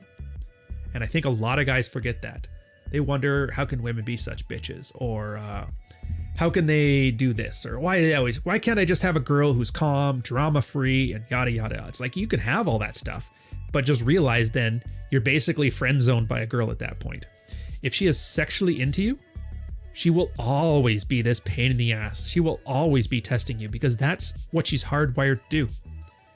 In the same way that you're hardwired to go give your girl a slap on the ass in the morning when you had that morning coffee and you're finally awake. It's just one of those things you have to accept as part of the mating ritual, the process of men getting together with women. It is what it is. Next up is open up to me, please. So in the first stage, the woman has screened out weaker males. The man was specifically chosen by the woman for a relationship. In the second stage, the woman acts as if she's seeking deeper communication with him. A strong man will start to sense that an attempt is being made to weaken him, and he will then usually react with certain predictable behavior patterns. He may get angry, or he may withdraw. Arguments that seem to the man be based in nothing logical at all. I'm sure you've seen that trope of like, men just need to emote more. It's okay when men cry. Men need to show off their feelings. Why don't we talk enough? Why don't we communicate? Maybe she cries in bed and wants you to console her. This is the part that matters. Again, your good example for this, you'll see all the time. Women, friends, social media, in real life friends, online, offline, doesn't matter. They will complain that some guy broke their heart. Man ain't shit. The guy never called me back. He tugged my hair, he came in my face, and then that was it. And everybody's like, oh man, that's horrible. How can he treat you that way? And they become emotional tampons. They're not realizing. Or the best example is when guys say, you know what? Not all men are like that. I would never do that to a woman. To which I argue, she doesn't care. Like, this stuff isn't for you to pass as a test. It's for the guy she's already been attracted to. And you can tell there's a lot of bitter resentment in girls because they do have a sense of entitlement. And it's flat out the case. Social media, the internet, interconnectivity, giant populations, they've made it deceptively easy for women to have sex with like top tier men. Ain't shit women meeting top tier men. And that's the problem, is that top tier men usually have very, very high boundaries on what they will and won't put up with. Like, yeah, they'll sleep with any girl, but they'll only want to keep the ones that are the best from their perspective. Now, most women justify this by calling the guy abusive. They'll justify this by saying he's a dick, he's not loyal. Everything, it's funny. In the narcissist, everything is about them except for blame. And so they always offload this blame onto the guy. Now, sometimes it's true. Guys sometimes are objectively pieces of shit. I get it. But most of the time, what you're seeing is sour grapes. So just remember, when you see these wants for more communication, for more vulnerability, what they're trying to do is get a man emotionally hooked. And that only matters if you're that top tier guy, that hypergamous best option. And by you saying, I would never be like that, don't worry, bro. You're never going to be in a position where you had to be. Next up is putting him to work. Honey, please take out the trash and wash the cat and please hurry. When and if a man opens himself up emotionally to a woman, in the sense that we discussed in the preceding subsection, from that point onwards, the woman effectively owns the frame of the relationship. Now, the active destruction of attraction can begin in earnest as she starts her attempts to take over aspects of the man's life which directly affect her material interests. For example, purchase decisions can now be made jointly, which, in cool light of rational analysis, really are the result of a woman's manipulation attempts and the man's desire to maintain some semblance of peace in the household.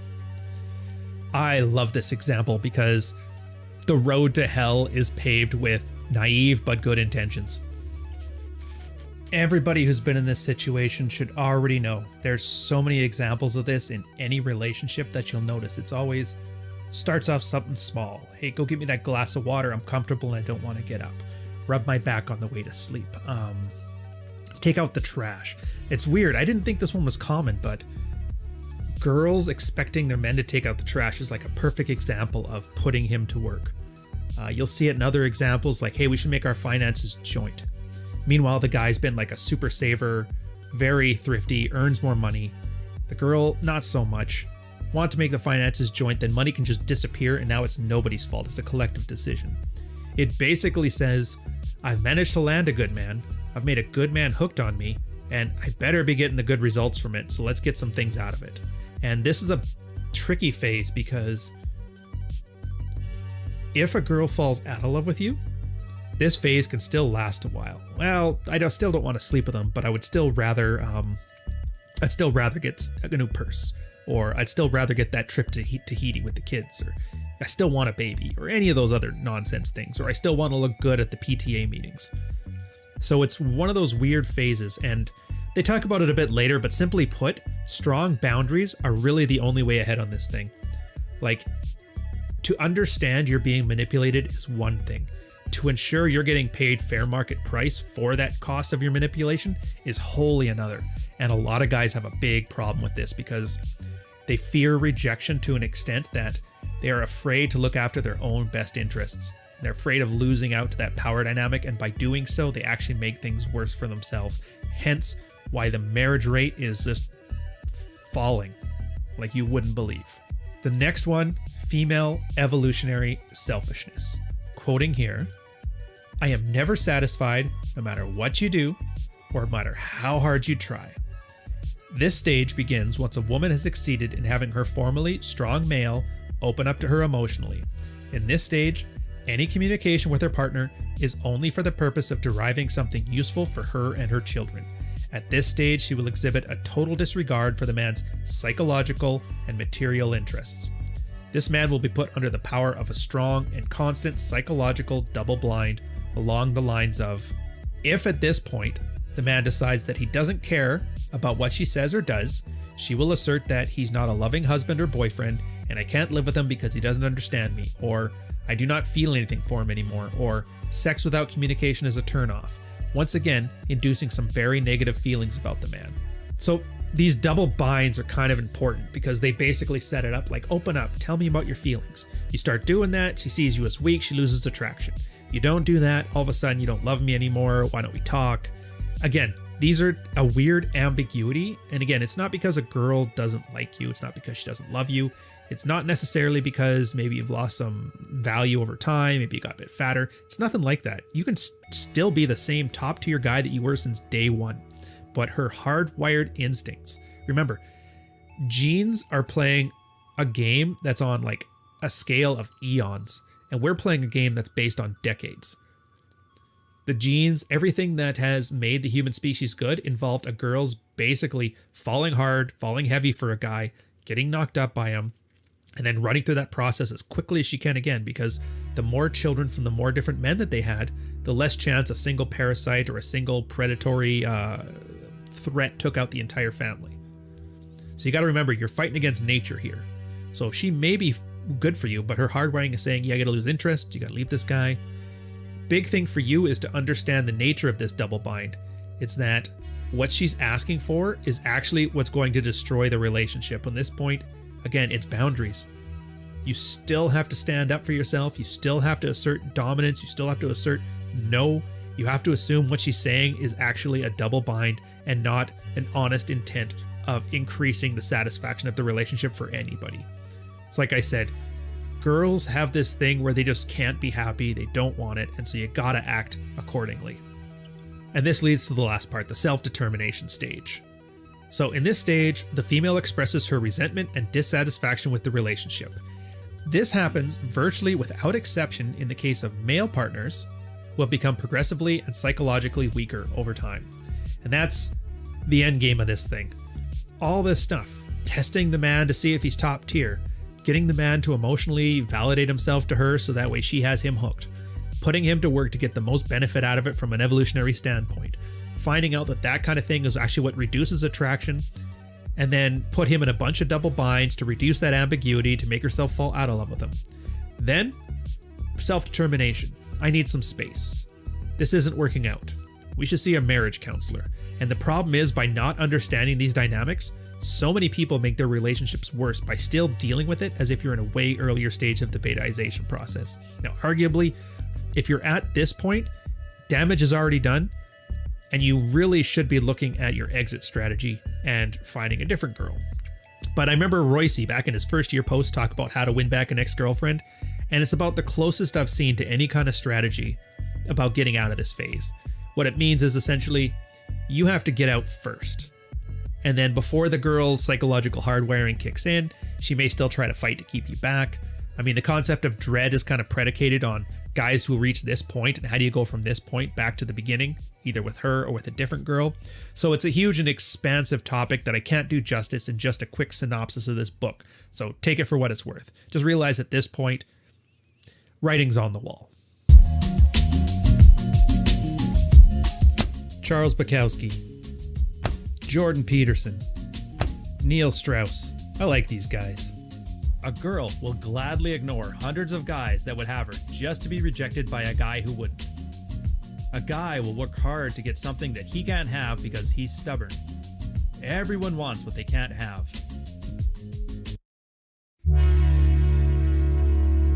Next up is the manipulation endgame. In modern, politically correct societies, a common result of the manipulation process is the woman ending the relationship or acting in such a way that the man has no choice but to end the relationship. Infidelity is likely in either case. Psychological counseling and family therapy usually fail to address the couples and help them in the situation because they start from the shaky assumption that an exclusive, committed relationship is always healthy and that having sex with different partners is sick. They also fail miserably in detecting the slow and dangerous psychological process whereby the mind of the male is confronted with schizophrenic double messages from the female, which should be considered to fit the clinical definition of borderline personality disorder by the most experienced clinicians on the planet. Do you remember? We talked about it tons of times in this channel. Narcissistic personality disorder is the male disorder, and borderline personality disorder is the female disorder. And this is one of those 5 out of 10 ways it plays out. A dissatisfied wife is basically a BPD chick on a socially acceptable scale. And again, this is why marriage counseling doesn't work. Marriage counseling assumes step 2. They need more communication. They need to talk about their feelings more. She needs to be hooked on you like that. But no, you're well past that point. And they always think that, and again, when he talks here about sex with different partners always being sick, they're talking about guys who get side pieces or mistresses. Again, assuming blank slate that men and women are both the same. It's not the case. Now, not all men do this. Not all men have to do this, but just be aware it's very easy for a guy to distance sex from relationship. Very simple. In fact, that's usually in the cheating itself. If a guy is top tier enough, because there's 2 types of cheating. There's like red pill and blue pill cheating. Blue pill cheating is usually validation seeking. The wife didn't have sex with them. The wife treats them like crap. And they just want some girl to tell them they're super special. And they jump on the first girl that gives an offer. Girl finds out about that. It ends up being more embarrassing to her reputation than anything, a display of lower value. And so you tend to get a very negative response. From a red pill perspective, on the other hand, when it happens, it's a girl losing her value, a guy gaining his value. And it's not the sex that turns her off of the thing. It's usually the lying. Because if a guy lies about this stuff, it's usually taken as, well, if he's lying about this, I can't trust him in other things. And yes, girls are manipulative, but they kind of like the fact that guys are trustworthy. So it's just sex is really the case in that point. Now, I'm not saying that this is like a strategy to super happiness. We don't have enough information to know how it processes every time. Like unilaterally open marriages. I've seen some work. Ultimate Cat is a great red-pilled example of that, where it was just the right amount of dysfunction to keep those two going along healthier than ever.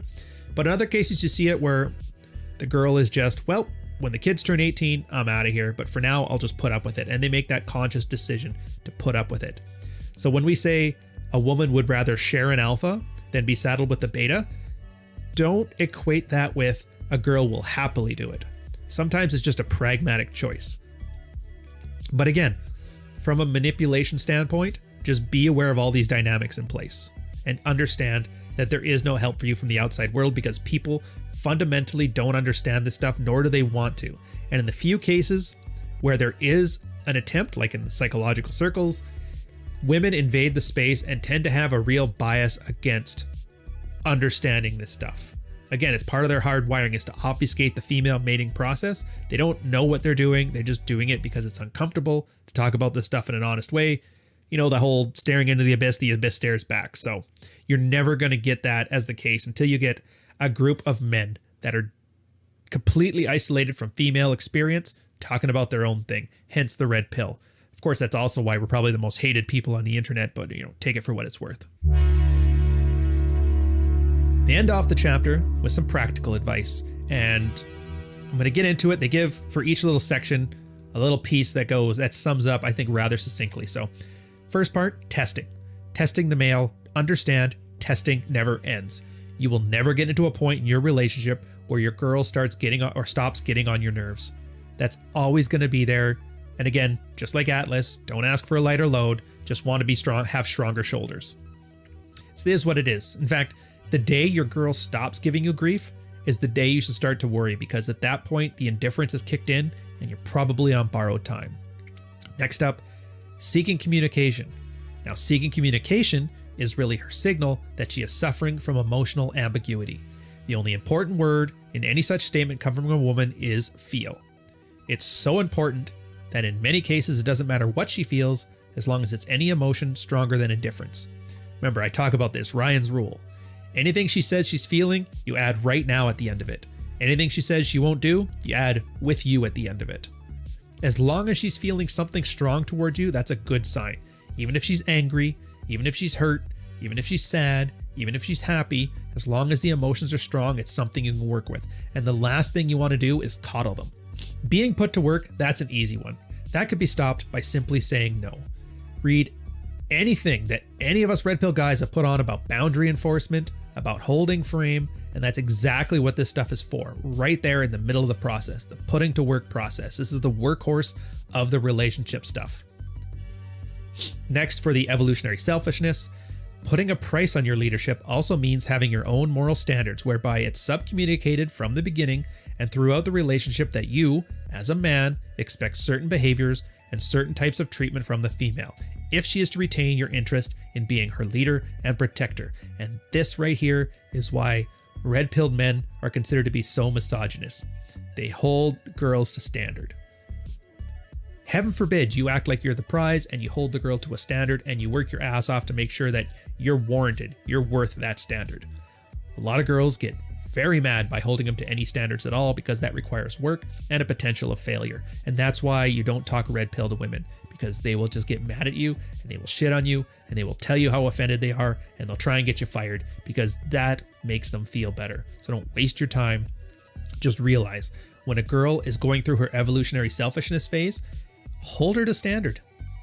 Hold her to standard, and whatever happens, happens. But this is hard for a lot of guys, because as soon as you become validation seeking, as soon as you treat the girl as the authority figure in your life, and I know a lot of guys say they don't, but I guarantee you when they start mapping it to their real life situations, they realize they kind of do. It's like, I actually have a post on my blog where I talk about this, the trolley problem. If you guys don't know, that's a argument where there's a trolley, it's going to run over 5 people on a track, and you have a button. If you hit the button, it moves to a different track and hits one person. Now, if you want to be a consequentialist or utilitarian, it depends on whether you'd hit the button or not. Not here to get into that part of it. The point I'm getting into it, though, is if you're the kind of guy who defers the decision to your woman, or you're afraid of upsetting her, or that fear of rejection prevents you from acting in your own best interest because you don't want to offend her, you want to treat her well, or whatever reasons you have, you're not actually in any moral quandary, because you're just offloading the responsibility of your own life onto somebody else. You're letting life happen to you. And so if you're not willing to face rejection head on, if you're not willing to resolve any fear you have of upsetting a girl, any walking on eggshells and that, you're not actually living your life. You have no moral stand, and this stuff will always work against you. And finally, self-determination. Your best chance to salvage the relationship may be to start right back at the beginning. Let her know that you're equally prepared to leave if you're not getting the respect and admiration that you want and deserve. You never want to be in a position where you're chasing or begging a woman. Not only is that a pathetic position to be in, but any shred of sexual attraction that had remained in your woman will be completely destroyed in such actions. I could talk about this at length. My book 2 is essentially this one paragraph here expanded to an entire book length. The whole process of Dread Game is based on that one paragraph there and expanding it.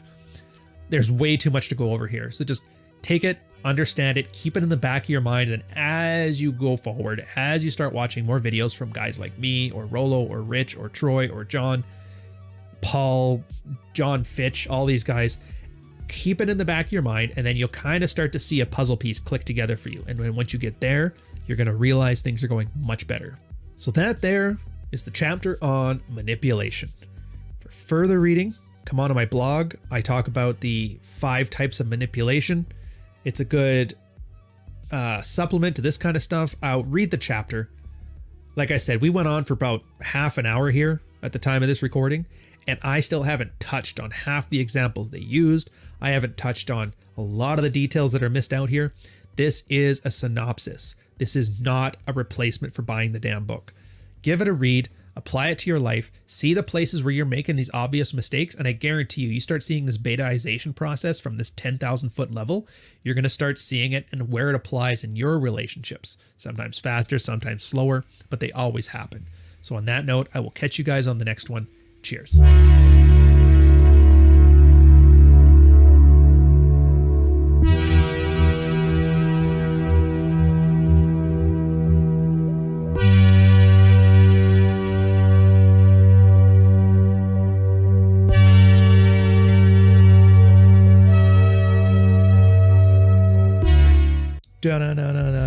Conflict.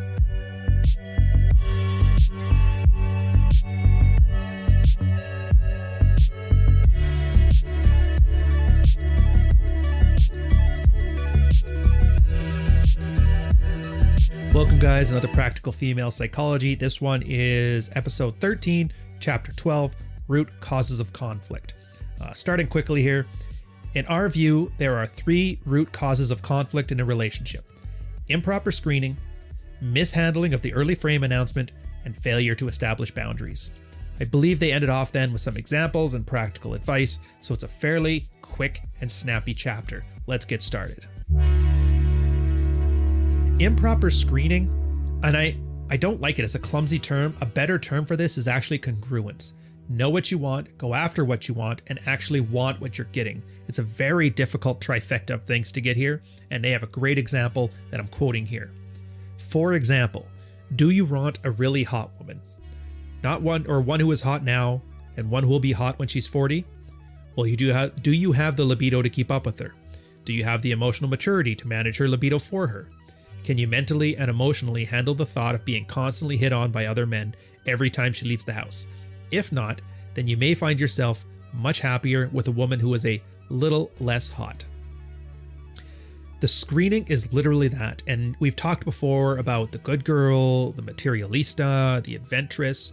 Everybody says they want a good girl, but do they really? Remember, a good girl is not being about a good girl per se. It's about being a girl who treats the framework around the relationship and the social ramifications as more important than the actual relationship with you itself.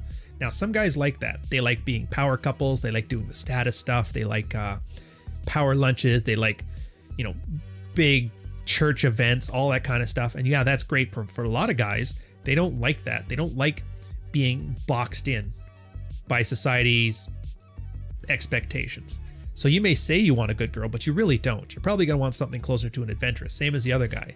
They like exciting people because they got a boring life. But when you're dating an adventuress, your life is going to be in like 3rd gear all the time. And if you're a 2nd gear kind of guy, then you're probably not going to be able to keep up and manage, and it's going to cause a friction, which is going to cause issues later on in the relationship. So just remember, make sure you know what you want, make sure you're getting what you want, and don't lie to yourself when you get it. That's the biggest problem I've seen with guys. They will get something, they'll say they want something, and then as soon as they do, they start navel gazing about why they don't want it anymore. Well, if you don't want it, leave. If you do want it, stay, but you gotta make a decision, because sitting on the fence only serves to hurt your asshole. A subsection on here they call female integrity. This is actually pretty interesting because I remember a very, very old argument. I think it was between Roosh and Rollo Tomasi. I couldn't tell you for sure though. It's source amnesia at this point. But they were talking about the idea of female integrity. And I'll quote here, for example, consider the female view of honesty and promises. Have you ever heard the aphorism, a woman is only as good as her word? Probably not. Again, a lot of the problems that guys have here, and this really does stem to why you have to get out of the anger phase at some point. It's that learning to appreciate women for what they are and not what you want them to be. And female integrity is a perfect example of that. I think, what was that line from the Tarantino movie? Was it Mandy? Like, I can't trust Mandy, but I can always trust Mandy to be Mandy, I think was the one. I probably got the name wrong there, whatever. But that's the point. Women are consistent. Women are predictable. Women are like, you know what you're getting into with a girl. And the only time you run into problems is when you start treating her as a guy. Again, that blank slate equalism. Girl have a noble honor the same as men do. It's very sacrificial. It's like, no, they don't. And as soon as you understand that, and as soon as you can accept that and move forward from that, you can actually have much more fulfilling relationships with women. The early frame announcement, and to quote here, a mistake that men often make is they fail to take it seriously. The most important quality in a woman is the way she treats you as a man. The early frame announcement is a clear and unambiguous signal from the woman about the way she will treat you and why. So pay attention to it carefully. Consider it like a my way or the highway frame delivered in a sweet and silent feminine way. Now, what the hell does all of that mean? The early frame announcement, and the best way to describe it is like those tweets that you're going to see every masculine brand do at some point. If she tells you what kind of person she is, believe her. Luckily though, they're going to use some examples here, and we're going to use those and kind of let you map what are the implications, what do they all mean, and maybe there's some of them you've probably heard before. I've heard maybe half of these in my lifetime. I'm sure some people have heard the other half. Doubtfully anybody's heard all of them. The first one, my former boyfriend was aggressive and he abused me. Translation, I will be horny for you and appreciate you only if you will abuse me in the relationship. And we've talked about that one in earlier episodes, so it should be an easy one. I like men who know what they want and take charge. Translation, I will relax and put all the responsibility for my life upon you as soon as we start the relationship. I love jewels, they make me so happy.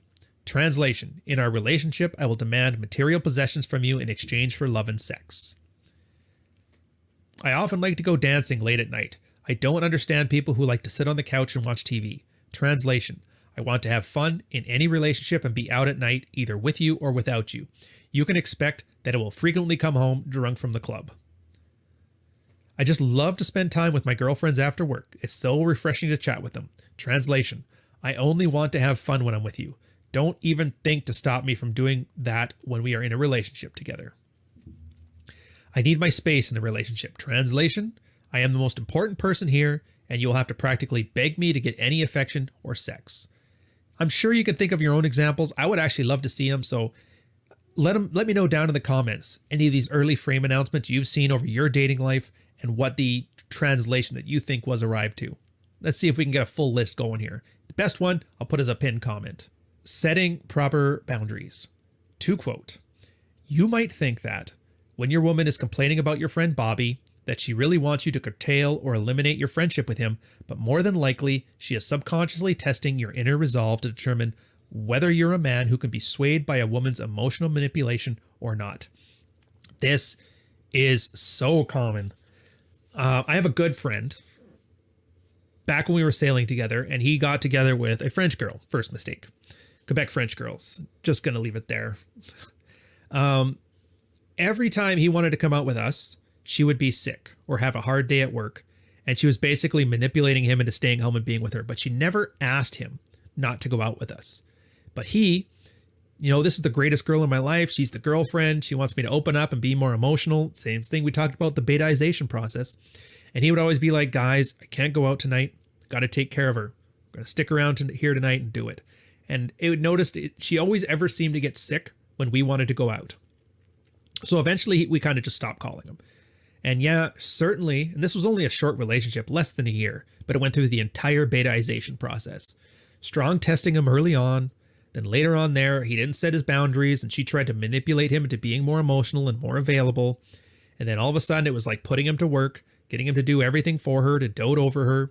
Then she wasn't happy with it. Nothing was ever good enough. And sure enough, eventually the whole thing broke apart. She ended up getting a new boyfriend, luckily just in time for her posting to eastern coast of Quebec. Well, I got a new boyfriend now. I can't leave. And for some reason, the career manager's like, okay, you can stay here. We're going to send this guy who just had a baby with his wife down there. And then the wife's like, well, I can't leave because of my job. And they're like, okay, so let's just split this family up because you got a new boyfriend. And I was like, this all could have been avoided if every guy in that scenario was just better at enforcing his boundaries. Again, don't let yourself get manipulated. And if it's a manipulation that works out well for you, which you'll see, I have a mids watch episode. I think it's episode 4. Give that one a watch. You'll see what I'm talking about when I say a manipulation that works for you. Just let yourself understand that you're rewarding good behavior and not rewarding bad behavior. Again, manipulation isn't necessarily a bad thing, but you got to make sure if you are falling for it, you're falling for it on your terms and you're getting something valuable out of it. At that point, the manipulation becomes a synergistic, healthy relationship standard and not an unhealthy one. Charles Bukowski, Jordan Peterson, Neil Strauss. I like these guys. Chapter 1, Section 2. You ain't shit, and that's okay. And they end off, as usual, with some practical advice. To quote here, lacking a memorable seduction to kickstart a relationship, the most important thing for establishing harmonious relationships with women is to use the early frame announcement proactively. Set boundaries for both her and the relationship directly whenever appropriate. Screen her behavior for general compliance. Lewis and Copeland, which is the reference they have in there, I would suggest you guys look it up, refer to the entire suite of these activities as managing her relationship expectations. The more intimate the relationship, the more the woman needs to earn her role in that relationship to be happy. No one values anything when they get it for free. When you price tag your time and energy in this way, you're actually giving the woman a gift which most men are incapable of giving. I wish I could put more emphasis on this, but I can't because they only wrote so much on it. This is what we talk about with leading. Men need to lead a relationship, and as usual, the trads always get it wrong. They think, well, that means my girl doesn't drive anywhere. She's always in the passenger seat riding shotgun and I drive. All you're doing is doing more chores for her. Well, my girl doesn't have to clean the house. Well, my girl doesn't have to take care of the kids. Well, my girl doesn't have to work. Again, it's always just like, where's her challenge in all this? Like, I get it, girls aren't men, but girls don't like free shit. They'll take it, but it's boring and it's unsatisfying. And there is nothing more satisfying than earned reward. So yeah, when you first start dating, throwing a bunch of compliance tests in there are great. I think it was the old one, Mystery, used to have the one where he would hand the girl like a necklace or something like that. It's like, hold on to this. And then he would tell the story to the group. Rollo tells the story about when he was playing in his band back in the 90s. He would tell a girl to hold his drink. He had to go up play a set. It was like the only drink he could afford that night too. And if he came back and the girl was still holding his drink, he knew he was in there. It's all these little things here. And by giving a girl a challenge, after that initial attraction is always there, the girl will start to enjoy her time with you because she doesn't quite have you. There's always one foot out the door. There's always something she has to do to win your heart. And like I said, it sounds manipulative, but if she's having fun, if you're having fun, if everybody's happy and everybody's healthy, well, I would say manipulation's a good thing in that case. Now, can it be a not good thing? Sure. But at the same time, from a red pill perspective, you always give the women the benefit of the doubt. They aren't stupid, and if you're acting a certain way, they understand that, but they're still trying to fight for you back. And it's not your fault if you're not that into a girl that you don't want to take the next steps, wink wink, to become a live-in girlfriend, to become a husband and wife, maybe to start a family, whatever. You're not being dishonest. You're being manipulative, but you're being honest. And they decide to stay in there thinking that they can win it over. And sometimes women just aren't good enough. I hate to tell you this, but like I was saying before, I think last episode, where social media, the large population, have made it so girls think they deserve a higher caliber of man than they actually can get, because it's very easy to sleep with top tier men. Very hard to lock them down. And unless you're a top tier woman, I kind of doubt that too. But that's the problem. This is the same as a guy getting friend zoned by hot chicks all the time. He thinks, oh, I could easily have a relationship with any of these girls. They'd love to sleep with me because they hang out with me all the time. Meanwhile, still not sleeping with any of them. Same as the girl. I could sleep with all those top tier model guys, all those pillars of industry, all of those awesome rock stars. Not a single one wants to see her the next weekend. And it sucks because nobody is honest with women. Why would they be? Everybody kind of wants something from them, so they lie to them all the time. But not you. You're being honest. You're being honest with your intentions. You're being honest with your actions. You're having congruence like we've just been talking about the last couple episodes. And if they are too stubborn, then that's on them. I mean, worst case scenario, if you really do feel bad about somebody who's trying for something that they're clearly not offering them, you can just flat out break up with them. But I'll tell you right now, a lot of guys have tried that, and then they find out how crazy some girls can be. Like if you've ever tried to break up with a BPD girl before she breaks up with you, she'll probably stalk you at your place. Like I had a friend literally like that. He used to have his roommate answer the phone and say he wasn't home because the girl, her name was also Melissa, by the way, used to stalk him outside the bushes in his place and then call the house to see who would walk up to the window answering the phone.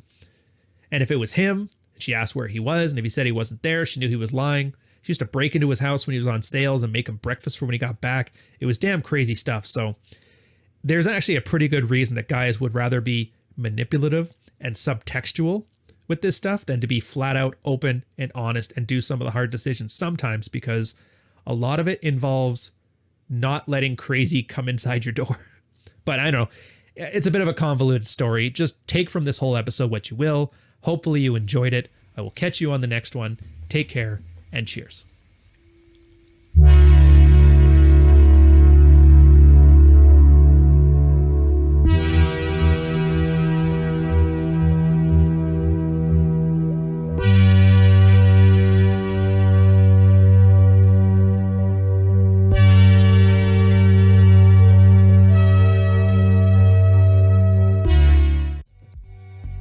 Oh my god, is it another thing on manipulation? Yeah, but this one is good.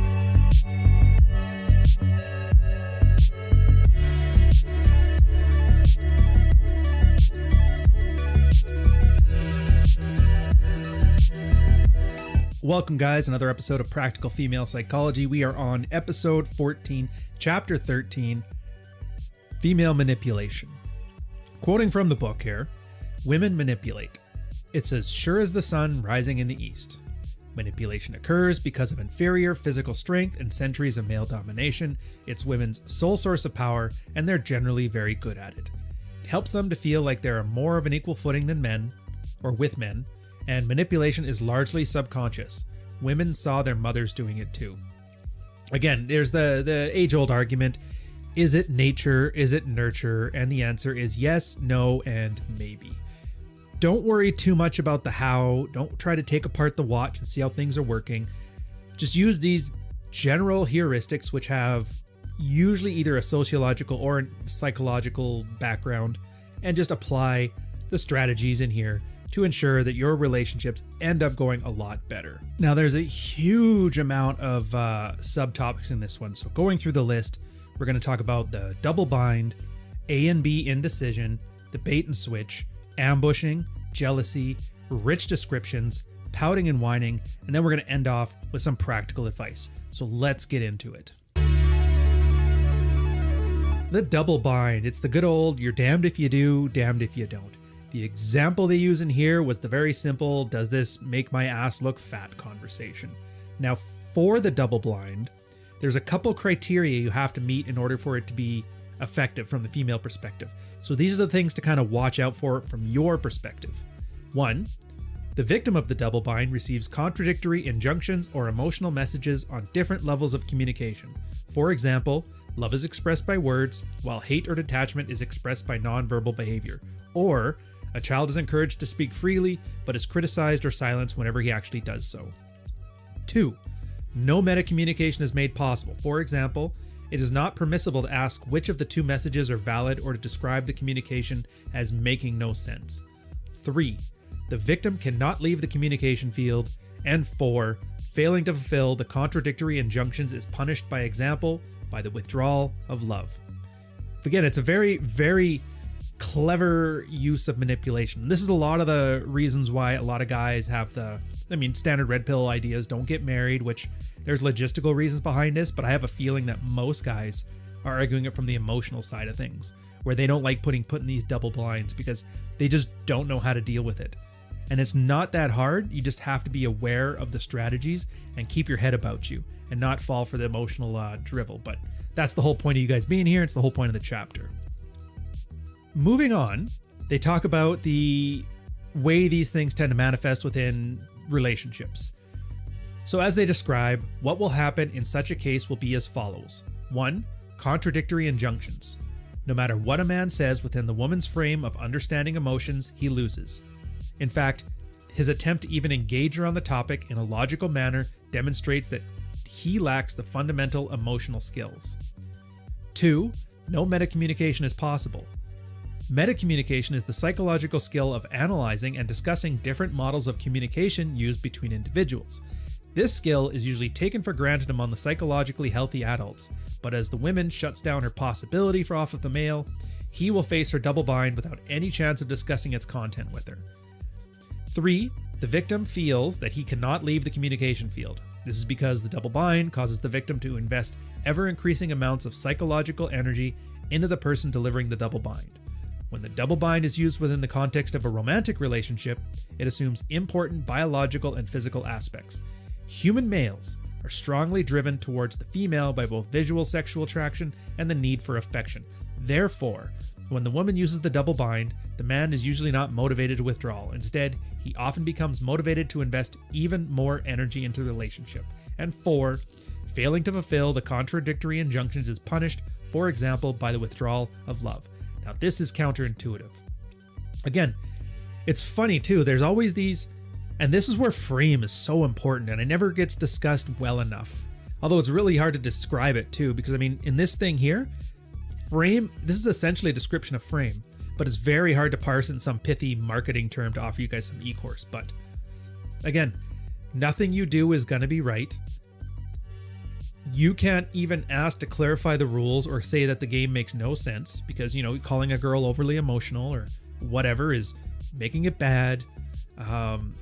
You can't leave the field because you're invested. Now, in this case, if you're in a relationship, obviously nexting a girl for trying to manipulate you is going to leave you a lot lonelier than you think. So learning to deal with it's a much better strategy over the long term. But all these things have a common thread amongst them. It's who has the frame in the relationship.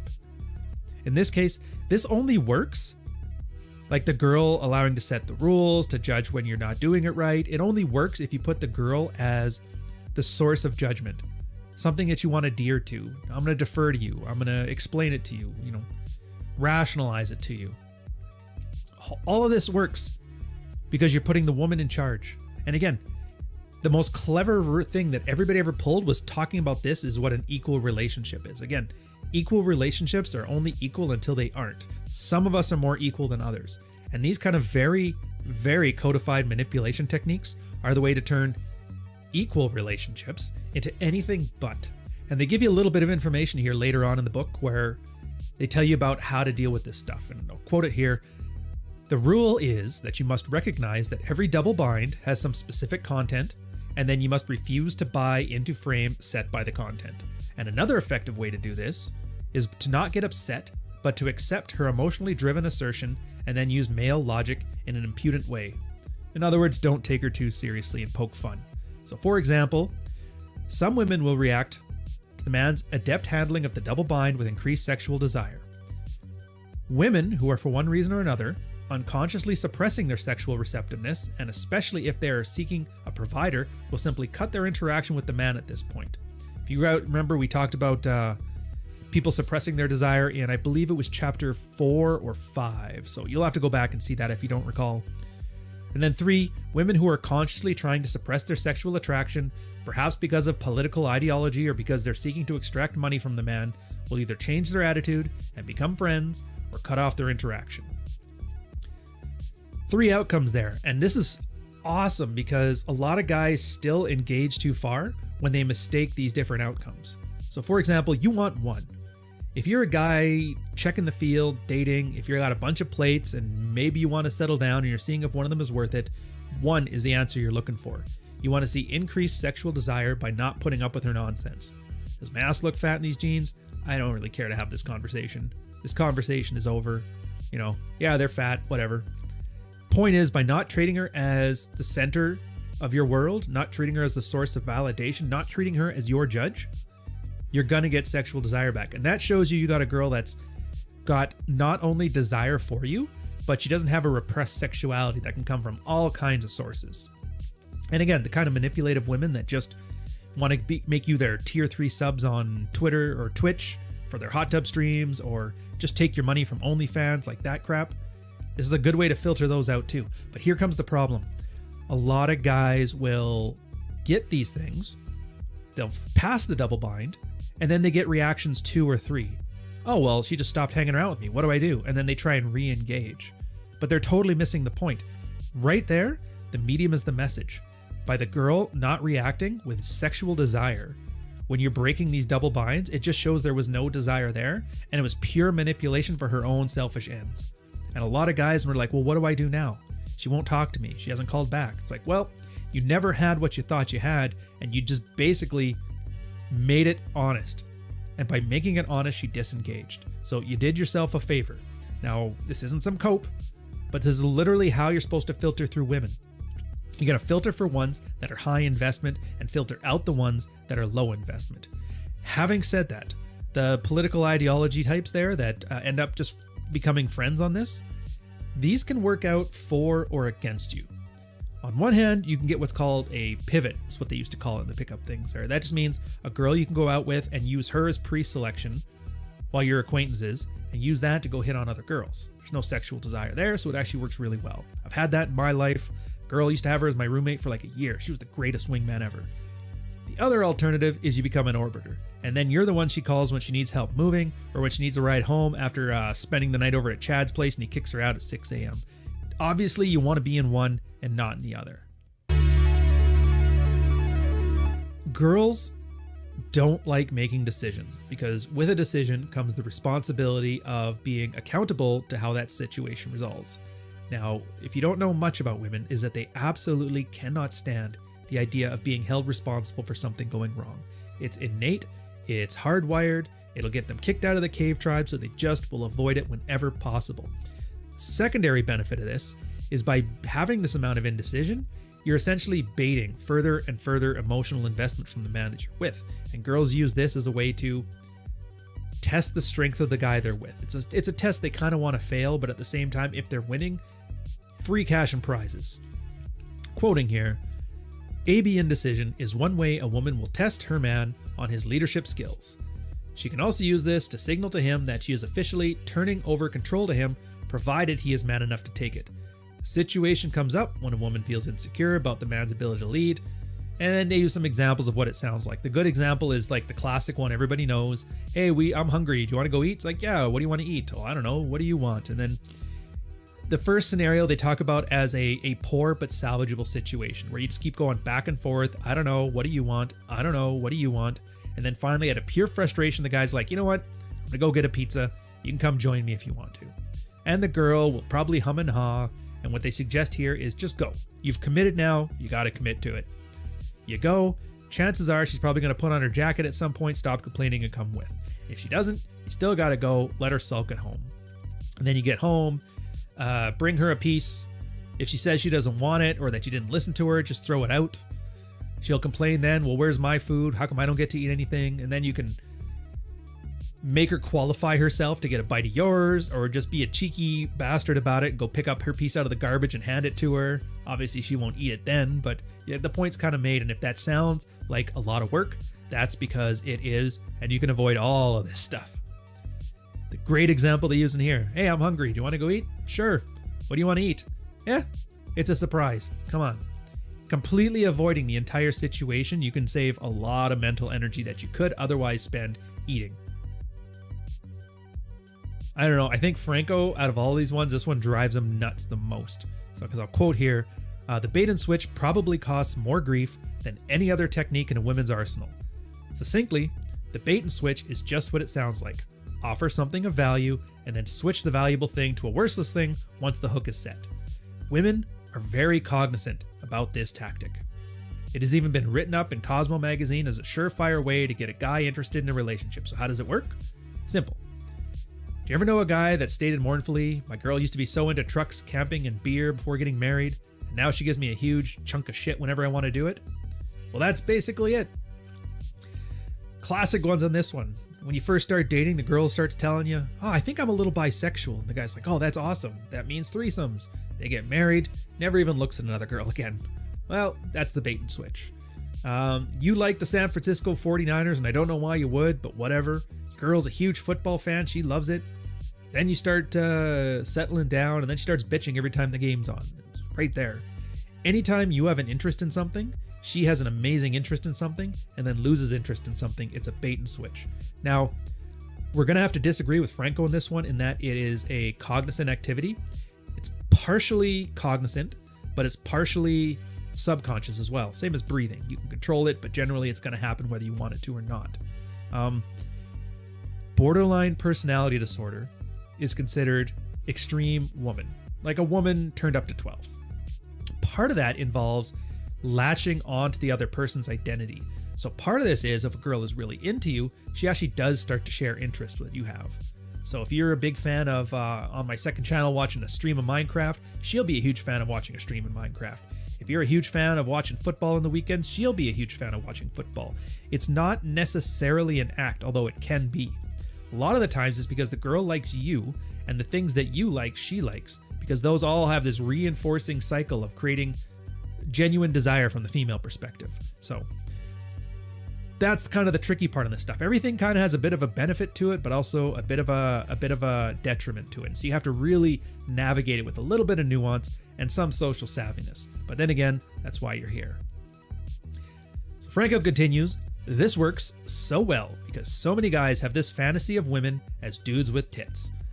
That is, they want the male-oriented companionship, but with a woman whom they can have sex with when they get horny instead of jerking off. We suspect that this fantasy runs very strong in men lacking normal socialization and possibly among many other otherwise normal men as well. Natural ladies men know better than this, understanding that women are best enjoyed for the unique, womanly charms and not to provide emotional validation equivalent to male bonding. It is important to note that the bait and switch is also a female test to detect weaker males or weaker male behavior. We have observed an increase in sexual desire in many females when the male is not affected by the mental power of the bait and switch. Therefore, it's a good business for a man to learn to deal with this stuff properly. And breaking the game is easy once you recognize it. Treat any excursion as a normal date and plan accordingly. They actually have a few techniques in here, which are really clever. The first one, make it as miserable as possible and make it very clear that you're loving every minute of it. If you want to have your thing, and Rollo has a great article on this one, Never Take a Woman Fishing. Go check it out if you want to after this one, where a lot of the time the guy needs his space away. He needs space to bond with other men. He needs space to reinforce his friendships with other guys, and bringing the girl there just ruins it because then she turns it into something about her. The idea there is she gets there, she wants to be comfortable, and because you love her so much and because she's so great, you start to bring low-income housing to the campsite. Problem is then, you've completely missed out on the point of it, and she's co-opted the entire male sexual strategy for her own sexual strategy. Not good. So, she wants to come camping? Sure, you guys are roughing it in the woods. Nothing but a hatchet and a piece of flint. It'll be absolutely miserable. I hate to say it, but this is actually one of the big reasons that the red pill in general has proved to be so effective when so many other male institutions are being crushed under the want for women to join. They've literally decided to make it so unpalatable for women that they just don't want to go. And then men can sit there by themselves and enjoy themselves in peace and learn sexual strategy. It's damn clever. Again, as much as I want to say it's the He-Man Woman Haters Club, it's just a facade to keep them out. And then inside we're just big softies. Of course, the other example is just to say, yeah, you'll take her along and then just don't do it. God knows, most people in your life talk a lot of game but don't actually want to follow through, so sometimes just agreeing with her and then not doing it is the best solution, and it's just the easiest. Charles Bukowski, Jordan Peterson, Neil Strauss. I like these guys.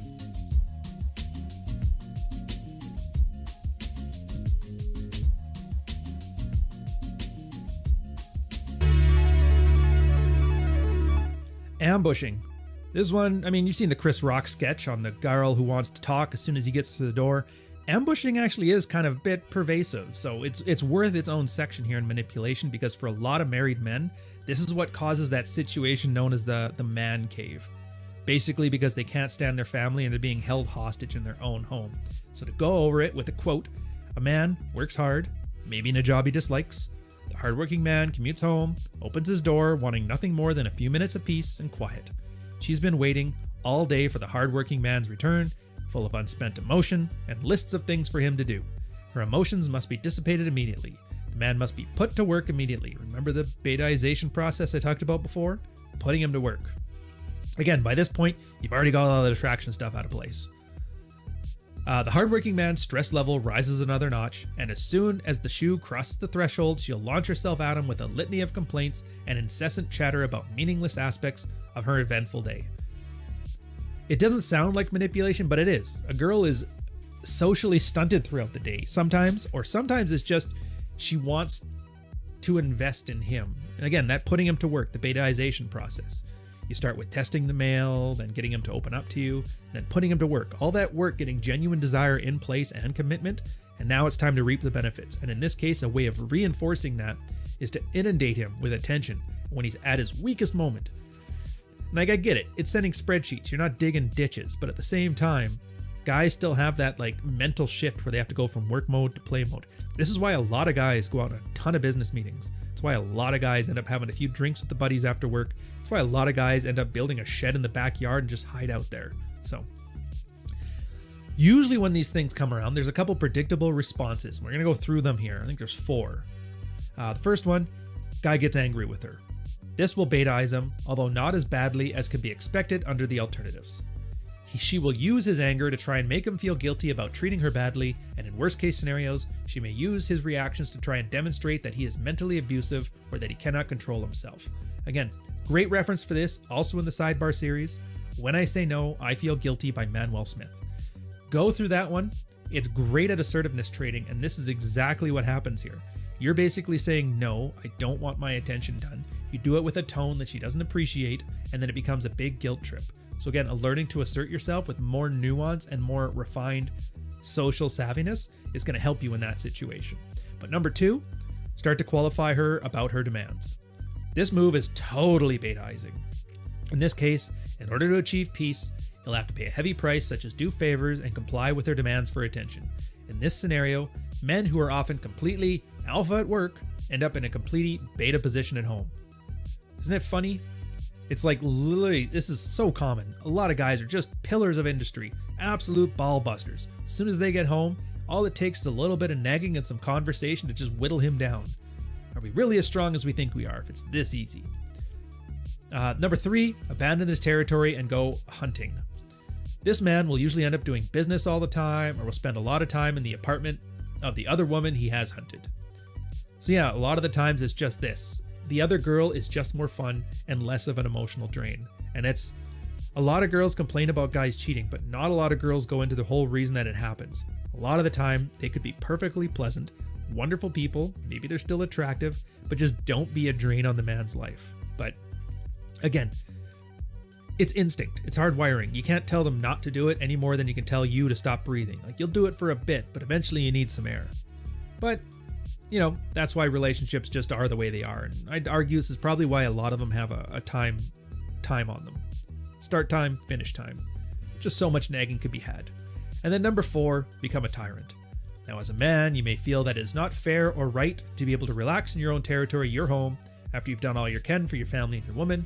Many men go through a difficult moral struggle on this point once they realize that being polite and considerate is not having any effect against the ambush. Now, it's true that a man should understand a female's need for communication, but that does not mean he should comply or forfeit the peace and quiet on his territory. Our policy has been to show the understanding of the female need for communication, but only when the process does not indicate an attempt at manipulation or an ambush against peace. And then they go into how communication is important. But yeah, the tyrant method, we actually had a much better term within the Married Red Pill. We call it being the benevolent dictator. And again, set your boundaries. If you want quiet time when you get home, demand quiet time. Better yet, command it. And if you don't get that, well then yeah, you pull your affection, you pull your attention, you pull your commitment. Now, to be fair, those other options pretty much do that exact same thing. Going out to get your mistress, going to hide in the shed, those are all ways of like pulling your commitment. Getting angry, pulling your affection. So just remember, all these tools exist, but the point is you want to know why you're doing it and you want to be deliberate, because as soon as you let nature decide what's going to happen on this stuff, you're going to lose out. And you're going to end up that whipped man who ends up crushing it at Microsoft during the day and at night being told, I need to listen more, or you're just a horrible man. The next bunch are a bit rapid fire, a little slower, a little easier, so we can get through these ones with a lot less stress than we've already been going here. Jealousy. One especially common case you'll notice is that women will create for you mental images of competition with other men. For example, she'll often describe interaction in vague ways, such as you really start to wonder whether she has any sexual involvement, but are unable to logically conclude it either way. She'll usually do this subtly, even unconscious. And it's important to note that they're talking about mental images. These don't mean that the girl's cheating on you, although she may be, she may not be. They simply indicate that you've been hypnotized by the women's use of language, such as you find yourself in an altered mental state. It's a fun thing. I know you hear it a lot with guys on dates, and then the girl starts talking about how popular she is among the boys and how many guys want to message her, and how it's always about hinting that she could basically replace you. And the idea for that is it only works when you're worried about losing her.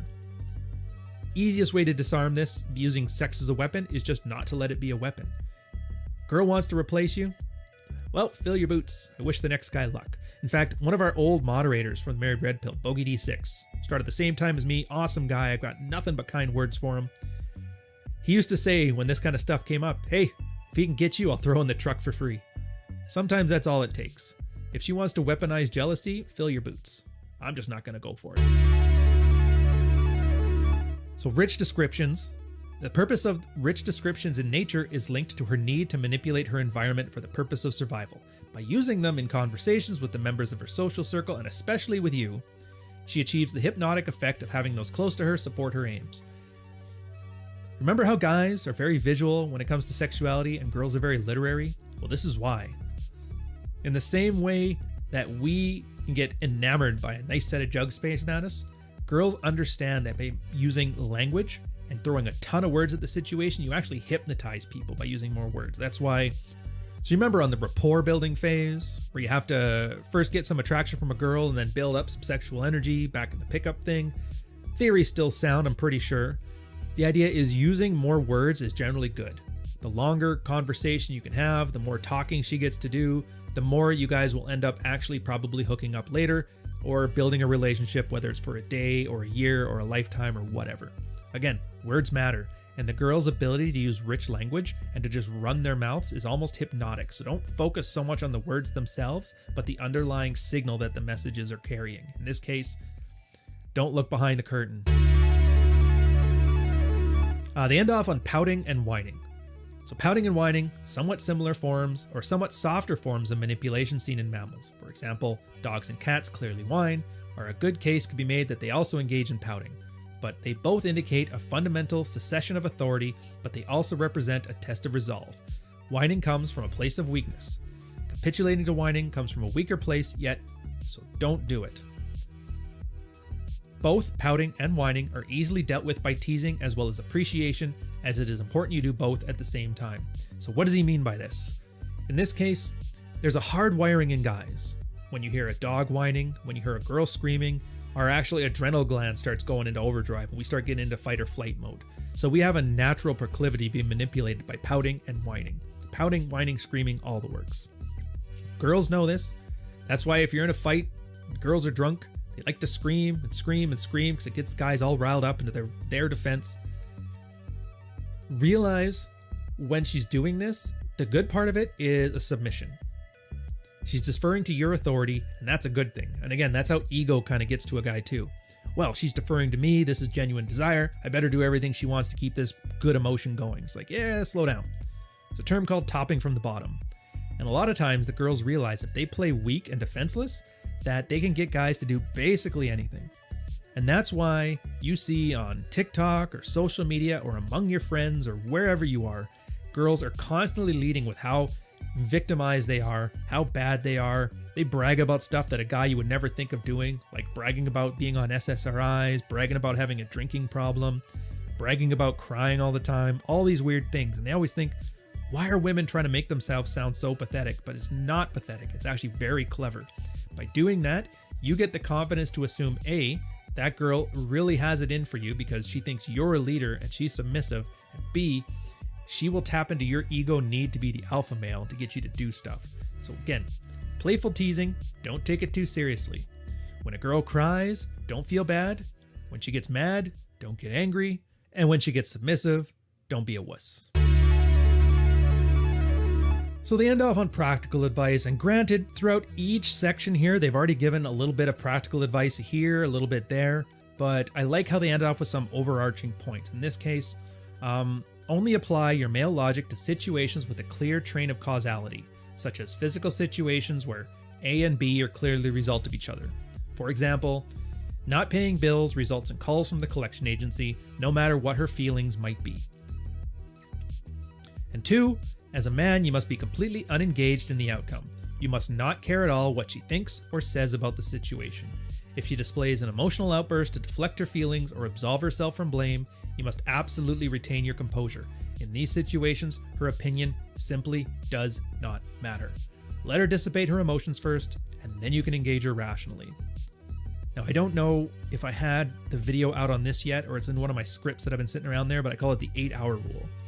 And this is usually when you're having a heated discussion within the relationship. Usually it's over something big like money or childcare or any of those kind of situations. What happens is a lot of girls, like, you make the good point, finances go here, house will be perfect, everybody wins. She gets emotional about it. And guys usually have 2 responses: to get angry because she's not going on board with her own self-interests, or they acquiesce and hope to win her over through argument and validation. Sometimes you just gotta let the shit simmer. Say the things, she gets emotional, go do your thing. Next morning, give her a chance to sleep, and she'll probably wake up and see your side of things. And if not, well, then there's another conversation to have. But patience is sometimes a really good, rewarding virtue. And with all of these manipulation strategies, don't forget patience in your toolkit, because, again, her opinion doesn't matter on these things. You're making sure that your ass is covered regardless. So, whatever emotional process she needs to do to process this and be okay with it and realize it's not her fault and it's somebody else's fault and no need to blame her, then yeah, you'll be fine. So on that note, hope you guys enjoyed this one. Again, this, out of all the chapters in Practical Female Psychology, this is the one that's probably the densest. I mean, it hits point to point to point, and I summed it up as best I could, but I guarantee you, there's at least 5 times as much information in there as what I can impart on any length of a video. So if you're not reading this yourself while you're going along with these, you're really doing yourself a disservice, and you're only getting about half of what you need to succeed. On that note, I'll catch you guys on the next one. Cheers.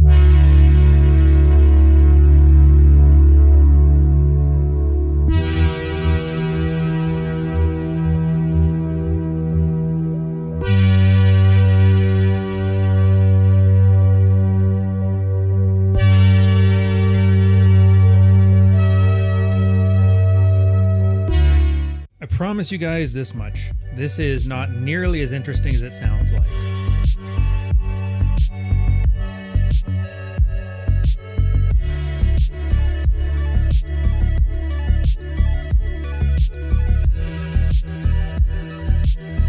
Welcome. Episode 15, Chapter 14 of Practical Female Psychology. This one is probably what I would consider the most controversial chapter, and we'll get into the reasons why. Anyways, it's pretty straightforward. It's talking about female arousal and sex drive. It goes through the biological differences in sex drive, low sex drive versus high drive women, self-esteem considerations, and verbal stimulation. So let's get straight into it. The first part is biological differences in sexual drive, and we'll start it off with the main thrust of the chapter.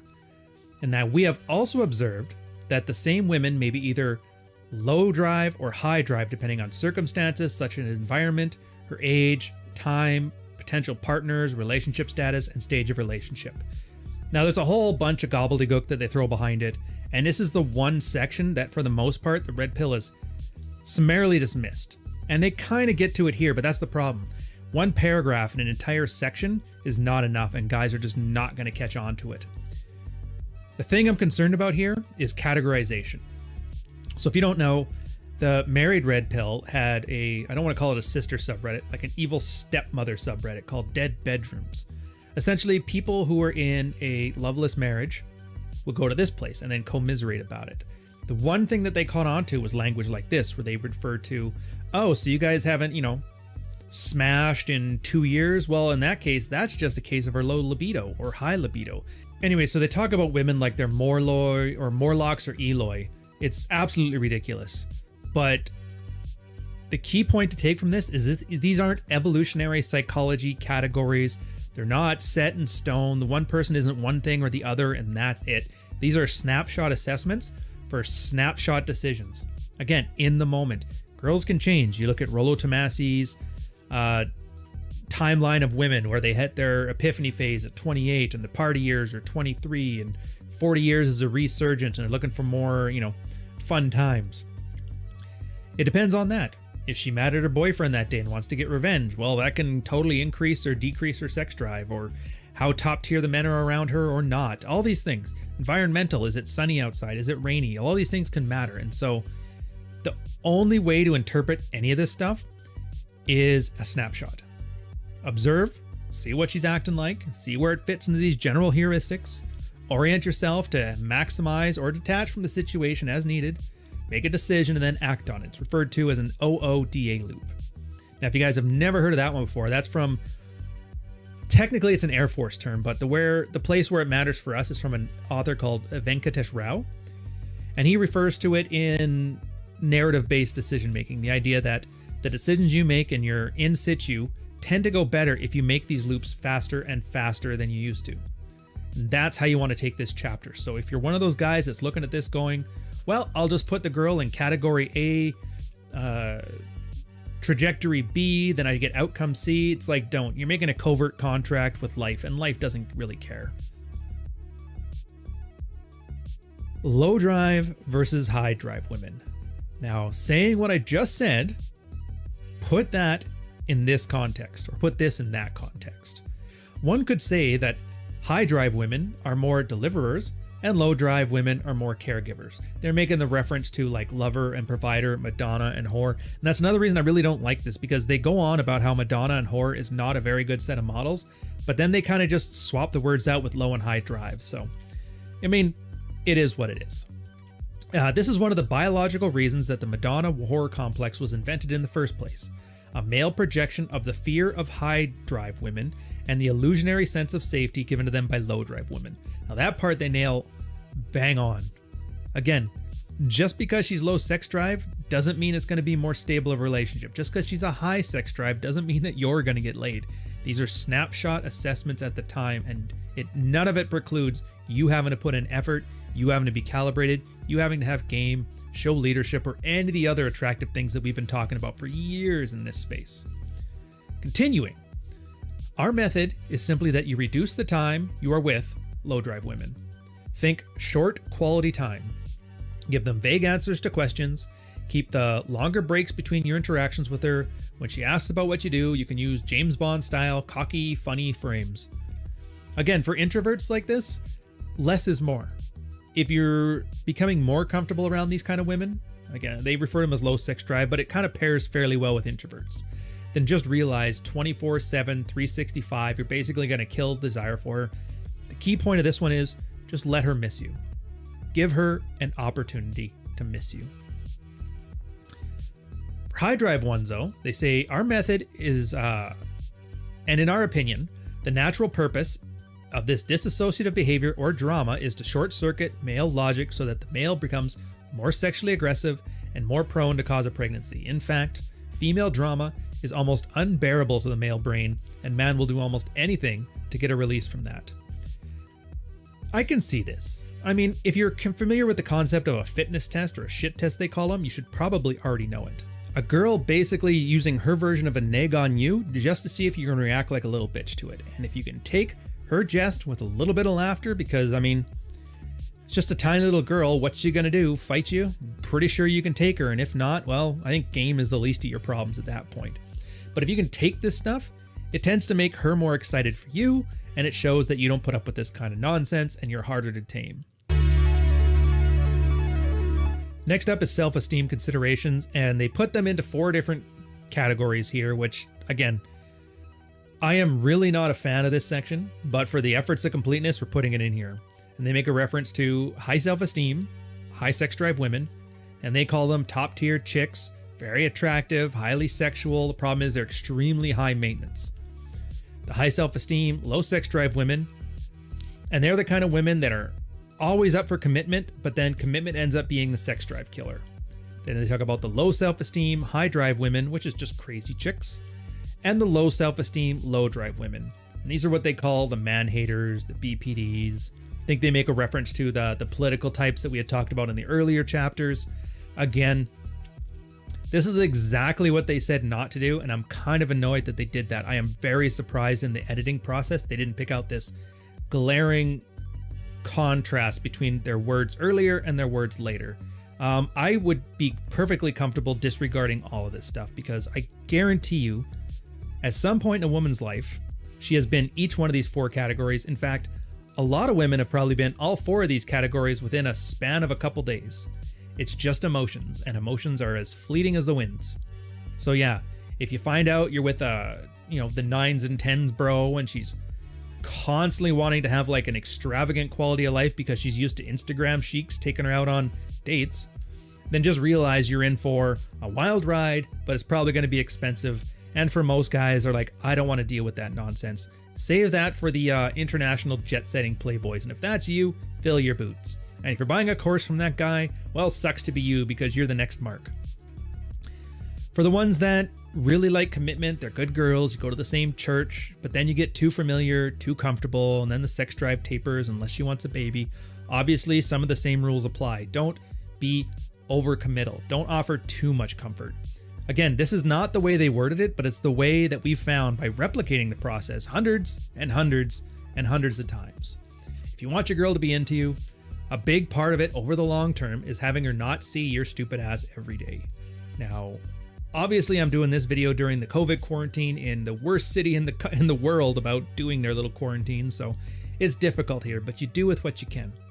Sometimes it's just a matter of, I don't know, maybe take an extra 20 minutes in the shower just to hide for a bit. But any amount of mystery is a good thing to avoid these kind of scenarios. Again, with the crazy chicks and the BPD girls and the man haters, high sex drive, it may be good, and if you don't have a lot of abundance, yeah, this crazy girls are probably a lot of fun, and for a lot of the lessons you're going to learn there, you're most likely going to have to learn them the hard way.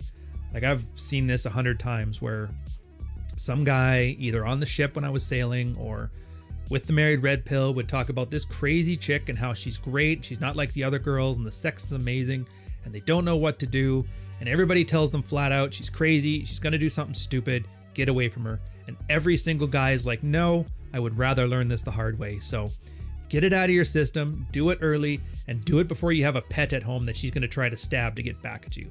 Just saying. The last one, the low self-esteem, low drive women.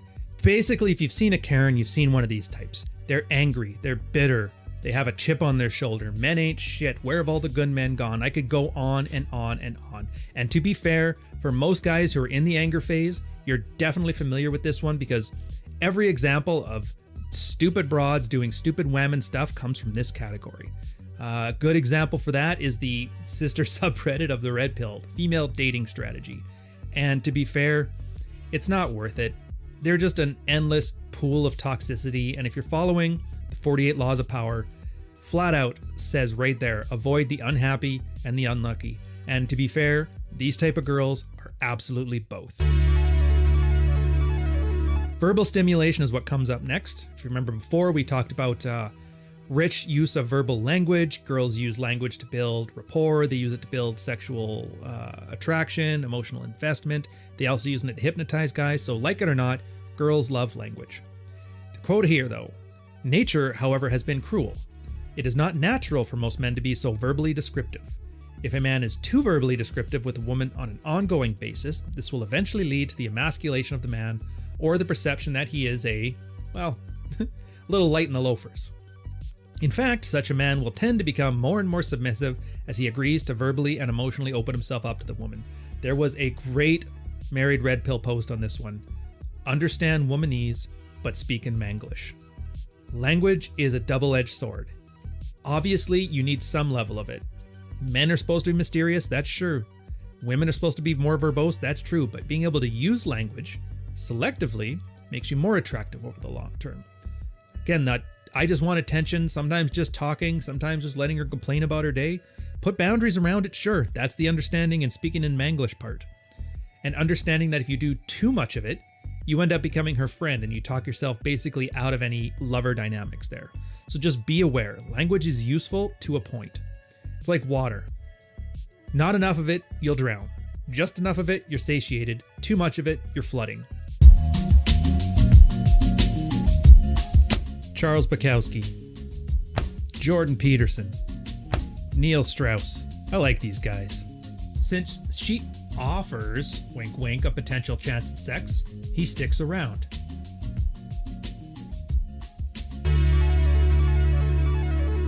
They end off the chapter with practical advice. One of the keys to great sexuality in a man is being able to master two seemingly contradictory states of mind within yourself. For one, you need to be fully conscious of the signals the woman's body and mind are giving off in order to calibrate your movements and pace. On the other hand, acting like a subservient wuss who is only concerned with her pleasure and ignorant of his own body is a sexual turnoff to most women. Therefore, what you need in the bedroom, as anywhere else in life, are the qualities of a leader. A leader in this context is somebody who is aware of his own body and his own pleasure and will take what he wants when he wants it, but at the same time sensitive to the needs of his partner, who also has a need to be pleased. I mean, calibration is the key of what he's talking about here. Now, this is more than just, who gets the O first. That's not what we're talking about. There's a common misconception, and this is because of the large evangelical, Christian, traditional, conservative wannabe types in here that think leadership is just about working harder at your job or all those weird beta traits, but it's kind of a bigger deal than that. I mean, if you followed me for any length of time, you know I've talked before about the relationship strategy of artificial outrage or manufactured outrage. If you don't know this, girls need drama in their lives. It's just a little bit more exciting than anything. They need drama in the same way you need either a video game or a beer after work or whatever. Knowing this, you can take a leadership role. Normally what guys do is they just sit there, try and make their lives as easy as possible. The girl brings some drama to their doorstep, throws it at their lap, demands they deal with it. The guy absolutely hates it, lashes out, gets angry. She gets mad at him for ruining her drama, and then they end up with a dead bedroom in a couple years. That's the one way. Knowing this though, you can usually kind of keep track. It's usually every, 4 days, 5 days. Maybe you got like a real introverted chick and it's not every 2 weeks, but then you get some random fight about nothing that has nothing to do with anything and you've never been good enough. And so then you realize, okay, so it's like every, X amount of time, she's going to start a fight over something. I'm just going to go with that length of time and pick some fights over something that I don't care about. No reason. Just get mad at her for leaving the toilet seat up or leaving the toilet seat down. Get mad at her because she put the toilet paper the wrong way. She overcooked the chicken. It's controlled anger and you don't really care, and you bring that energy up and you bring the drama up and then you just stop. All right, yeah, it's over. I'm over it. Really frustrating too. I wanted a fight. Well, the fight's over, but that's the point. Nobody really considers goofy stuff like this leadership. They think it's playing around, but by taking a leadership role over your girl's emotions, not only can you have a happier, healthier household, but you're more proactive with the drama that she's already going to need. So then she can get it out of her system, she gets happy, and you make none of the stupid mistakes guys make where they get mad, they get irritated, they eventually avoid their woman altogether and just go drink with their friends after work instead of coming home. All that stuff. Again, another great example of leadership. May not necessarily be monetary either, because if you've read through, Ian Ironwood has a great post called The Praxeology of the Dominant Male. From a societal standpoint, it's not really going to be an option. Girls are going to school higher levels than guys ever did. Girls are increasingly earning more money, and I think it's, last I checked, 40% of women in the household are now the primary winner, which means either earning more or earning all the income. Now, traditionally, guys were the ones that earning the income, and they use that to establish dominance within the relationship. We've also established that over time, male-dominated relationships tend to be the most stable over the long term. You can put a moral framework around that. I don't really care. That's not the point. The point is that's what's worked, and that was how we managed to get it to work. Now you take this change where women are now starting to earn more, and the guy understanding that male-dominant relationships tend to work better. What do? Well, red pill mind, you just abandon economic input as the way to establish dominance. And again, manufacturing outrage is a small little strategy in your toolbox of leadership, but all those together. Great post by Archwinger. He talks about how women judge a task by its importance and men judge a task by its difficulty. What does that mean? Well, that means paying bills is important. If you don't pay the bill, the power goes off and it's your fault and your family starves to death. But, cleaning the kitchen or mopping the floors, that's drudgery. Guys hate doing that because it's a pain in the ass and it takes forever. But girls like it because if you screw it up, nobody cares. Sometimes little things like this help you then segment the husbandry of the household. Guys have his set of roles, girls have his set. Now it's going to be different for everybody. Some girls are absolute killers when it comes to paying bills. Fill your boots. Maybe you're a clean freak over and above your girl, and so you like the place at an extended level of clean, and you're just doing it yourself. Maybe she can cook, maybe you can't. Maybe you can and she can't. But that's the point.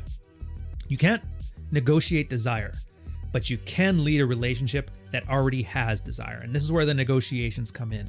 But it only works if you take a more dominant role, because if you don't, what happens is the girl will end up seeing all the work that she does, but she never sees the work you do. Therefore, nothing you do is ever good enough. Remember that process we talked about before, the Betization of Men? Testing, validation, putting them to work. That's how this stuff happens.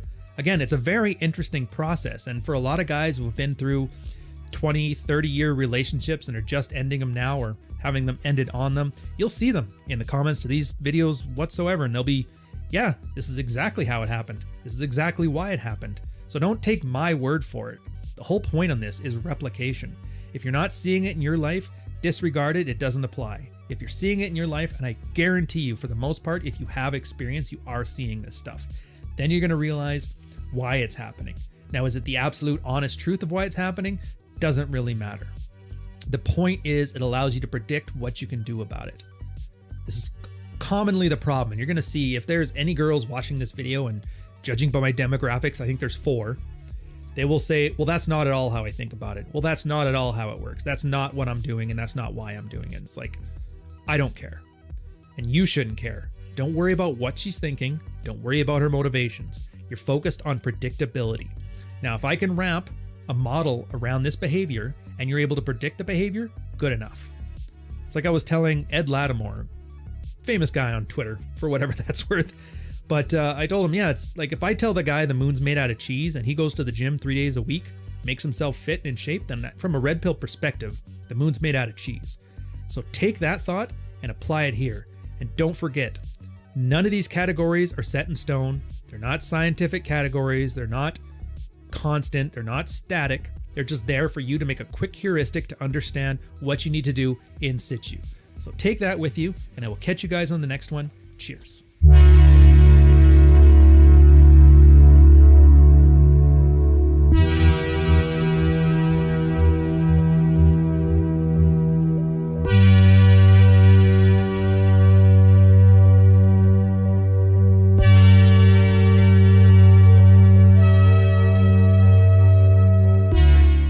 Out of all the chapters, I cannot stand this one, and it's probably going to get me banned from YouTube.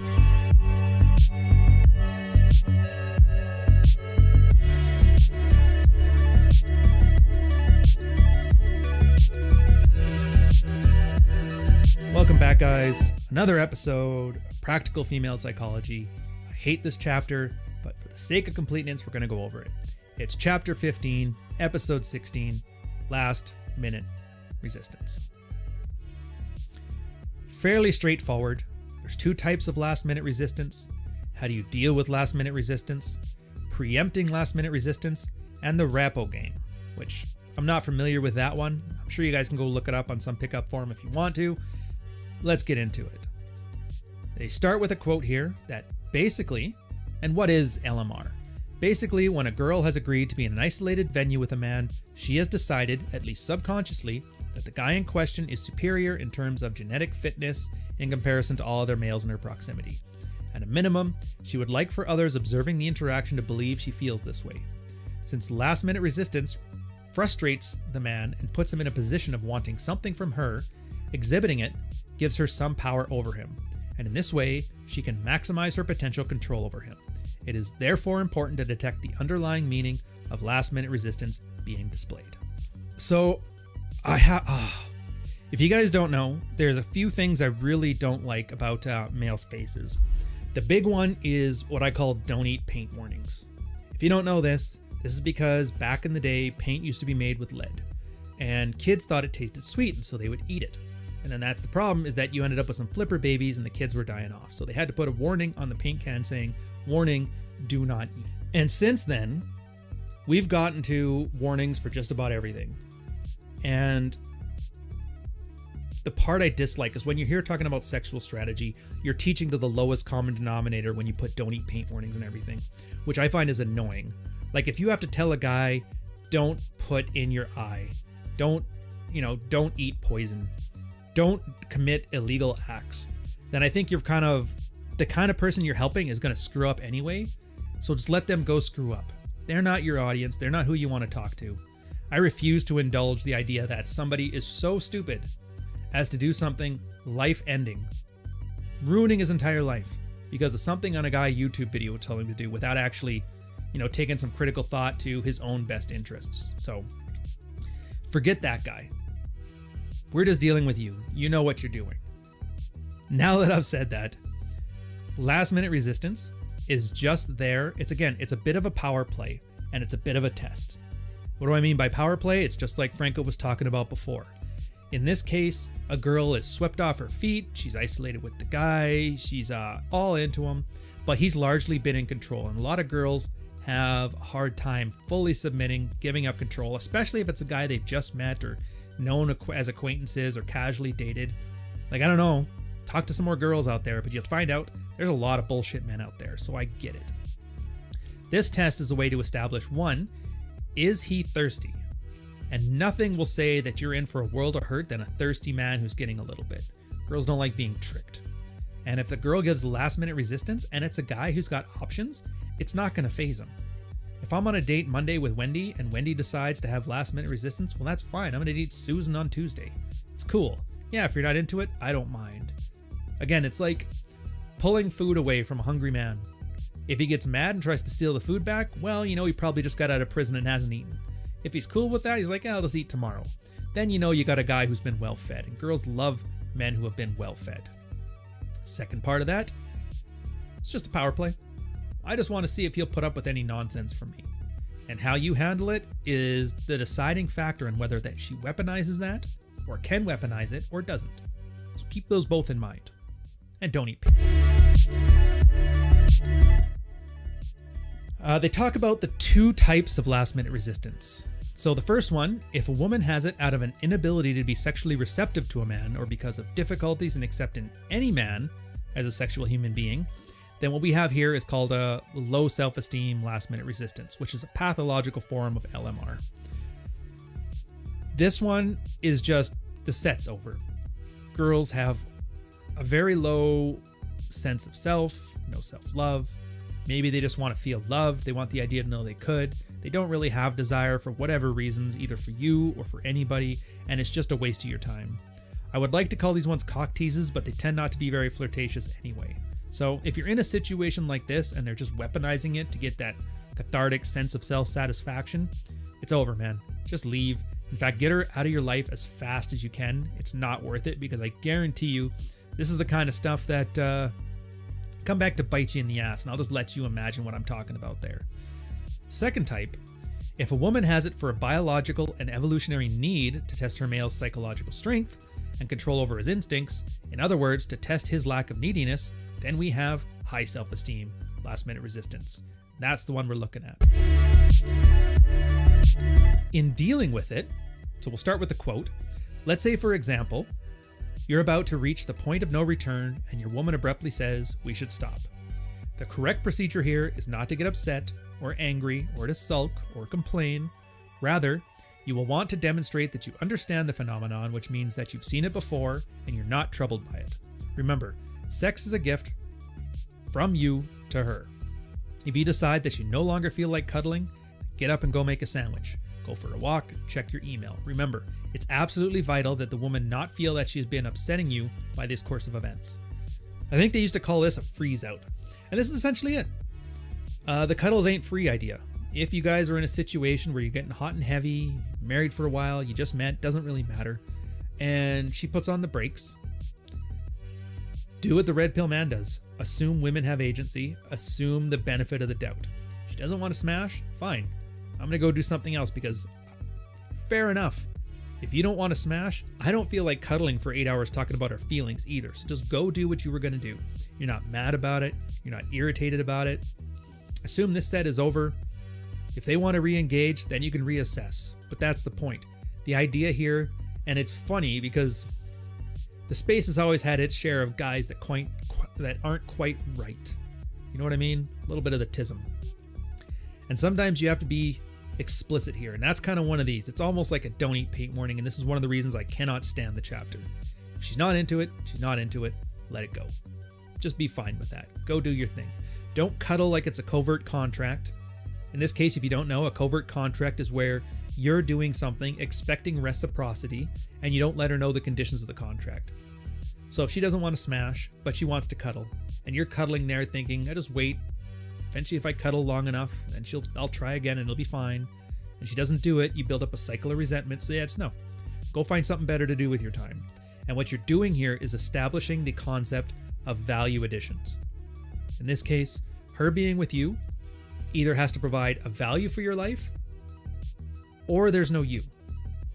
And you're just sticking to your guns. Again, the reason you have to be very explicit with strategies like this to guys is because a lot of guys understand the concept, but they don't actually map it to their actual activities. And this is a great example of that in an otherwise, paint-eating chapter.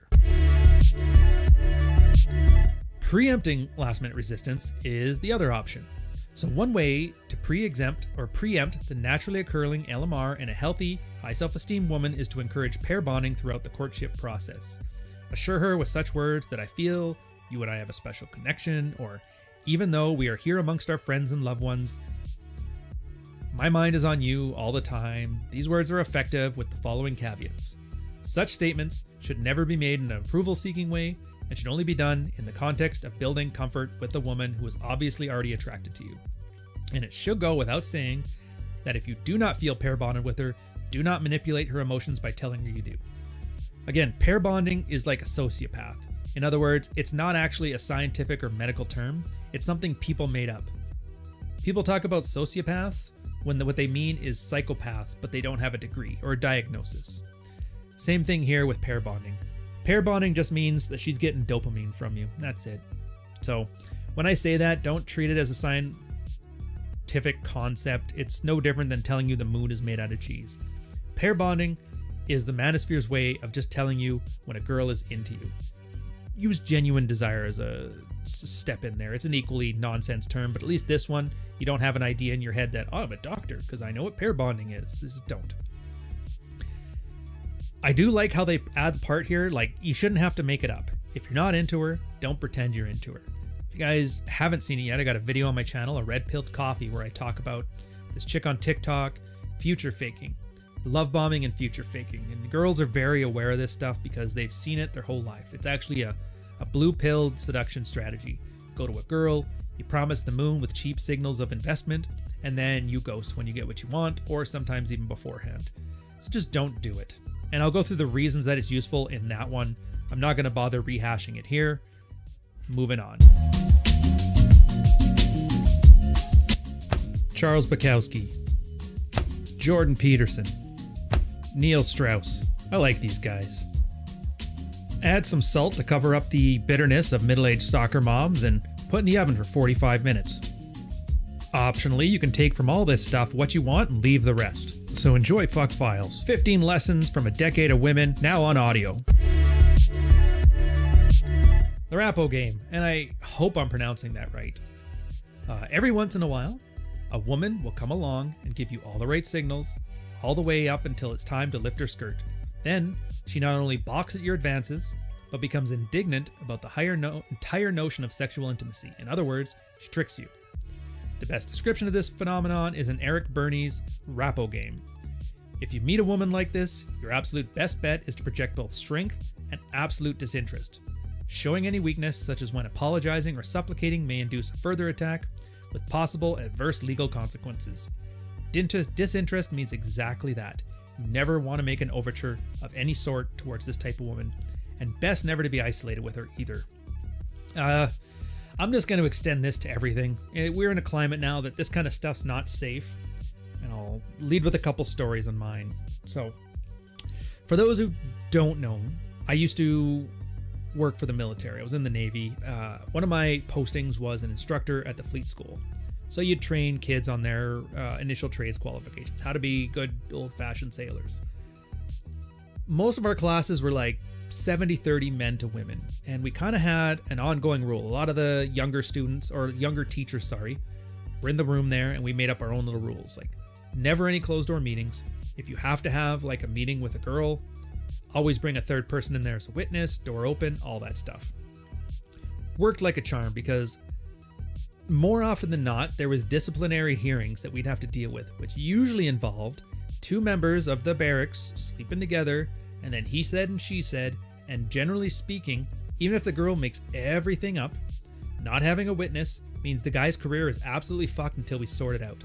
And those consequences usually matter, because missing 6 months of your job due to an investigation can be enough to forego a promotion, set you back years, or completely ruin a career, and nothing ever comes of it just because the machine does what the machine does.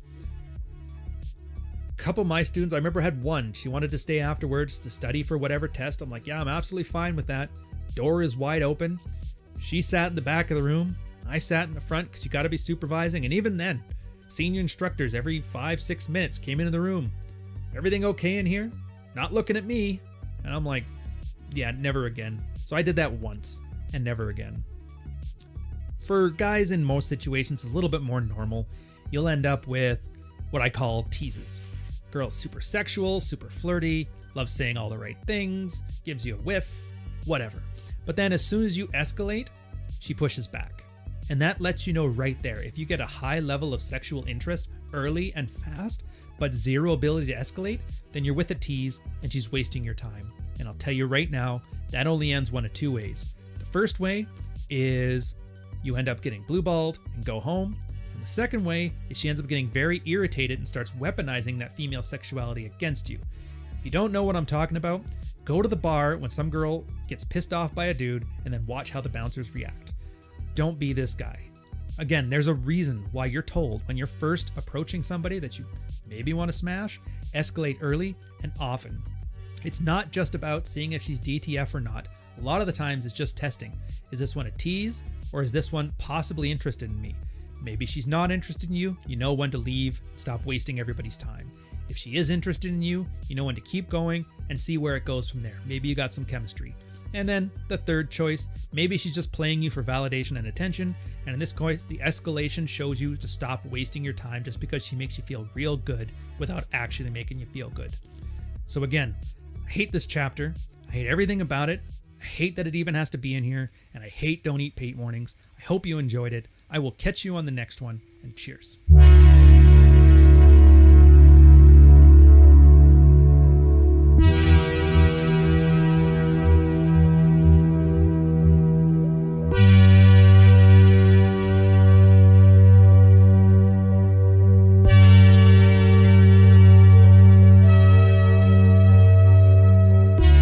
Finally hit it, the Madonna WhoR complex.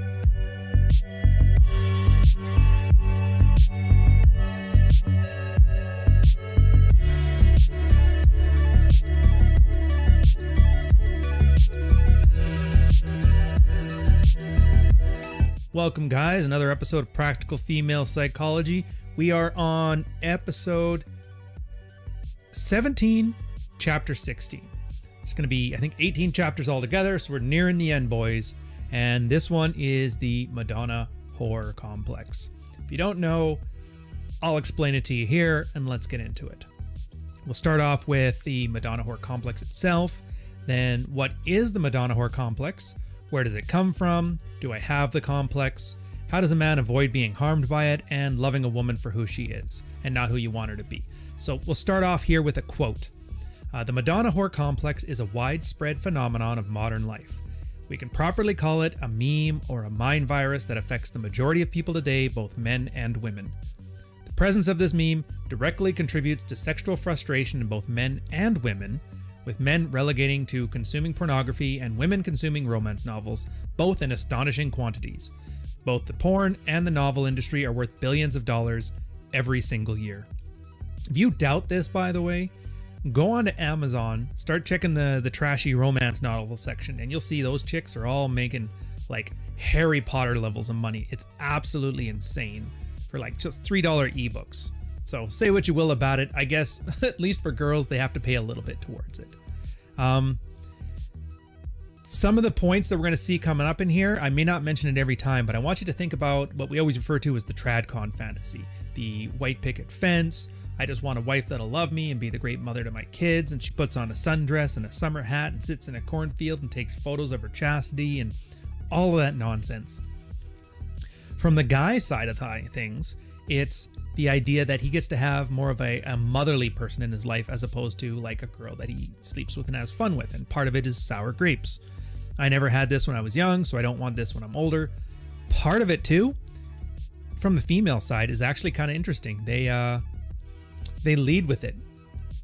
Like when a girl hits, that's the common joke, she hits 28, all of a sudden she puts on a sun hat, covers up the tattoos, a summer dress, takes shots in a cornfield, and everybody thinks she's a nice Madonna-ly girl. You think of it as slut shaming, but it's essentially the same thing. And the part we're trying to overcome here is thinking about women in this bimodal mechanism, like I said, Morloi and Eloi, or Eloi and Morlocks. That's the one. So funny enough, there does not appear to be a single universally accepted definition of Madonna whore complex. According to the one definition we like, the Madonna whore complex refers to the phenomenon where men view their mates as sacred love objects, too pure to be sullied with the ugliness of sexual interaction like a Madonna. If you have the book with you, and if you don't have it, you shouldn't be watching these series. These are meant to be a supplement, not a replacement, by the way. They have like 5 or 6 different, like very common through science and literature and biblical terms, how it's defined. Everybody kind of knows though, like in your mind, you know this. And you're going to see tests of it everywhere. When people talk about women as if they're like, oh, those ones are just broken and damaged, then those are always the girls that never adhere to whatever model of women perfection you have in your head. Or, oh, that one will make a good wife and mother. It's kind of like the male doing to women equivalent of girls saying, oh, you'll make somebody a great husband someday, as opposed to like, I want to ride you now like it's going out of style. So where does it come from? This is a good question. I'm not going to go too far into it because I hate the navel-gazing aspect to this. Not that it matters, but sake of completeness, let's go on here. Quoting, many men suffer because they automatically place their girlfriends or wives in the Madonna category, but they still secretly long for sex with a whore. In this case, the woman may suffer from a great deal of sexual frustration, and she may adopt her man's view that too much of enjoyment is shameful. In this case, she will gradually lose her ability to be uninhibited with her man and begin to avoid sex with him. Men will often complain that their good girlfriend no longer wants to sleep with them, and they'll be astonished when she decides to seek out somebody else, one who understands her needs as a woman. There's a lot of really insidious parts of this. So first off, something that I've seen, and I've heard like dozens of examples of guys who have been cheated on, and that's usually how they find their way to our doorstep, right? It's not even that they got cheated on, like that's bad enough, but it's always the things that she wouldn't do with him, the things that he always liked and she would never do. There's like a certain amount of like embarrassment to it. And that's, again, if you don't learn how to look at it properly, it can look like that. It's just, oh, she's teaching me a lesson. She knows that I love that. Why is she doing that with him? In reality, partially it's because of the guy's influence, treating her like the Madonna and not like a normal person. Because usually when it comes to sex, women are the more, they receive, they don't initiate. So in some cases, maybe she does know that this is his drive. She has that drive as like an inner limbic brain thing. And then by the time somebody comes around that can actually make her express it, that's the first thing she goes for. So it's almost like a way of saying, this could have been you if you didn't screw it up. Now I want to give you the impression there's like a blame and a fault here. That's not the case at all. I honestly hate when people start doing that. Unless they're 8 years old, there's no place in this kind of stuff, no place within the red pill for looking for blame and fault. You're just looking for solutions to your problem at hand. And in this case, it's your wife is acting like Madonna when you want her to act like that chick from Babylon. Do I have the complex? Well, do you? If you possess a belief that good girls do not enjoy sex in the same way that bad girls do, you have the complex. If you're afraid to be sexually aggressive with your wife or girlfriend and yet rub out some knuckle children regularly, you probably have this complex. If you find yourself repeating and laughing at common jokes such as like all men are pigs or he can't help it, he's a guy, then that would be another indication. If you regularly engage in pussy-whipped, tiptoe on eggshells type behavior around your women that you're sexually attracted to, then you definitely have this issue. Again, this is why you're going to notice red pill guys have a huge issue with a lot of like the tradcon mental models out there. You know, treat her like a princess, don't let her drive anywhere, that like soft Sierra Law stuff. You can tell just by the way they talk. They separate women into two categories. There's the bad ones, the whores of Babylon, and then the good ones, the motherly Madonna. Which sounds great, except for when you're in a marriage and you're going to have needs, putting the girl into one category or the other is just either going to make her the girl that's absolutely crazy and tries to stab you, or the kind of girl that basically shuts it off, feels ashamed to even like this stuff, and goes back to her novels while you go into the bedroom and read something for work.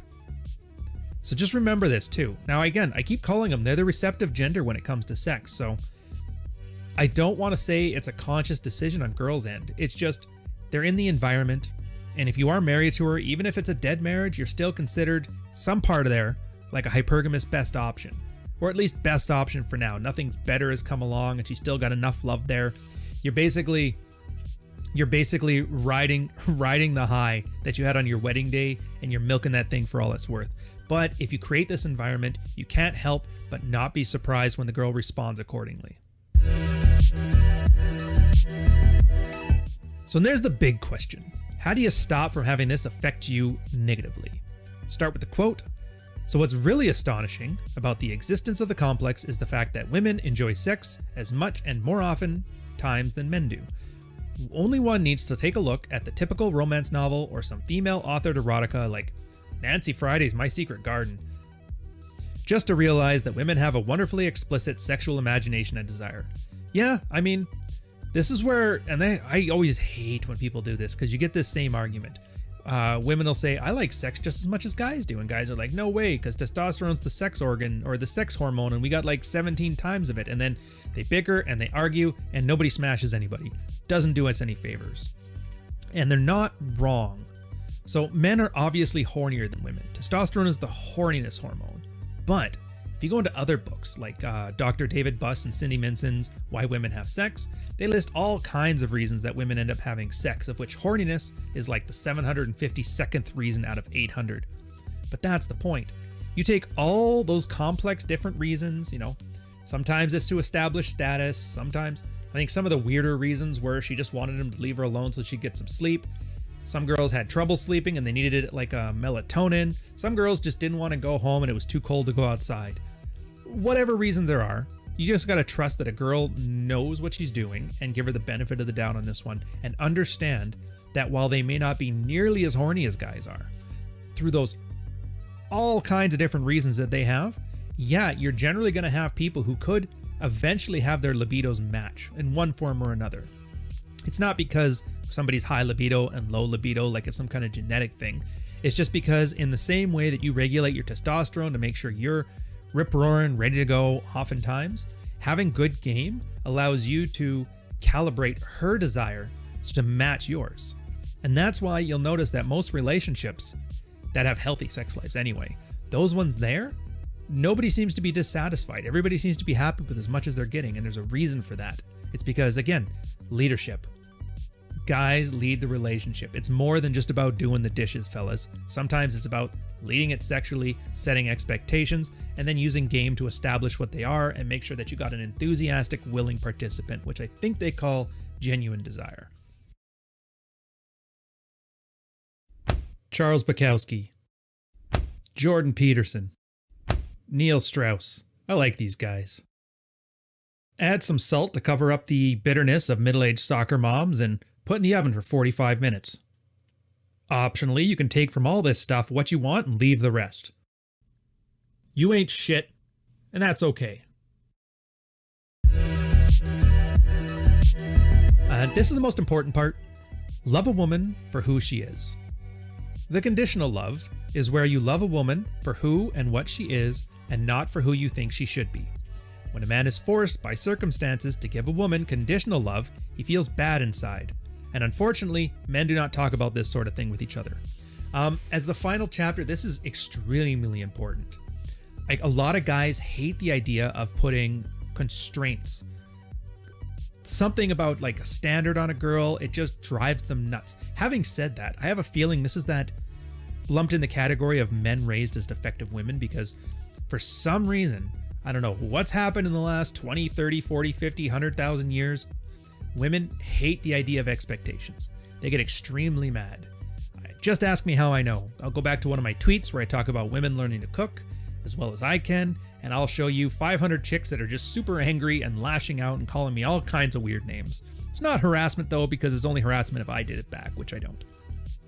But there has to be a conditionality to it, because conditional love actually means you're looking at the person in front of you.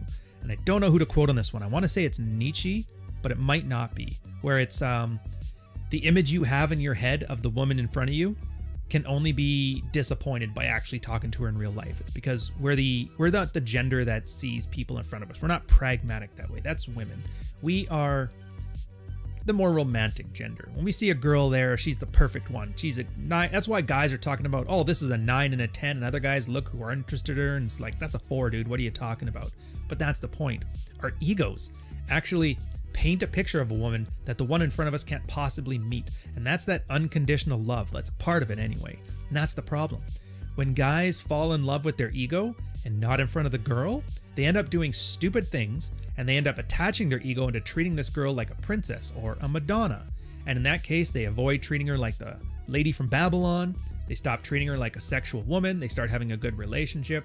She starts to get sexually frustrated. She gets into the romance novels. Next thing you know, she's out back in the dumpster talking to the neighbor about the party they had last weekend. I don't know what kind of reference that is, but whatever. But that's the point. There is, and a lot of this is like Catholic and Christian and Protestant. Like, I'll put it this way. Your entire life, everybody's told sex is bad. You have sex once, you'll get AIDS, you'll die. Sex is wrong, sex is evil, sex is evil, sex is evil. 20 years of that, 18 years, 25, I don't know, however long the preacher's been saying it to you. Then all of a sudden, now that you get married, yeah, it's good. And they kind of hand wave it away. So a lot of people end up having this mental firmware that just makes them incapable of understanding this stuff. And so, again, get into the books, look into this stuff. The next chapter is going to be dealing with the Madonna whore complex. I say it's definitely worth it. Understand that the way you're thinking about women isn't realistic. It's completely unrealistic. It's Morlocks and Eloy. It's, oh, there's only 2 types of women. They're the ones, the bad ones that are damaged and they like sex and they do all this great stuff, but they're kind of whores. And then there's these ones that are good and they're sweet and they're kind and they wear a sun hat and a summer dress and they sit in a cornfield and they'll give me 18 babies, but they might give me a pity hand job on the birthday celebration or maybe July 4th. And that's not what we want here. The point is, and I don't care if it's a relationship for an evening, a weekend, a month, a year, a lifetime. This is what matters. And part of this is understanding why when we say things like not to be judgmental towards women and they'll open themselves up to you in whatever way you want to take that. By not being judgmental, it's not just about quietly shaming them inside and then thinking whatever. Just understanding, okay, these are chicks, they act like chicks. Chicks are human beings. All right, fair enough. What do human beings do? They rub uglies. Yeah, do they cheat on you? Well, if you're not the best option, if she's sexually frustrated, if something better came along and she was never into you anyway, sure. But if you're doing your job right, God forbid, act of God, something happens, doesn't give you cancer, some kind of external event that's outside of your control, you can largely hold on to that for any length of time. And then the second part of that, which is more advanced, is just learning how to deal with this as the fleeting moment it is. It's going to last as long as it lasts. It's as good as long as you make it good. And sometimes it's not going to be, and there's nothing you can do about it. But again, it's just laissez-faire. Things happen. Stuff happens. People have fun. Things move on. Hope you enjoyed the episode. Catch you guys on the next one. Cheers.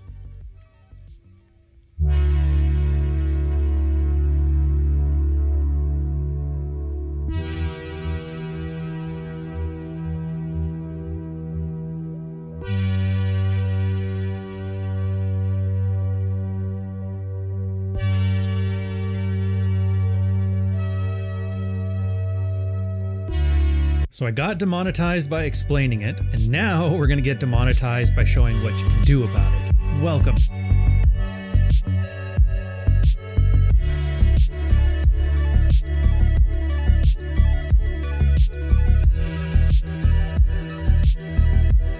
Welcome, guys, another episode of Practical Female Psychology. We're on chapter 17, episode 18.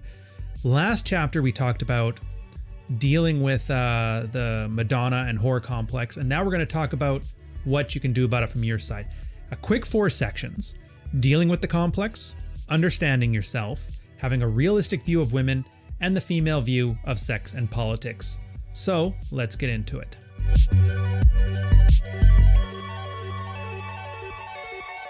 So the first part about dealing with it, and this is something you're going to notice, it's a huge difference between 90% of the guys you see talking about women and sex and relationships, and then this place, this red pill space full of guys that are actually living life and not talking about women in the abstract. You'll notice 90% of the work dealing with the Madonna WhoR complex has nothing to do with women. It has to do with you. Again, always boils down to what do I have to do to get the achievable result that I want. So to quote here, in order for her to truly express herself sexually, a woman needs to feel that the man she chooses to be with will not expose her to ridicule. She must be confident that he will not embarrass her in public in front of her friends or family. And even more fearful of a woman is the prospect of being considered trash by the very man she's chosen to give herself to sexually. One of the crucial keys to having a lot of women feeling sexually comfortable with you as a man is to eliminate any traces of the complex in your mind and attitude. Now, I don't know how many marriages are like this. I would argue over half, at least the half that are still together after that 50% divorce kicks in. It's a guy has this Madonna WhoR complex in his head. He thinks of the girl he's with as like the nice, loving Madonna, very motherly, great mother, does the dishes, whatever. But because he has such a sex negative view because, you know, the church told him it, or he was just very angry at all the girls that were getting so much more play than him in college than he was, that the wife sees this. Again, he can say whatever he wants. He could say, hey, we should have sex more. But all she does is see him essentially treat every girl who's sexually open as if she's some broken girl. And you'll see the telltale signs. Anybody who talks about damaged women or broken women or, you know, slutty women, all they're doing is signaling to the girls that they do have in their life that, hey, if you ever act this way, that's totally fun and exactly what we're supposed to do according to Jesus, that I'm going to make you feel for it. I'm going to make you feel badly for it. I'm going to embarrass you in front of friends. Now, maybe he doesn't. Maybe he doesn't even want to. Maybe he thinks that there's a complete disconnect between these two things. That's the way cognitive dissonance works. But again, it's just like raising kids. You can talk and talk and talk, but they can watch you and they can see for themselves that you're talking out of both sides, and they know for a fact the safe play is then to clam right up, pun intended, and then not give you anything, because at least their reputation is intact. Never mind, just because she's being reactive to the guy now, 2 people are miserable. And that's a weird way for it to work, but that's how it works. Reputation is the only thing more important to a girl than to be sexually satisfied within a loving relationship. It is what it is. The second part is in understanding yourself. So to start off with a quote, first, make sure you're completely comfortable with the Madonna side of your relationship. This could take some work if you're currently in a rocky relationship, and you will need the baseline of trust and comfort. There are times when a woman wants to be motherly and feel like a lady. This does not mean that you will forfeit your leadership role in the relationship. However, there are times when a woman can properly enjoy taking care of her man and expressing tenderness and affection. More on this point is covered in Chapter 9, Male Qualities Attractive to Women. And they give you a couple options here. So the first thing you can do for understanding yourself is start subcommunicating that you're comfortable with sexually expressive women. That sluttiness is a sexually attractive quality, and it's also easy when it's true. Again, do you see this? A lot of guys treat the garden tool girl as if she's broken and damaged. She's not like the motherly Madonna one. But girls occasionally have this. I mean, my girl loves to pamper me now and again, and you just gotta let it happen, you know? You gotta be a man and let her take care of you if she wants to. It's fine. Give you a bowl of soup if you're sick. It doesn't really matter. But that's the point, is that you need to understand that that girl is the same girl that could ride you like it's a rodeo, or start a leaf blower with you being the leaves. You get what I'm saying here? And as long as you can keep those two things together and understand that compartmentalized sexuality isn't a bad thing. Just have some discretion. If you can tell a girl that I am going to be discreet, I'm not going to embarrass you in front of friends and family, and I am not going to vilify you for doing the things that I have actively told you I've enjoyed. A girl can relax and let her guard down. Again, part of leadership is, and trust. A lot of girls talk about that. I want trust, I want validation, blah, blah, blah. They don't really either, they don't know or they can't articulate it. Part of that is sexual trust. The fact that she can act like an absolute garden tool for you, she can be your slut without it coming back to haunt her, is a freeing thing for girls. And a lot of times women are like, I can do everything a man can do and I can do it better. And you're like, well, what do I need a man for in your life? Well, how about this? A man's going to let you act as slutty as you want to be, and he's not going to shame you for it, just so long as he trusts you. Sounds like a pretty good deal to me, but what do I know? I'm just a happy guy in a relationship trying to help other people be happy in their relationships. Moving on. The second part, and I think this is more important, is to lose your ego. It's very likely that your woman fantasizes about other men once in a while, possibly even when you guys are fooling around, and that is, while you're pretending she's Pam Anderson, she may be pretending you're Jude Law or whoever, and it's normal. Deal with it. Play with it even if you're man enough. It's like, whatever. They read romance novels, there's a guy in there as a vampire, a werewolf, completely unlike you. Fantasies are fantasies. In the same way that it's absolutely ridiculous when a girl calls like porn cheating, you thinking of a girl fantasizing about, stuff that's never going to happen is also not cheating.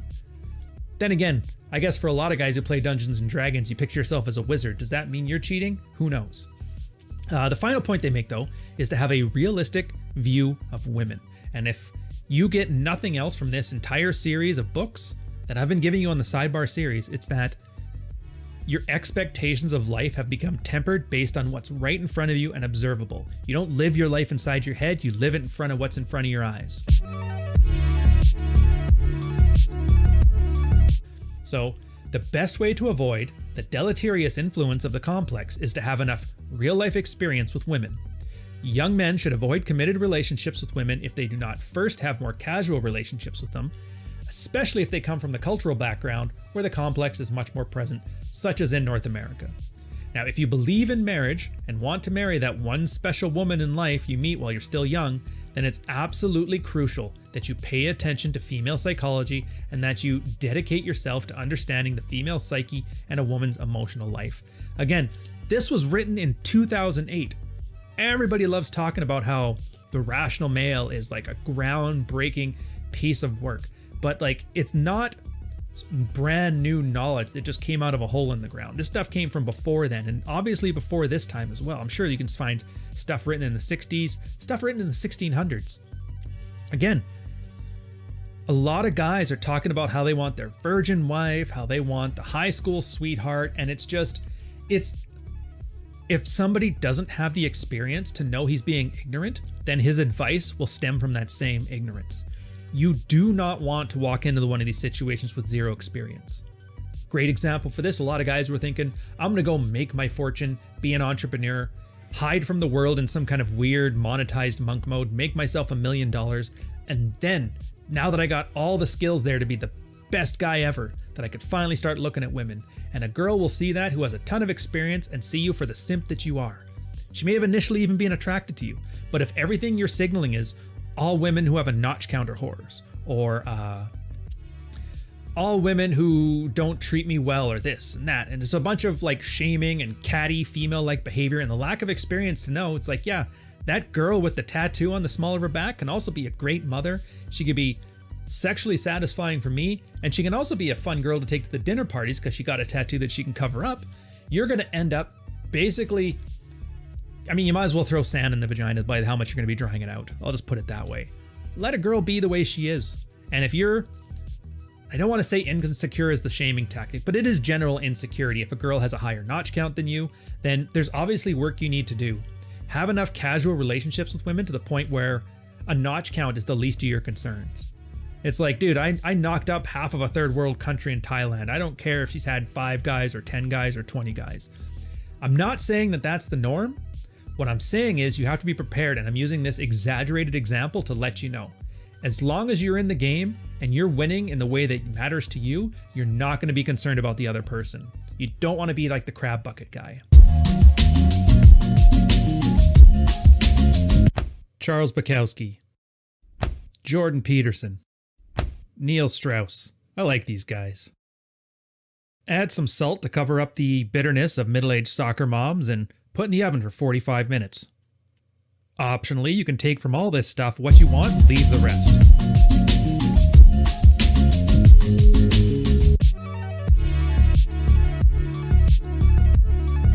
The female view of sex and politics. So this section's a weird one. I'm kind of give it a quick summary here, but I'm not going to go too in depth. They have a few case studies. The first one is the pastor, Ted Haggard.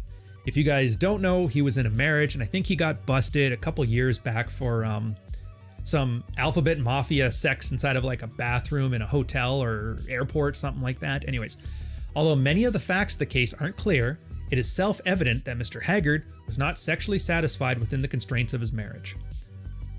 Again, a lot of these guys have these weird Madonna whore sexual hangups, and they treat their girl like 100% Madonna all the time, to the point that they still have needs, they still have sexual desires, and you put a little bit of status and income into the guy to the point where he has some options, and he's essentially going to go, this girl right here, I'm going to treat her like she's made out of porcelain and not sexual at all, and then I'm going to go blow up my life by sleeping with this mistress here, and because I have no experience knowing that women are just women, I am going to screw something up and blow up my life. Case in point, Pastor Ted Haggard.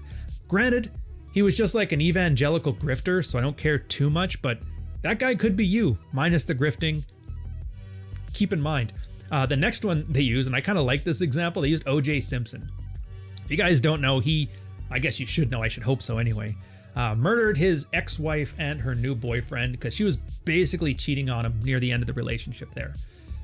He's been accused of the murder of his own wife and lover. Now, evidence about his terrible jealousy towards her and his abusive behavior has been widely reported in the media. I'll tell you right now, a man that has to resort to violence has no frame. It means that he's tried every other tool in his repertoire and he's run out of options. Violence is always the last resort for men. So if you find a man being violent, especially within a relationship, put aside the criminality of it, put aside how it's bad to beat up people smaller than you. I get that. What I'm saying is that means the guy doesn't have enough tools to function in the modern sexual marketplace. So right there, it just tells you, I don't care how rich you are, how many movies you've been in, how awesome an athlete you are, what your original notch count is. If you don't have the tools to succeed in this modern sexual marketplace, then the only way that you're going to find this ends up is with you relying on your more proto-civilized tools, and that never works out. We're civilized now. We don't need to resort to violence 99 times out of 100. And actually, I'll just say 100%. Let's play it safe. God, it's so weird. Like, I know these topics are important, and I'll end on this note. These topics are important, but the material on here is not family friendly. Like, every one of these videos is getting demonetized and whatever. It's about expressing these tools for you guys. And I've noticed a bunch of you in the comments are asking about more in-depth talk about this, more in-depth talk about this. I need to make this clear. This is not in lieu of the book. This is a brief synopsis to let you know the kind of tools that are in here, because if they're the tools that you're lacking, it might be good to prioritize this book over another one.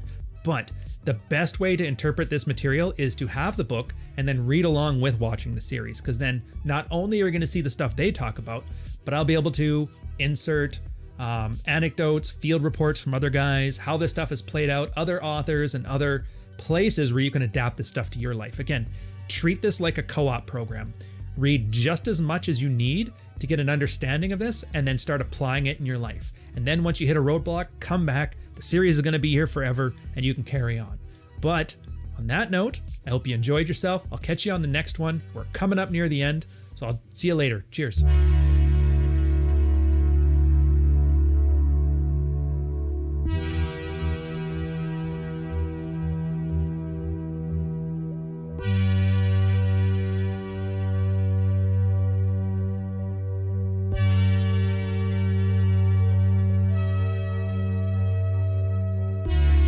Well, we're already going through a nice tradition of getting demonetized videos due to the subject matter.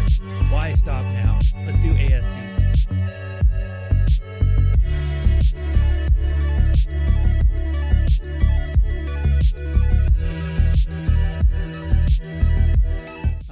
Welcome, guys. Practical Female Psychology. This is the second to last chapter.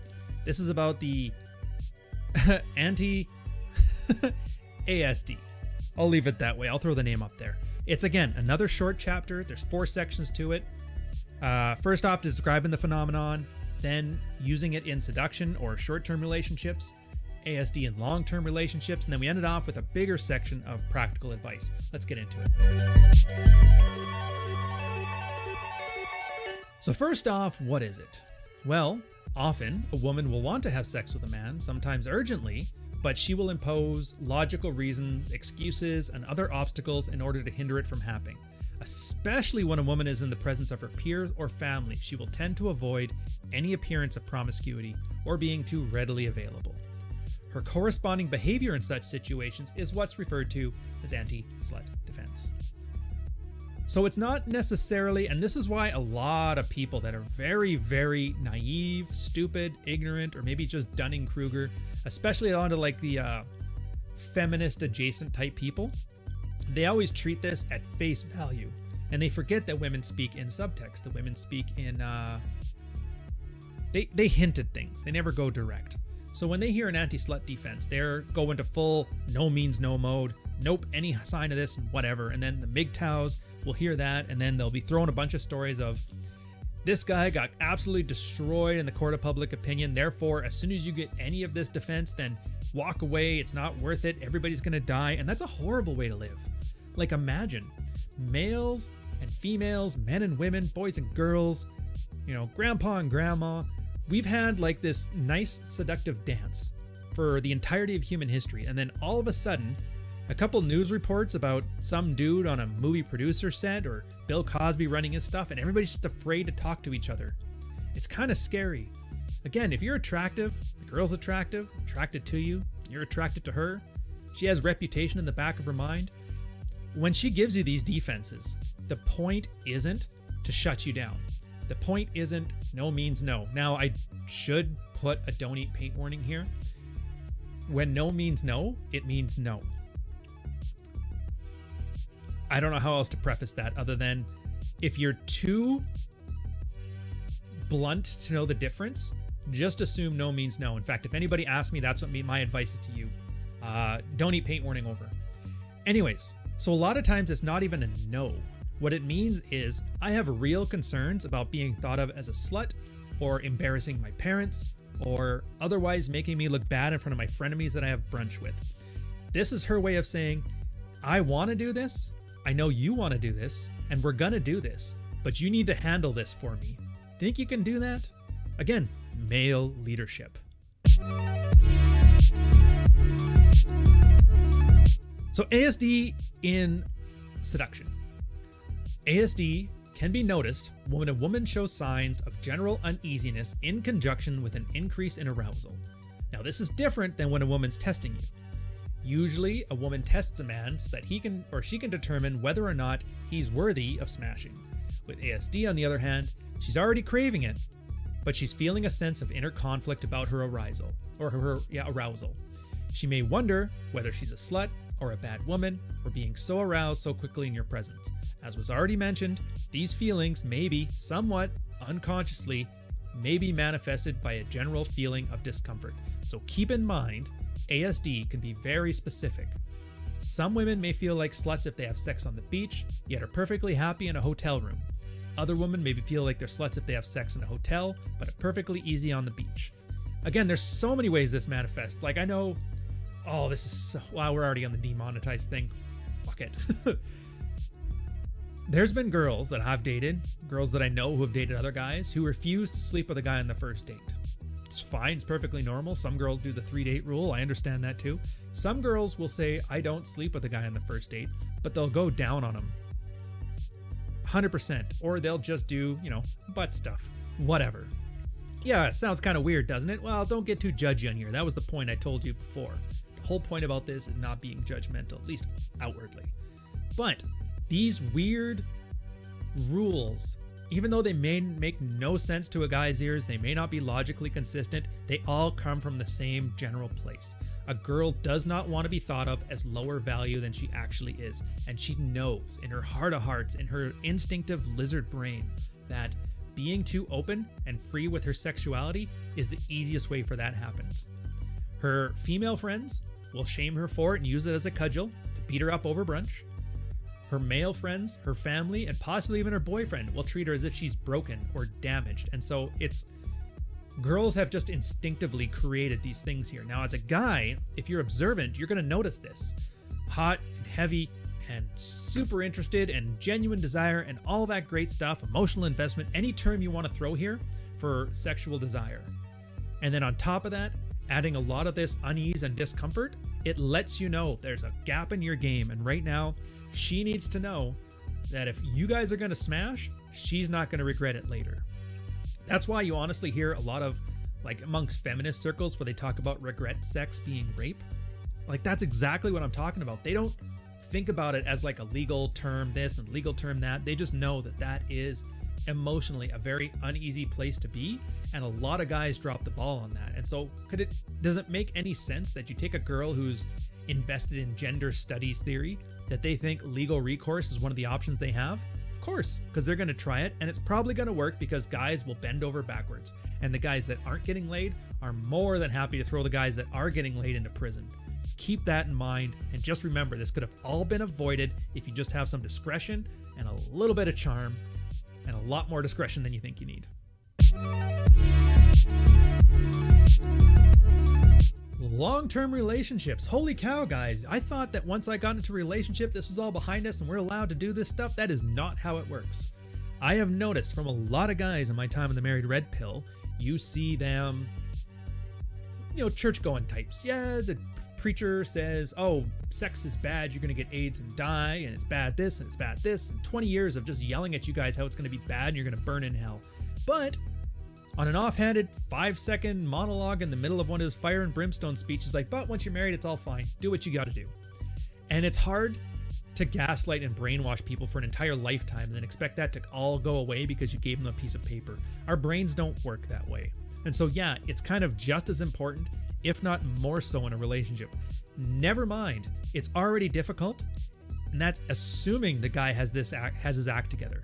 Imagine the kind of guy who's still got a very strong Madonna whore complex. He's basically, whether he knows it or not, just asking her to clam right up and don't give me any play, and let me go sleep with a hooker in the bathroom or wherever that Tom Haggard did there, the preacher. But, so quoting on here, and here's some good things to check out for. I like this. So suppose he sees on a TV or movie scene depicting a sexually active woman and exclaims, "Oh, what a slut," using more tone laden with condemnation or contempt. A guy's judgment on that woman sends a powerful message to the woman he's with, such as, he's not comfortable with female sexuality, he may be supplicating in order to obtain her approval, saying what he believes she wants to hear, and he does not have very much sexual experience with women. So women will test for your views on sluttiness within a relationship by making remarks like that. Oh, that girl's a slut. And if you're a man who enjoys the company of women, step up and say so. I know. That's what I like about her so much. This test is commonly employed early on in a relationship. The woman will use bad behaving celebrities or other women she doesn't know personally making similar views as examples for such comments. On a side note, this is actually a strategy I've told to guys too, when they want to establish their boundaries. And if you don't know, when a guy's establishing his boundary, what most guys want to do is they default to communication. They say what they won't put up with, they say you better not, they threaten consequences, and they're talking too much. This is actually a female strategy adopted to male sensibilities that works very well. Let's say you have a boundary of something a girl does to a man you don't like. It does not matter what it is. Come home one day, have a conversation. Oh, do you remember Jim from The Office? Oh yeah, I remember Jim. How's his wife? Well, funny story. His wife did this thing here. That's a boundary. Can you believe that?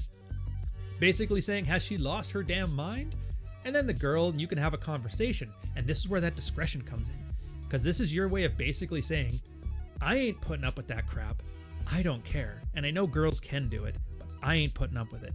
And then the girl can, put that away in her thing. You guys can have the argument about the other person. It's not about her. It's not about you. No egos are flaring. It's not super emotional. You're not negotiating boundaries or negotiating desire. You're just talking about other people. But through subtext, you flat out told her exactly what you will and won't put up with. Now, assuming you have good boundary enforcement and you actually have a track record of when you say something, you mean it, then yeah, sometimes these little discreet things are the best way to get this stuff across. And yeah, she's using it to test if you're going to see if she acts slutty, if you're going to treat her like a hoe, but you're also using it on her to see if she decides to cross your boundaries, is she ready for the consequences? And more often than not, if you're able to use these tools effectively, you find you'll get them less. Like I said, people only attack soft targets, and by making yourself a hard target, it's way less chance this stuff will happen. It's one of those cases that it's super difficult until it's not.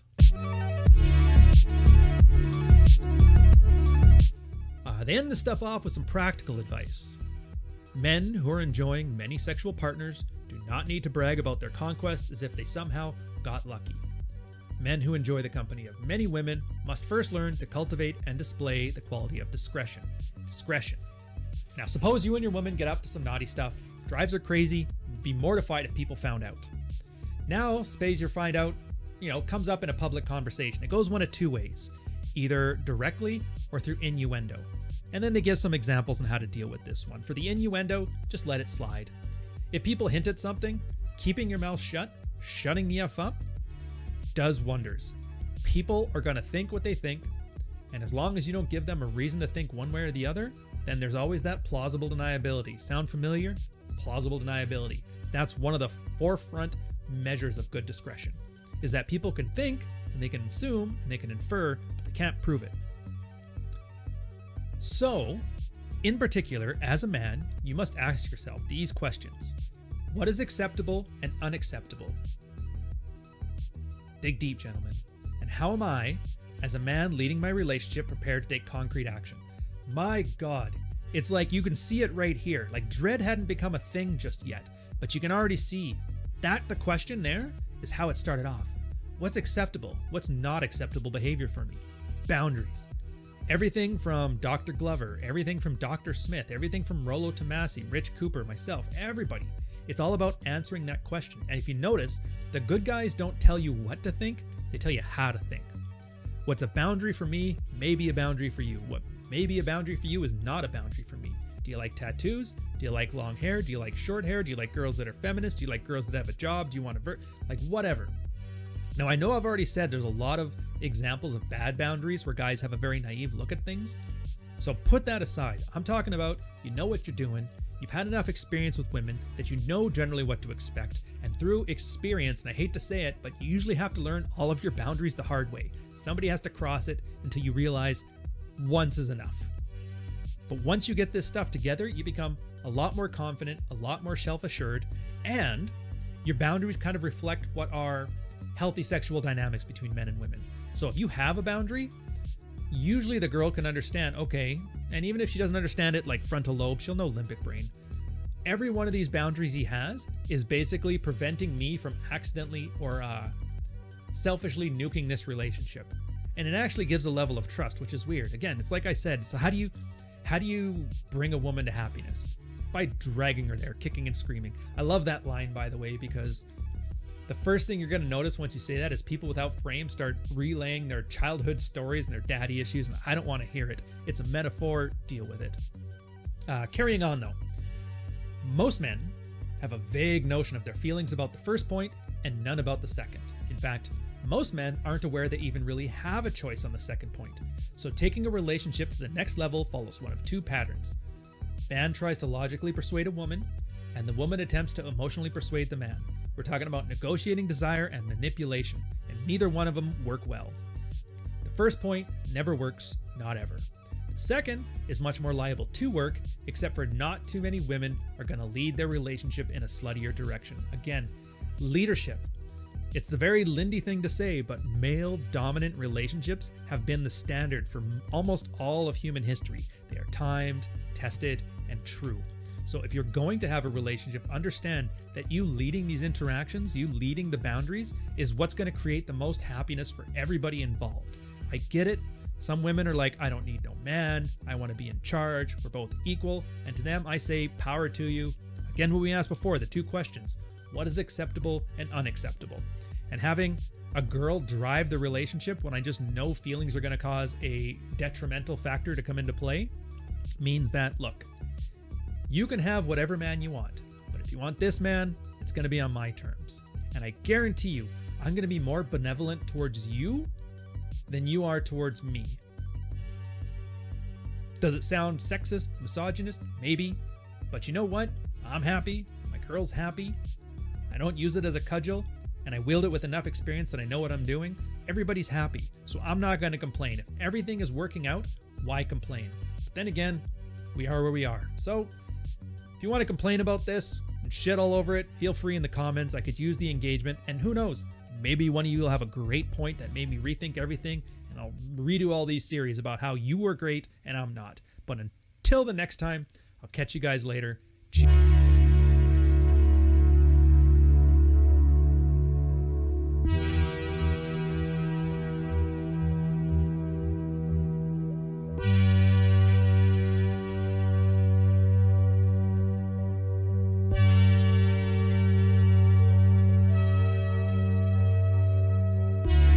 This is it, boys. Comes a time in a man's life where you gotta let him go live his own life, so.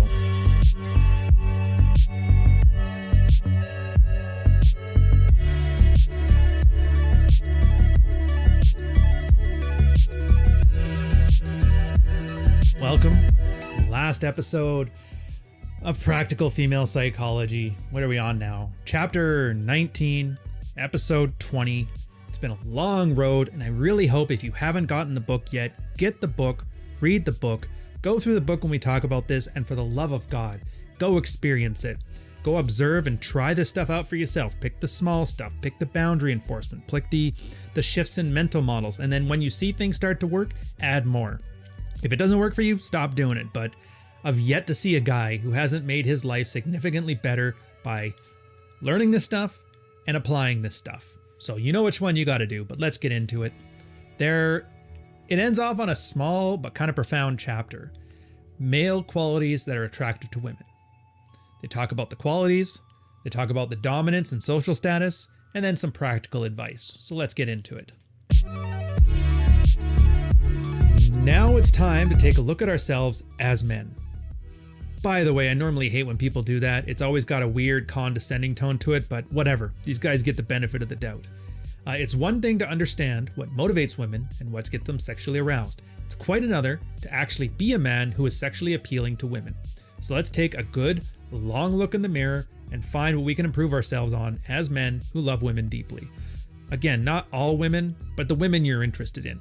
Let them earn the right for appreciation. And this is like the one thing where Red Pill kind of deviates from this kind of stuff here. Treat women like people. And yeah, that's gonna look like misogyny to a lot of people. Like if you've been complimented your whole life, being treated like a normal person probably does look like misogyny, but that's okay. If people want to be treated better, they can earn it just like every other individual. That's about as close as you're gonna see a red-pilled guy talk about men and women being equal. I treat everybody the same, and unless you give me a reason to think of you nicer than a stranger, I'm not going to treat you nicer than a stranger. So keep that in mind when we're talking about this stuff. First part is looks. And good looks can, in fact, hinder your success with women. A good-looking, handsome, dapper man is expected to be an expert. Now, such a man lacking these qualities suffers under the label of women. Such a man lacking them becomes creepy. Now, this is due to a phenomenon called congruence. A man who looks like he's good with women should be good with women. This is a situation that worsens with age. Really good-looking young guys can get away with quite a bit, especially with older women who find such naive incongruence to be cute or charming. Furthermore, without very careful calibration, women who cannot match you in looks may very well refuse your advances, feeling that it's all a good-looking guy would want is just easy sex. Thus, whether you look like a male model or not, you need game to consistently get what you want. I'm gonna put a pause there because I think it's absolutely hilarious. What's the standard critique? If a guy is celibate and he's trying to get something and he can't and he just says whatever, the standard advice is for him to lower his standards. And a lot of people say that. Oh, just lower your standards. You can get any woman whatsoever. Just lower your standards. It doesn't work that way. What guys find when they lower their standards, slump buster aside, is that when they date or they try to date a girl who's, just using some terms here, a lot lower than them in attractiveness, the girl automatically puts up that ASD that we talked about before. Why is that guy trying to hit on me? I am completely out of his league, so he must just want me for a quick pump and dump.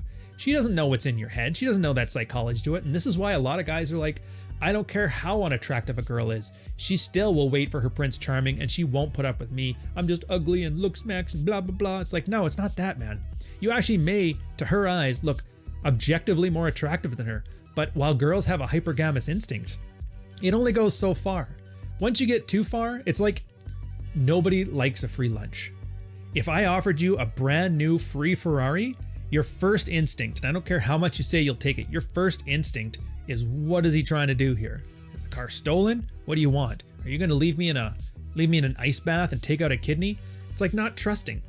In fact, I'd argue this too. If a girl offers like straight up sex without having any input on your side, a guy's first instinct is generally suspicion.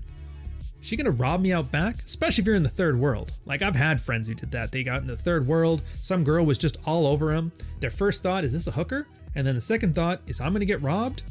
My boss actually did get robbed, but that's a story for another time. Alpha attributes. Impudence is the most telltale trait of the alpha male. That, the ability to raise a finger, saluting the absurdity of life, and facing the consequences with a smile or smirk. Not being scared of the world is a damn superpower for a man. And it's so weird too. It's like, what do you mean, just not caring? It's like, yeah, there's a reason Rollo has his article about Alpha Buddha, that Corey Worthington guy, the guy who trashed his parents' place, got on the national news and was just unapologetic for the whole thing. Remember, girls are a neurotic mess more often than not. They are terrified of the world around them. And it's nothing to do with like patriarchy or whatever. They're just kind of hardwired that way because the cave women that did that tended to have more cave babies and outbred the confident, I don't need no man cave women that got eaten by tigers writ large. So it's just one of those things.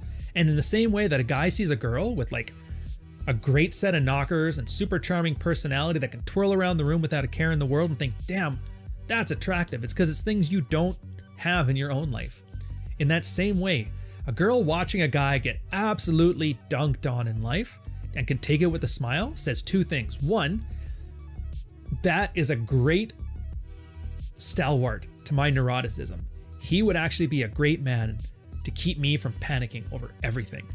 Mouse in the house, kill the spider, that kind of stuff. I get it. This is limbic brain stuff. This is not like a conscious conversation they're having, but it plays out this way. So understand it however you want.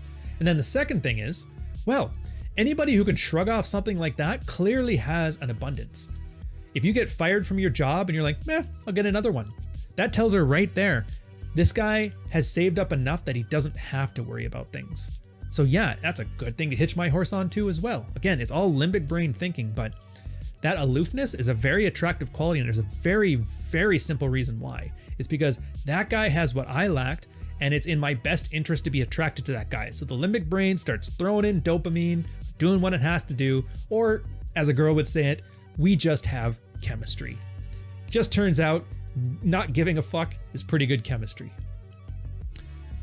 Sexual confidence is another one. And I love this because I've talked before about, and I think it was like in the earlier chapters where Jeffrey Miller's The Mating Mind treat everything as if it's a sexual signal. In this case, sexual confidence is another reason why being a confident male is attractive to women, because it demonstrates you have competence. Women don't just want to have sex. They can get sex anywhere, at any time. They have abundance to a level that you never will. What they do want, and what they crave, is great sex with a good man. And then the only thing they crave more than that, this is a quote from my book, is making sure their friends don't think they do. So we are confident about the things we know we are good at. Therefore, when we display confidence, we are sending a powerful message to the woman. We know what we're doing, and we know how to blow her mind, and that's instantly attractive to a woman. Again, it's very, very easy to explain this to a guy in terms he understands. Let's say you're out playing football with your buddies, or you're in baseball in a beer league, and then all of a sudden somebody who's actually a professional baseball player comes up.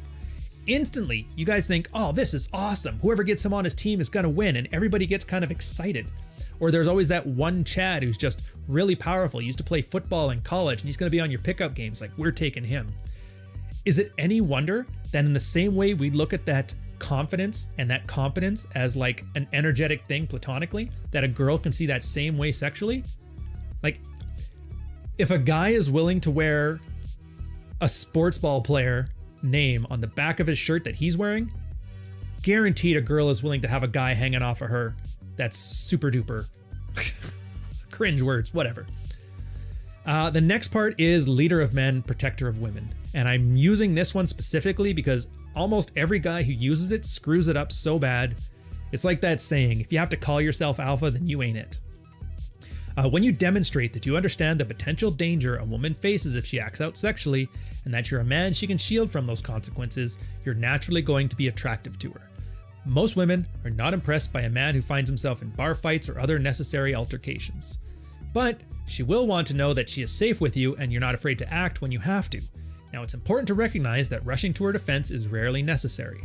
A man who doesn't understand the subtle point is going to create the opposite effect with women in which he attends. What's that? I want to say it's like the art of war. The battle needs to be won before you even fire your first shot. So yeah, a guy who can beat the crap out of everybody is great, but a guy that doesn't even have to is much better. And they get to the point on this one too, where she talks about like, what's a threat for a girl nowadays? They aren't worried about physical altercations. I mean, some places are. Maybe you live in Portland, and yeah, being able to knock out 3 or 4 Antifa guys coming after you is an important quality and super attractive. That's great. But I've been telling you before for the Slt Defense section, sometimes a girl's reputation is really the only threat that a girl has nowadays. And so just showing that you have discretion is seen as the leader of men and protector of women. Yeah, that sucks. That doesn't mean I have to fight a bear for her. Yeah, no. What can I say? We've made the modern world so easy that just being socially savvy is about as much of a protector as you need to be. But if you want to get your Glock, new ammo, new scope for your rifle, fill your boots. There's always the chance that the zombies can come over the hill and you're going to need it. And in that case, it'll definitely make you more attractive to women. I will say though, that's probably seducing women during the zombie apocalypse is probably the least of your worries. So, you know, maybe you got some better use of your time. Dominance and social status. I like how this part gets its own section too, but we'll start with the quote anyway. Male sexual dominance, a complex form of behavioral responses from a man meant to lead the woman and her emotions into sex. Male sexual dominance is actually an important precondition for a woman to become aroused. Cocky, funny attitudes, popularized by David D'Angelo, is a pattern of behavior that constitutes sexual dynamics over the girl without the need for physical dominance. Be attractive, don't be unattractive. It's weird how the whole last section was like this very giant, expansive, like subchapter, and then this, an even bigger section here, could be summed up with just that. Just be sexually dominant. I guess the one thing I could add to it is, from a red pill perspective, the way this is kind of advanced over time, and this is going to be quoting some Ian Ironwood here. It's traditionally in relationships, economic dominance is how we establish male dominance in the relationship. We're already presupposing that male-dominated relationships tend to be the ones with the most happiness and highest longevity, which arguably, no, I don't even think it's arguable anymore. It's pretty much true. But women earn money now. Women have careers. Women can do everything a man can do. Fill your boots. So what does the red pill man do? We're talking about dominance and social status, but if a girl can run a CEO spot in a company, what chance do you have? Well, if the game's not working for you, flip over the board. Abandon economic dominance as the way to create dominance within a relationship. This is where status, sexual confidence, social savviness. I often say if you're going to drive male provision to the point of a commodity, well then just do what marketers do. And what do marketers do? They make branding. That's why a little bit of sugar, some water, and some food coloring is just like 5 cents of materials on the open market, but people will pay $3 for a Coke. Something to keep in mind. You want to be a Coke. Better yet, a Louis Vuitton. Charles Bukowski. Jordan Peterson. Neil Strauss. I like these guys. Add some salt to cover up the bitterness of middle-aged soccer moms and put in the oven for 45 minutes. Optionally, you can take from all this stuff what you want and leave the rest.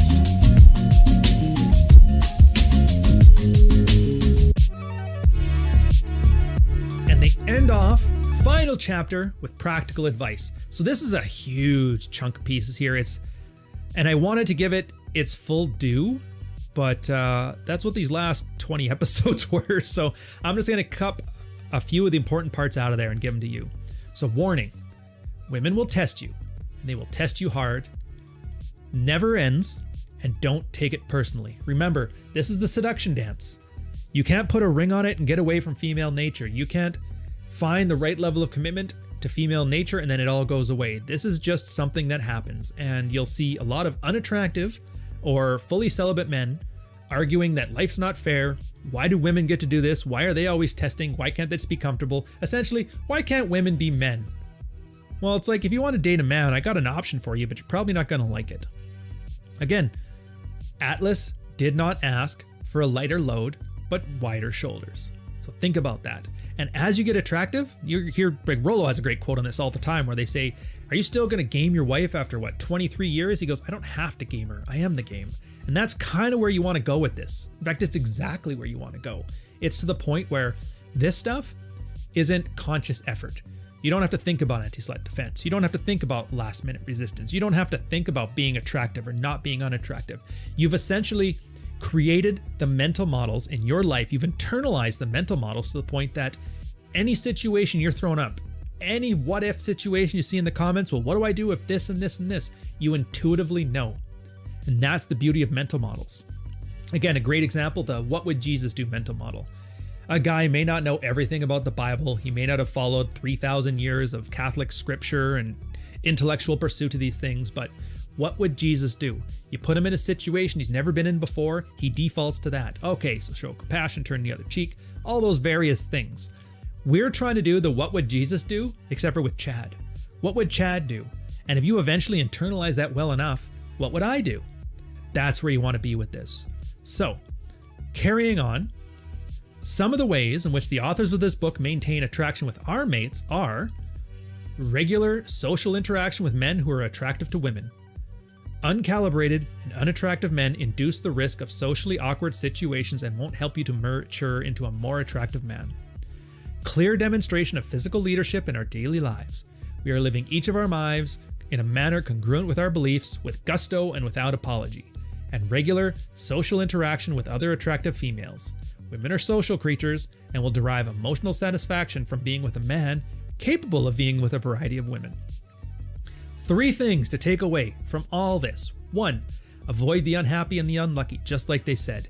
If a guy is bad with women, and this is a big reason they tell you don't try to red pill your friends, and you might end up losing your friends, especially if they don't want to come with you on this journey to become more attractive and sexually successful. If a guy is socially awkward, if a guy is unattractive, and if a guy refuses to get better, he is only going to drag you down. Now, I'm not saying get laid and then ditch all your friends. What I am saying is if a guy is going to be an anchor in your life, he has shown you how little he values your relationship, and you need to act accordingly. Again, it's no different than holding on to a dead, dying bedroom when you could clearly do better, and she's shown she doesn't care. Same with guys. The physical leadership thing, what he's talking about there is congruence. This isn't parlor tricks. This isn't magical little steps. This isn't a little bit of alpha you can sprinkle on your relationship and then go back to doing whatever dumb shit you were doing before. This is a fundamental change in the way you approach the relationships between men and women. You're ditching all of that gender studies nonsense. You're ditching all of the blank slate equalism. You're strictly focused on a positive outcome. And that's keeping people who are valuable in your life, being valuable to those around you, and not putting up with anything that gets in the way of that. That's frame in a nutshell. Anything outside that is amusing, intriguing, or funny. And then finally, catch and release. Talk to women. Oh, I would never talk to women. I'm married right now. It's like, dude, I don't know what to tell you. You don't get to just accidentally have sex just happen. Guy doesn't get that luxury. A girl can, because all she has to do is not say no and go with the flow and things will happen. That's the way it works for them. They get to be reactive that way. For you, it is impossible to accidentally sleep with a woman unless you truly want to and make it past a dozen decision gates where you could easily stop the interaction. Well, you just fail that last minute resistance. Well, you don't Kino escalate. Well, maybe I'm just not going to kiss her right now and keep the conversation going. Well, maybe I can just say, I got a girlfriend, thank you, but no thank you. Maybe I can just not take my pants off. Very, very easy for a guy not to have sex. Girls give you every opportunity for it. But having said that, being scared of women because you're worried that you might do something that you don't have control over is just horrible. It's like, whatever, be attractive, flirt with other women, be great with other women. You have your boundaries, you and your girl have kind of established those earlier on, that's fine. Yeah, it's fine, nothing but, Don't stick anything into anything that's wet. Okay, fine. No kissing, no sex. I can live with that. Here's the thing though. She knows what she got into. If she's dating you, you were a naturally flirtatious guy and you were naturally, sexually selective and you weren't judgmental, you're still going to be that same guy because that's the guy she was attracted to. All you're doing is saying she gets first crack at it and she gets sole custody insofar as she provides value to you. And that's the comfort that the girl knows. In her way, it's like, I know how to deal with this man. Just make him happy. And then he will make me happy. And then everybody's happy. Yeah, he's going to go out and flirt. And that girl's probably going to try and rub my face in it. But then I'm going to take him home and get the last laugh. Don't be afraid to be a sexual person. You're not a monster. You're in control of your actions. And you will do everything that you want to do. So if you think you're going to do something that you don't want to do, well, then there's an underlying problem you need to address. But after having said all that, enjoy yourselves.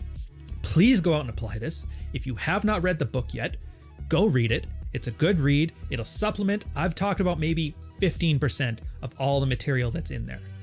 There's a lot of follow-up stuff. There's a lot of follow-up books. There's a lot of things you can do in it. And for the love of God, don't just LARP and talk about how much you've read this stuff. Apply it in your life. I guarantee you, if you apply this properly in your life, you have the self-awareness to see when you make mistakes and fix them, you are going to notice your sex life, your dating life, your relationships with women, women's relationship with you, and your relationship with other guys is going to improve insurmountably. But it's all under your control, which means you might pass, you might fail. It's all up to you. Anyways, go get him, Tiger. I'll catch you guys later. Cheers.